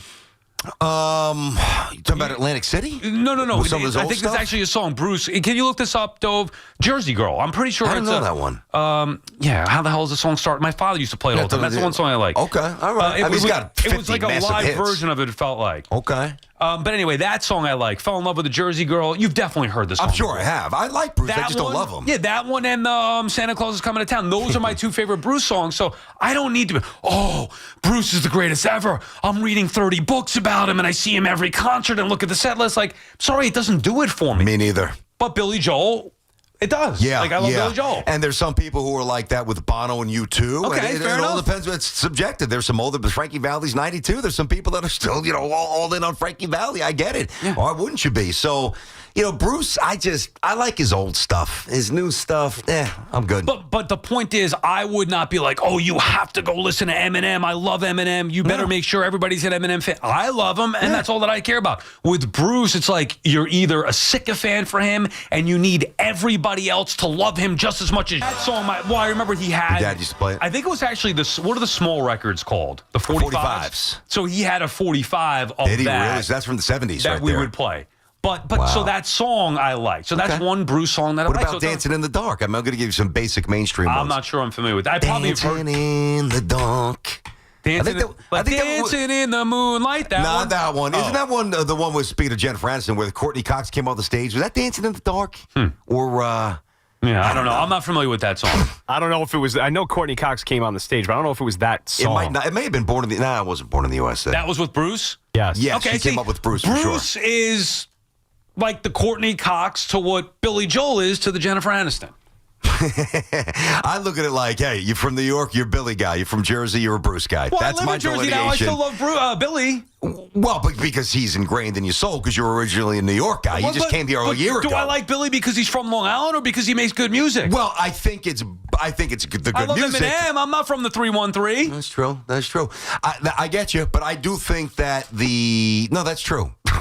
Right? I mean, otherwise, well, how do we love Motown? We're not from there. Right. I get it. I would say, or the Beatles, and I'm from overseas. I would say that I get it.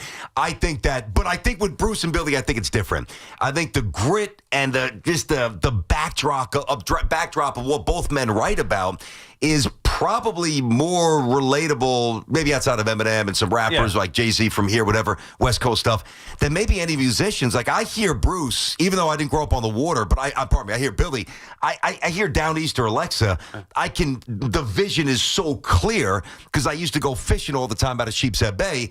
I hear Bruce, and I've gambled a lot in Atlantic City, but the Atlantic City words don't hit me the way Billy's does because I'm from New York. I do think there is a pride in where you're from with those two in particular. A lot of artists will write about where they're from and things like that. Billy has become so associated with Long Island, and understandably so. That's where he's from, grew up and all that stuff. So people from Long Island find that more relatable, and he's our guy. ours. And people from Jersey do the same with Bruce. Yeah. But if you take out that bias as somebody who moved from Long Island to Jersey, Billy's better. I say the same thing. Now, let me ask you this. In terms of a national imprint, I think Bruce has more fans. In terms of a global imprint, I think Bruce has more.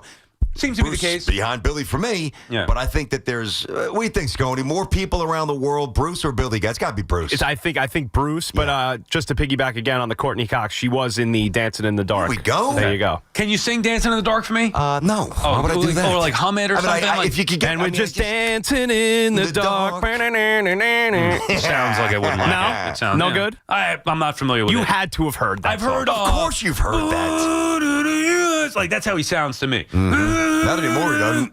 What does he sown like now? I mean, he just doesn't sound like you. Nobody does. I don't know if Billy quite sounds the same. He just had that raspy. He did. He not did. quite like Bob Dylan, but No, either way. don't even get me going on Dylan. Dylan, I think, was one of the most over. I think he was hard. His voice was just atrocious. BT and Sal, the fan will get back to the calls on the other side. 888-808-1019 is the number to call. Is this Dancing in the Dark or is this just a read here? This is Dancing in the Dark? No. Oh, this is just a read. Okay. Well, I think it's Collars & Co. Yeah, guys, by now you've heard me talk about Collars & Co. Good call, BT. You're on top of it. Makers of the dress collar polo. They've already sold over 1 million of these amazing shirts. Well, Collars & Co. just came out with the new Maverick Performance Blazer. This blazer's sharp and wrinkle resistant so you can travel anywhere with it. Just throw it in your bag and it will remain wrinkle-free. It even comes with security zip pockets, a sunglasses loop, and an optional pocket square. So visit collarsandco.com and check them out today. Mets or Yankees, Jets or Giants, doesn't matter. WFAN breaks it all down with passion, knowledge, and non-stop New York energy. The Fan, 101.9 FM, and always streaming on the Odyssey, iHeartRadio, and TuneIn apps. I'm Michael Jenkins here to help you beat the books with the BetMGM Network. We're taking the Blue Jays on the money line tonight against the Pirates. Max Scherzer is on the mound for Toronto, and he's allowed only 4 runs over his last 3 appearances. Meanwhile, Mitch Keller is on the mound for Pittsburgh, and he will likely struggle against this Jays offense, which is 7th in slugging and 4th in OPS against right-handed pitchers. Take the Blue Jays on the money line. I'm Michael Jenkins from the BetMGM Network. Bet smarter and beat the books and download the BetMGM app today. Please gamble responsibly. Life insurance. Why are you putting it off? Can't afford it? Too much hassle? Think you don't need it? There's lots of excuses for putting off life insurance. But if you weren't there, who would pay the mortgage and other bills? With Ethos, you could be covered in 10 minutes and boom, family protected. Ethos, fast and easy online term life insurance. Up to $2 million in coverage with no medical exam. Some policies as low as $1 a day. Answer a few health questions and get your free quote at ethos.com/play. That's ethos.com/play. If you're 55 or older and into that whole saving money thing, T-Mobile has an exclusive phone and internet bundle just for you. Right now, get 2 unlimited phone lines plus 5G home internet for just $30 each per month with autopay, plus taxes and fees. And with 5G home internet, setup is easy with just 1 cord and no technician needed, which is great if you're also into that whole keeping it simple thing. Switch now and experience the best mobile network in the U.S. Visit your local store to start saving. T-Mobile, it's better over here. Based on analysis by Ookla Speed Test Intelligence data Q4 2024 to Q1 2025. Ookla trademarks used under license. Unlimited on our network. Customers on voice plan may notice speeds lower than other customers and further reduction if using more than 50 gigs a month due to data prioritization. Video streams and SD on this plan. Home internet pricing after $20 a monthly bill credit plus $5 per line without autopay. Debit or bank account required. See 5G device coverage and access details at T-Mobile.com. Listen weekdays from 1 to 2 on The Fan for the call of the day with BT and Sal, brought to you by Wind Creek Bethlehem. Gambling problem? Call 1-800-GAMBLER. You want to get the most for your money. That's why more Mazda buyers choose Ramsey Mazda for selection, customer service, and savings. During the Mazda Born to Move You sales event, lease a new 25 Mazda CX-30 for $239 for 33 months. Start shopping now at RamseyMazda.com. Choose wisely. Choose Ramsey Mazda. Call 833-853-2970 for details. VIN SM842601. MSRP $26,880. Zero security deposit. Ends 9/2/25.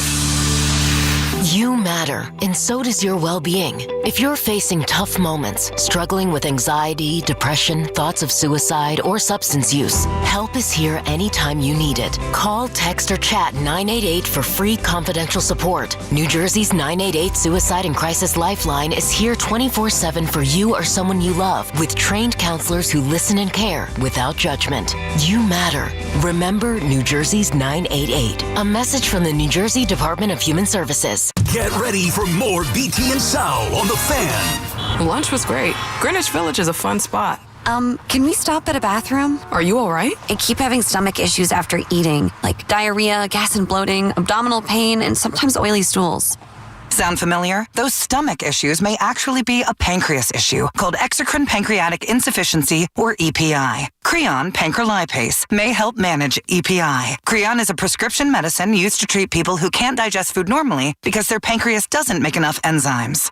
Creon may increase your chance of fibrosing colonopathy, a rare bowel disorder. Tell your doctor if you have a history of intestinal blockage or scarring or thickening of your bowel wall. If you are allergic to pork, or if you have gout, kidney problems, or worsening of painful swollen joints. Call your doctor if you have any unusual or severe gastrointestinal symptoms or allergic reactions. Take Creon as directed by your doctor and always with food. Do not chew capsules as this may cause mouth irritation. Other side effects may include blood sugar changes, gas, dizziness, sore throat, and cough. These are not all the side effects of Creon. Call 800-633-9110 or visit creoninfo.com to learn more. That's CREONinfo.com. I'm asking my doctor about EPI and if Creon could help. You can't count on much these days, but you can always count on Sundays with the NFL on CBS and Paramount Plus. Watch your local NFL game live every Sunday this season, all the way through the AFC Championship game. Visit ParamountPlus.com/NFL to get started today.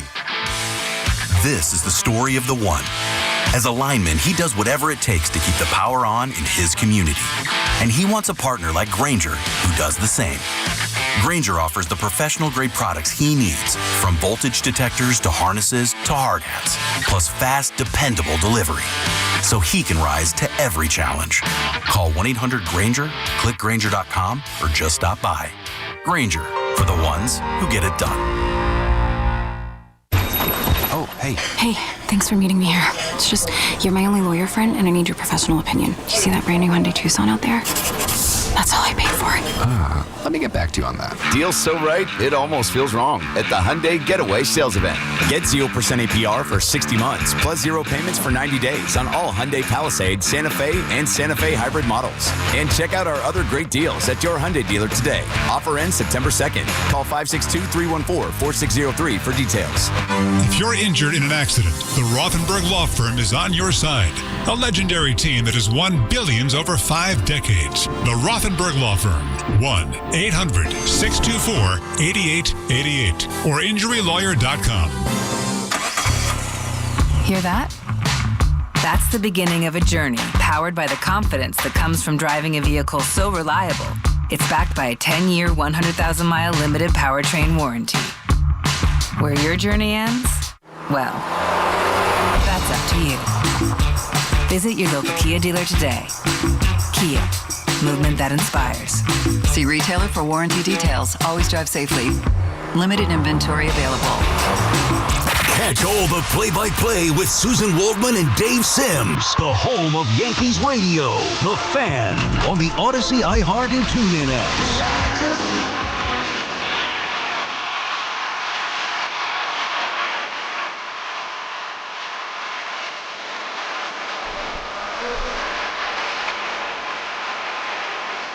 Okay, yeah, so yes, I know this song. So I've heard this song plenty of times. We're not there to do this one. BT and Sal back on the Fan. 888-808-1019 is the number to call. While we're on the topic of talking about stuff outside of just sports, and we'll get back to the sports in just a second here. Actually, this does pertain to sports here, BT. I went back and listened to the New Heights podcast. Did you listen to this at all? You have any interest? Do you know I'm which not one even it sure is? what you're really talking about. So the New Heights podcast is the one with the Kelsey brothers. Oh, when Taylor was on? Yes. Okay, yeah, So I followed that a little bit. They had Taylor Swift on. It was, well, I thought she came across very well. I don't really know that much about Taylor Swift. I like some of her songs. I don't know like all of her albums or anything like that. Although now I do. She gained a fan in me. No. Which I'm sure is a Swiftie. Yeah, now probably they want the opposite to happen, is where she would make her fans want to be fans of the Kelsey brothers. So I'm the opposite of that, where I wasn't going to listen for the Kelsey brothers. I listened to her, but I thought she came across well. I thought Travis Kelce came across as a complete fool, and I'm putting it mildly. Like, in what way? Like she was just leading him around by the nose, and he had no backbone, or no, what? just a young, doofy, like it's the coolest thing in the world, bro. Like, this is my girlfriend. Like, he gets off on being with the most famous girl in the world. I would hope so. Understood, but I'm saying, like, he's a good-looking dude. Obviously, he's rich, great football player, whatever, but just did not come across to me as a mature adult. I thought it made him look bad. And what I really want, because the podcast was nauseating in the beginning. She was great when she was explaining her music stuff and how she writes the songs and the new album, which actually I'm looking forward to. I liked her so much after the podcast that I listened to it on the way to Saratoga, and then finished it on the way back. Okay. And I had more time, and I listened to her album, Something Poets. I don't know if you're familiar with it. Yeah, I do. Whatever it is. My daughter, yeah. So I listened to that album on the way back because I wanted to get a better feel for her. So she's obviously a great musician. I'm more into her now than I was before, but to me, the podcast was nauseating because it was like lovey-dovey and, oh, you're so cute and this, and it's like, here's the podcast that I want on New Heights. 7 years from now, when they're married with a kid or two, that's when I want to hear from Travis and Taylor. See how real they get then. Right now, it's cute. Oh, he's playing his video games, and I'm baking him sourdough bread, and he's on tour with me, and I'm watching Super Bowls with him. That's not in the trenches yet, guys. No. Come back in a little bit. Let us know how it's going. New Heights 7 years from now. That's the podcast that I want to hear with That's those two. funny. I'm not a Kelsey fan at all. I mean, I'm Kelsey'd out already. I don't need him. I don't need his brother. And instead, they just shove it down your throat every time you flip on ESPN. That's all you get is Kelsey. I'm assuming, not interested. I'm assuming you have not, because I remember we had this conversation. I'm assuming you have not watched the Chiefs documentary called The Kingdom. I think it's on Hulu or Disney Plus. I have not watched that. Might be on Disney Plus, whatever. I've seen Mahomes with the quarterback on Netflix and Burrow and some others. Yeah. I haven't seen this one, though. We are in that. Who is? You and I, they cut a clip of us. So they have, because I got a text. How the hell did we make that? What did we do wrong there? Exactly. I mean, so I get DeSoto stuff or some other I get a text the other day from Nikki Lattarulo, who I work with at SNY, Sunday night, and she's a big Chiefs fan. Her family's Chiefs fan. I forget why, but whatever. And she's like, "You're in the Chiefs Kingdom documentary." I'm like, "What? I am? You sure it's me?" She's like, "Yeah, you're in there. There's a clip of you ripping the Chiefs, saying how they're not any good." Oh my! So then I was like, "Well, now I got to go back and watch this." And I'm like, "How'd they make us look bad in this one?" And it is a clip of, they got it off of YouTube when we were talking about the Chiefs a year ago.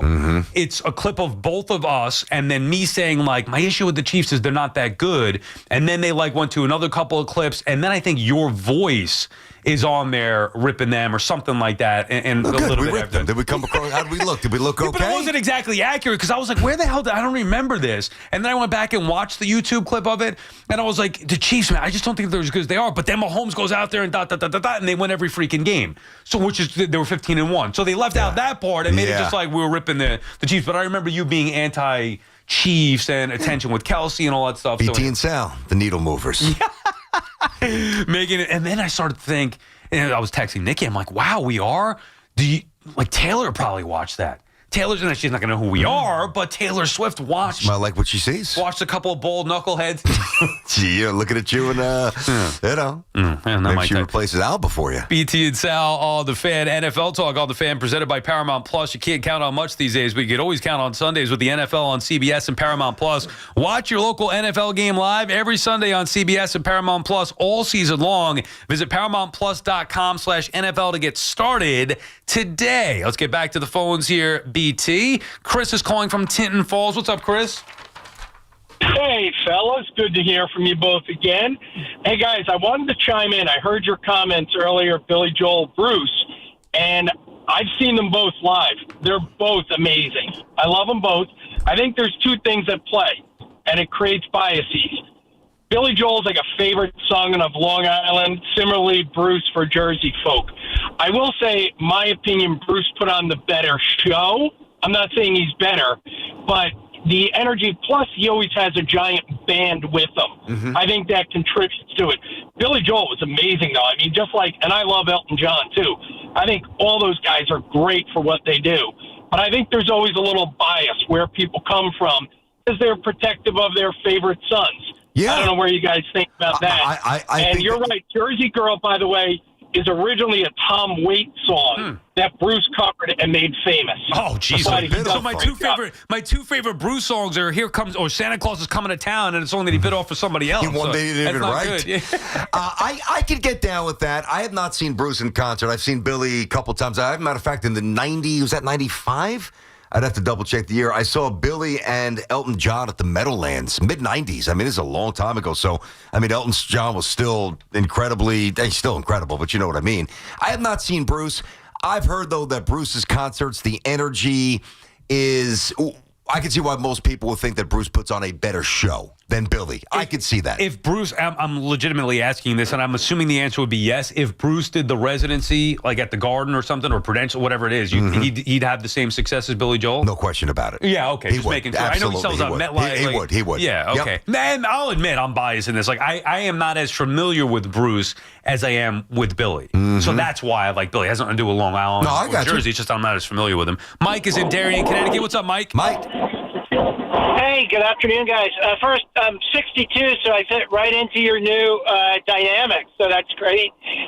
Grew up in Westchester, love Billy, love, Bruce. I just find, like, if I'm flipping around Sirius Radio, I hear more Billy Joel songs that I like, for whatever that's worth. There you go. Regarding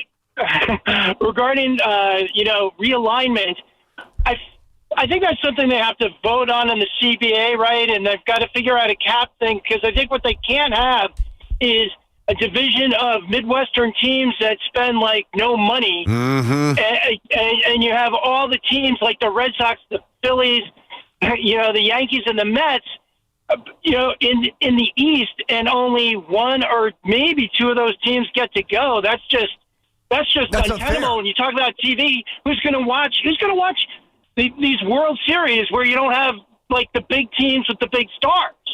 Well, that's one of the first things I said. Not so much about the World Series, and thank you for the call, Mike, but just the work that they've got to do to bridge the gap, because it just doesn't make any sense. Like, this is the one thing that I would protest, as much as I would love Yanks and Mets as much, and bring it on. When the Yankees and the Red Sox were playing 19 times and the Braves and the Mets were playing 19 times, I love it. I really do.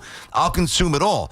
But it's got to be fair. Like, there can't be a competitive disadvantage. And if the four teams, Yanks, Mets, Phillies, and the Red Sox are all in that, say, 290 to 330-ish threshold of salary cap, I mean, those four teams, at least on paper, are loaded with talent. You get to another division, you get the Pirates spending $112. It's just not fair. Or the Twins, or the White Sox, the smaller market. Even though Chicago's a big city, you know what I mean. So they would have to go through that. They would have to raise the floor, which I think that they can do very effectively. I just don't think that they ever come up with a cap. Baseball wouldn't go for it, the union. And I'm not even sure if raising the floor would fix those problems. Depends how high they raise it. If there is no ceiling, because how would, if the Mets, Red Sox, Yankees, Phillies beating each other up, odds are if you do have it divisions, regardless of what the playoff format is going to be, you're not getting all 4 teams in to the playoffs, right? You wouldn't I think so. you can. I don't know how they would do it. So would they have 4 division winners and 4 wild cards? That would be interesting. I mean, probably. So they're going to. I would think. I don't know. Yeah. So there are a lot of those type questions in there, but even with the money being raised, potentially the floor being raised, it's still not. The gap would still be too too massive. Yeah. Dude, it's just not equal. Like those teams beating each other up all year long, fighting to get in. Yep. Versus what the lesser teams and lesser divisions would have to do to get in, and then once you get in. Like anything could happen. It just doesn't seem like a level playing field when the hardest thing to do is get in, and it would be significantly more challenging for the teams in that loaded division. That's fair, and that would be their biggest obstacle here. Okay, so you force, quote unquote, the Twins to spend $150 million, but well, guess what? The Mets and the Yanks and everybody else, they might go up to $412 million. So that disparity is the same, even though the floor has been raised. There's still the same sizable gap. Think about the preseason conversation. That's one thing in terms of the structure of the roster. Imagine the trade deadline. Imagine if you had those 4 teams vying for. The Dodgers would be, so some other teams as well out. Yeah, in but the still. Oh my, it would be an arms race every year. It'd be crazy. Yeah, I know. That's what I'm saying. I don't know if that would be good for the sport. BT and Sal on the Fan. Finish up on the phones. 888-808-1019. Is this Dancing in the Dark? No, it's Primo Water music, Sal. There you go. Hey, this summer, stay cool and hydrated with the official water of the aforementioned Major League Baseball. Primo Brands. With Primo Brands water delivery, you get premium hydration from trusted brands like Poland Spring, Pure Life, and Saratoga right to your door. Stock up for game day or just keep everybody feeling good and refreshed. Whether it's still sparkling or flavored, something is for everybody. And the best part, you get to call the shots however you want. So whether it's a couple of cases or a full week supply, Primo's flexible delivery fits your schedule. So step up to the dish, hydrate like a pro with Primo Brands, the official water sponsor of Major League Baseball. Major League Baseball trademarks used with permission. It's Boomer and Gio, mornings on the Fan, 101.9 FM. He's wearing a shirt that said he's golfing. And then yesterday she put on the shirt, go ask your dad. So what I deduce from this is she wants me to stop playing so much golf and do more stuff for the kids. I'm just waiting for the next shirt. I hired a lawyer. Listen to Boomer and Gio on demand on Apple Podcasts, Spotify, or wherever you get your podcasts. This is Andrew Perloff with an Odyssey Sports Minute. The Cincinnati Bengals are trying something different this year and playing quarterback Joe Burrow. That's because they keep starting season slow out of the gate after sitting Burrow for the entire preseason. The problem is, Burrow took some big hits last night. That's the last thing you want to see. I think they made their point. Burrow should be sitting, because I'm not sure Cincinnati fans can handle the stress of seeing him out there trying to extend plays in meaningless games. I'm Andrew Perloff. This is the story of the one. As a safety manager at a manufacturing plant, he does everything he can to keep his coworkers safe. From finding ways to reduce risks to keeping safety supplies in stock. And for that, he relies on Grainger. Grainger offers a broad range of quality products and next-day delivery, so he can always play it safe. Call 1-800-GRAINGER, click Grainger.com, or just stop by. Grainger, for the ones who get it done. Now that I'm a dad, I can't stop thinking about what would happen to my kids if something happened to me, like losing the house or not affording college. Yeah, that used to keep me up at night too. It's why I finally got life insurance from Ethos. It's 100% online. No medical exams, just a few health questions. I got $2 million in coverage for around $2 a day. I never realized it was that simple. Get your free quote at ethos.com/game. That's ethos.com/game. Rates may vary. Bill monthly. Sample rate 10-year term life policy for a 35-year-old healthy non-smoking male. Do Crohn's disease or ulcerative colitis symptoms keep coming back? Tremfya, guselkumab, may help, with rapid remission achieved at 12 weeks and lasting clinical remission at 1 year. Some even saw visible improvement of their intestinal lining at 12 weeks and 1 year. Tremfya is a prescription medicine used to treat adults with moderately to severely active Crohn's disease and adults with moderately to severely active ulcerative colitis. Serious allergic reactions and increased risk of infections and liver problems may occur. Before treatment, your doctor should check you for infections and tuberculosis. Tell your doctor if you have an infection, flu-like symptoms, or if you need a vaccine. Healing is possible with Tremfya. Approximately 3 out of 10 patients were in endoscopic remission at 1 year, based on areas visualized on colonoscopy, which may not represent the deeper bowel layer or entire GI tract. Individual results may vary. Ask your doctor about Tremfya today. Call 1-800-526-7736 to learn more or visit tremfyaradio.com. The Rico Brogna podcast on the Odyssey app is proudly sponsored by Mio Sparkling Sake, the official sake of the New York Mets. Enjoy at Citi Field or your favorite spot. A new tradition in sake. Mio Sparkling Sake. Just got my car right here at Dana Ford. Just got my car right here at Dana Ford. New 2025 all-electric Ford Mustang Mach-E. Lease $198 a month, 36 months, zero security, $45.98 due at signing. Or 0% APR financing up to 72 months. Big selection at DanaFordDeals.com. Dana Ford, Staten Island. With approved credit, dealer retains Ford rebates. Expires 8/31/25. Did you catch Luisito's header? Yeah, I just recorded it on my new Samsung A36 5G phone I got for free at Total Wireless. Oh, I'm actually live streaming the whole match with my new Samsung Tab A9 that I also got free at Total Wireless. I got that tablet too. And I got that phone too. We both got both. Switch to Total Wireless and get both the Samsung A36 5G and the Samsung Tab A9 for free. For a limited time while supplies last, valid in store. Requires new phone activation on the Total 5G Unlimited plan or higher external port and ID verification and new activation on the Total 5G Unlimited 6-month tablet plan. Restrictions apply. The biggest football contest in Vegas, Circa Million and Circa Survivor are back with a massive $21 million in guaranteed prizes. Circa Million. You pick 5 games against the spread each week. 126 ways to win with $6 million guaranteed. Circa Survivor. 1 pick a week, no point spread. Last the longest to win it all. $15 million guaranteed. Enter in Nevada, play from anywhere. $21 million guaranteed. Visit circasports.com for details. We've got more sports talk coming up on The Fan. This is Sal Licata. If you live in New Jersey, your electricity rates are going up again. If your current cooling system is over 15 years old, get ahead of that rate increase now with a new high-efficiency Carrier AC system. There's only one company to call. It's my friends at Edison Heating and Cooling, New Jersey's air conditioning experts for decades. Take it from me. You'll save money and stay cooler. These guys are experts. Contact my friends now at EdisonHVAC.com. That's EdisonHVAC.com.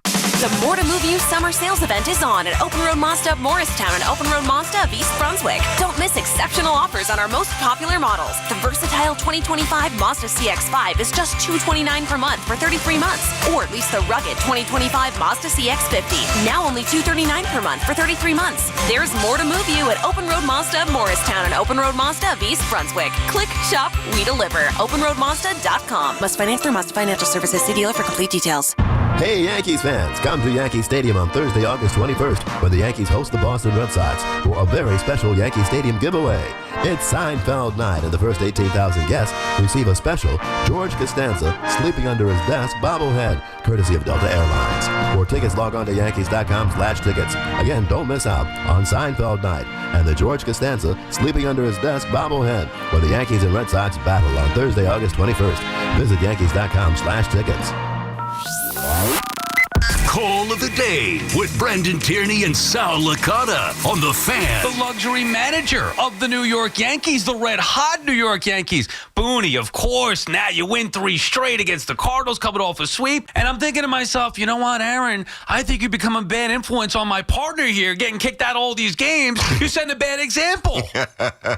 Yeah, you know, I'm gonna sound a little bit hypocritical, but when you told me that he got kicked out of a NU, that's I'm just not okay with that. Like, hey, Dad, let's sit over there and just watch in silence. I'm not a big fan of silence. Well, no, you're coaching, right? You're coaching, yeah, right? Coach.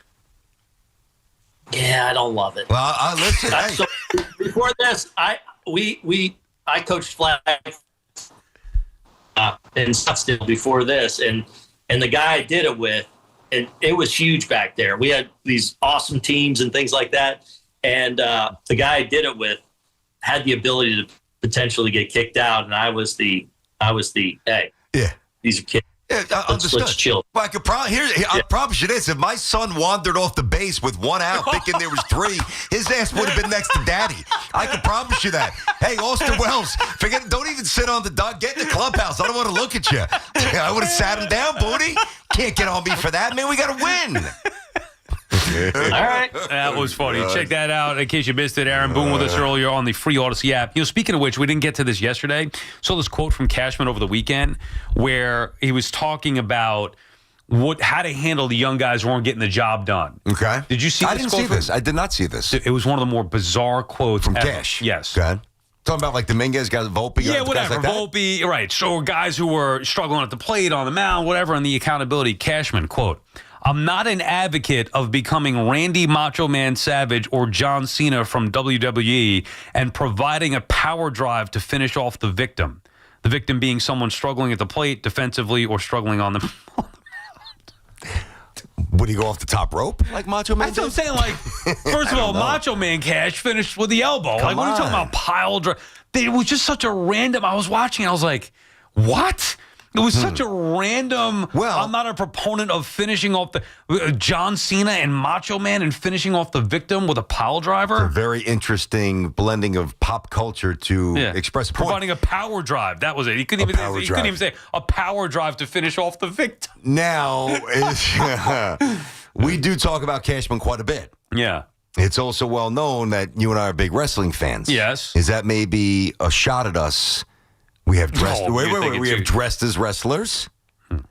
You think it too much? No, I mean I'm just throwing it out there. He's apparently thinking too much. He's giving us Macho Man, and now Macho Man's been dead for over a decade. If he said Goldust and Doink, then maybe I would think there's something there. There was a newsworthy tweet from Andy Martino. Nothing definitive here, but just that there is concern. I'm going to give you the exact quote Alvarez? here. Yeah. Okay. Alvarez injury is a real concern. Mets and Mendoza are going to update later this afternoon, but there's a concern that he could be out for the season. Okay. I mean, again, that's just a concern that he could be lost for the season. Usually that leads to he is going to be lost for the season. Again, is it the worst thing that could happen to the Mets? No, but it's obviously not a good thing. It hurts. Yeah. We can't minimize it. Number one, his career was on the up and up. He fixed some things. He's been hitting well since he came back. He's an energy guy.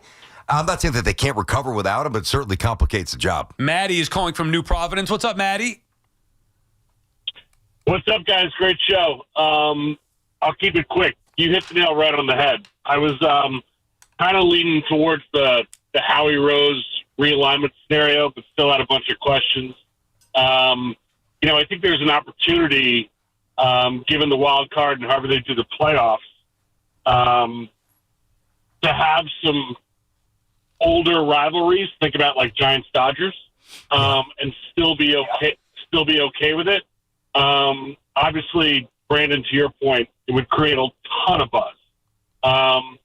But you guys, if we're going to add Nashville and Portland, they're not going to spend like Stevie and Hal. And Hal's going to have to spend a little bit more if they're both in division.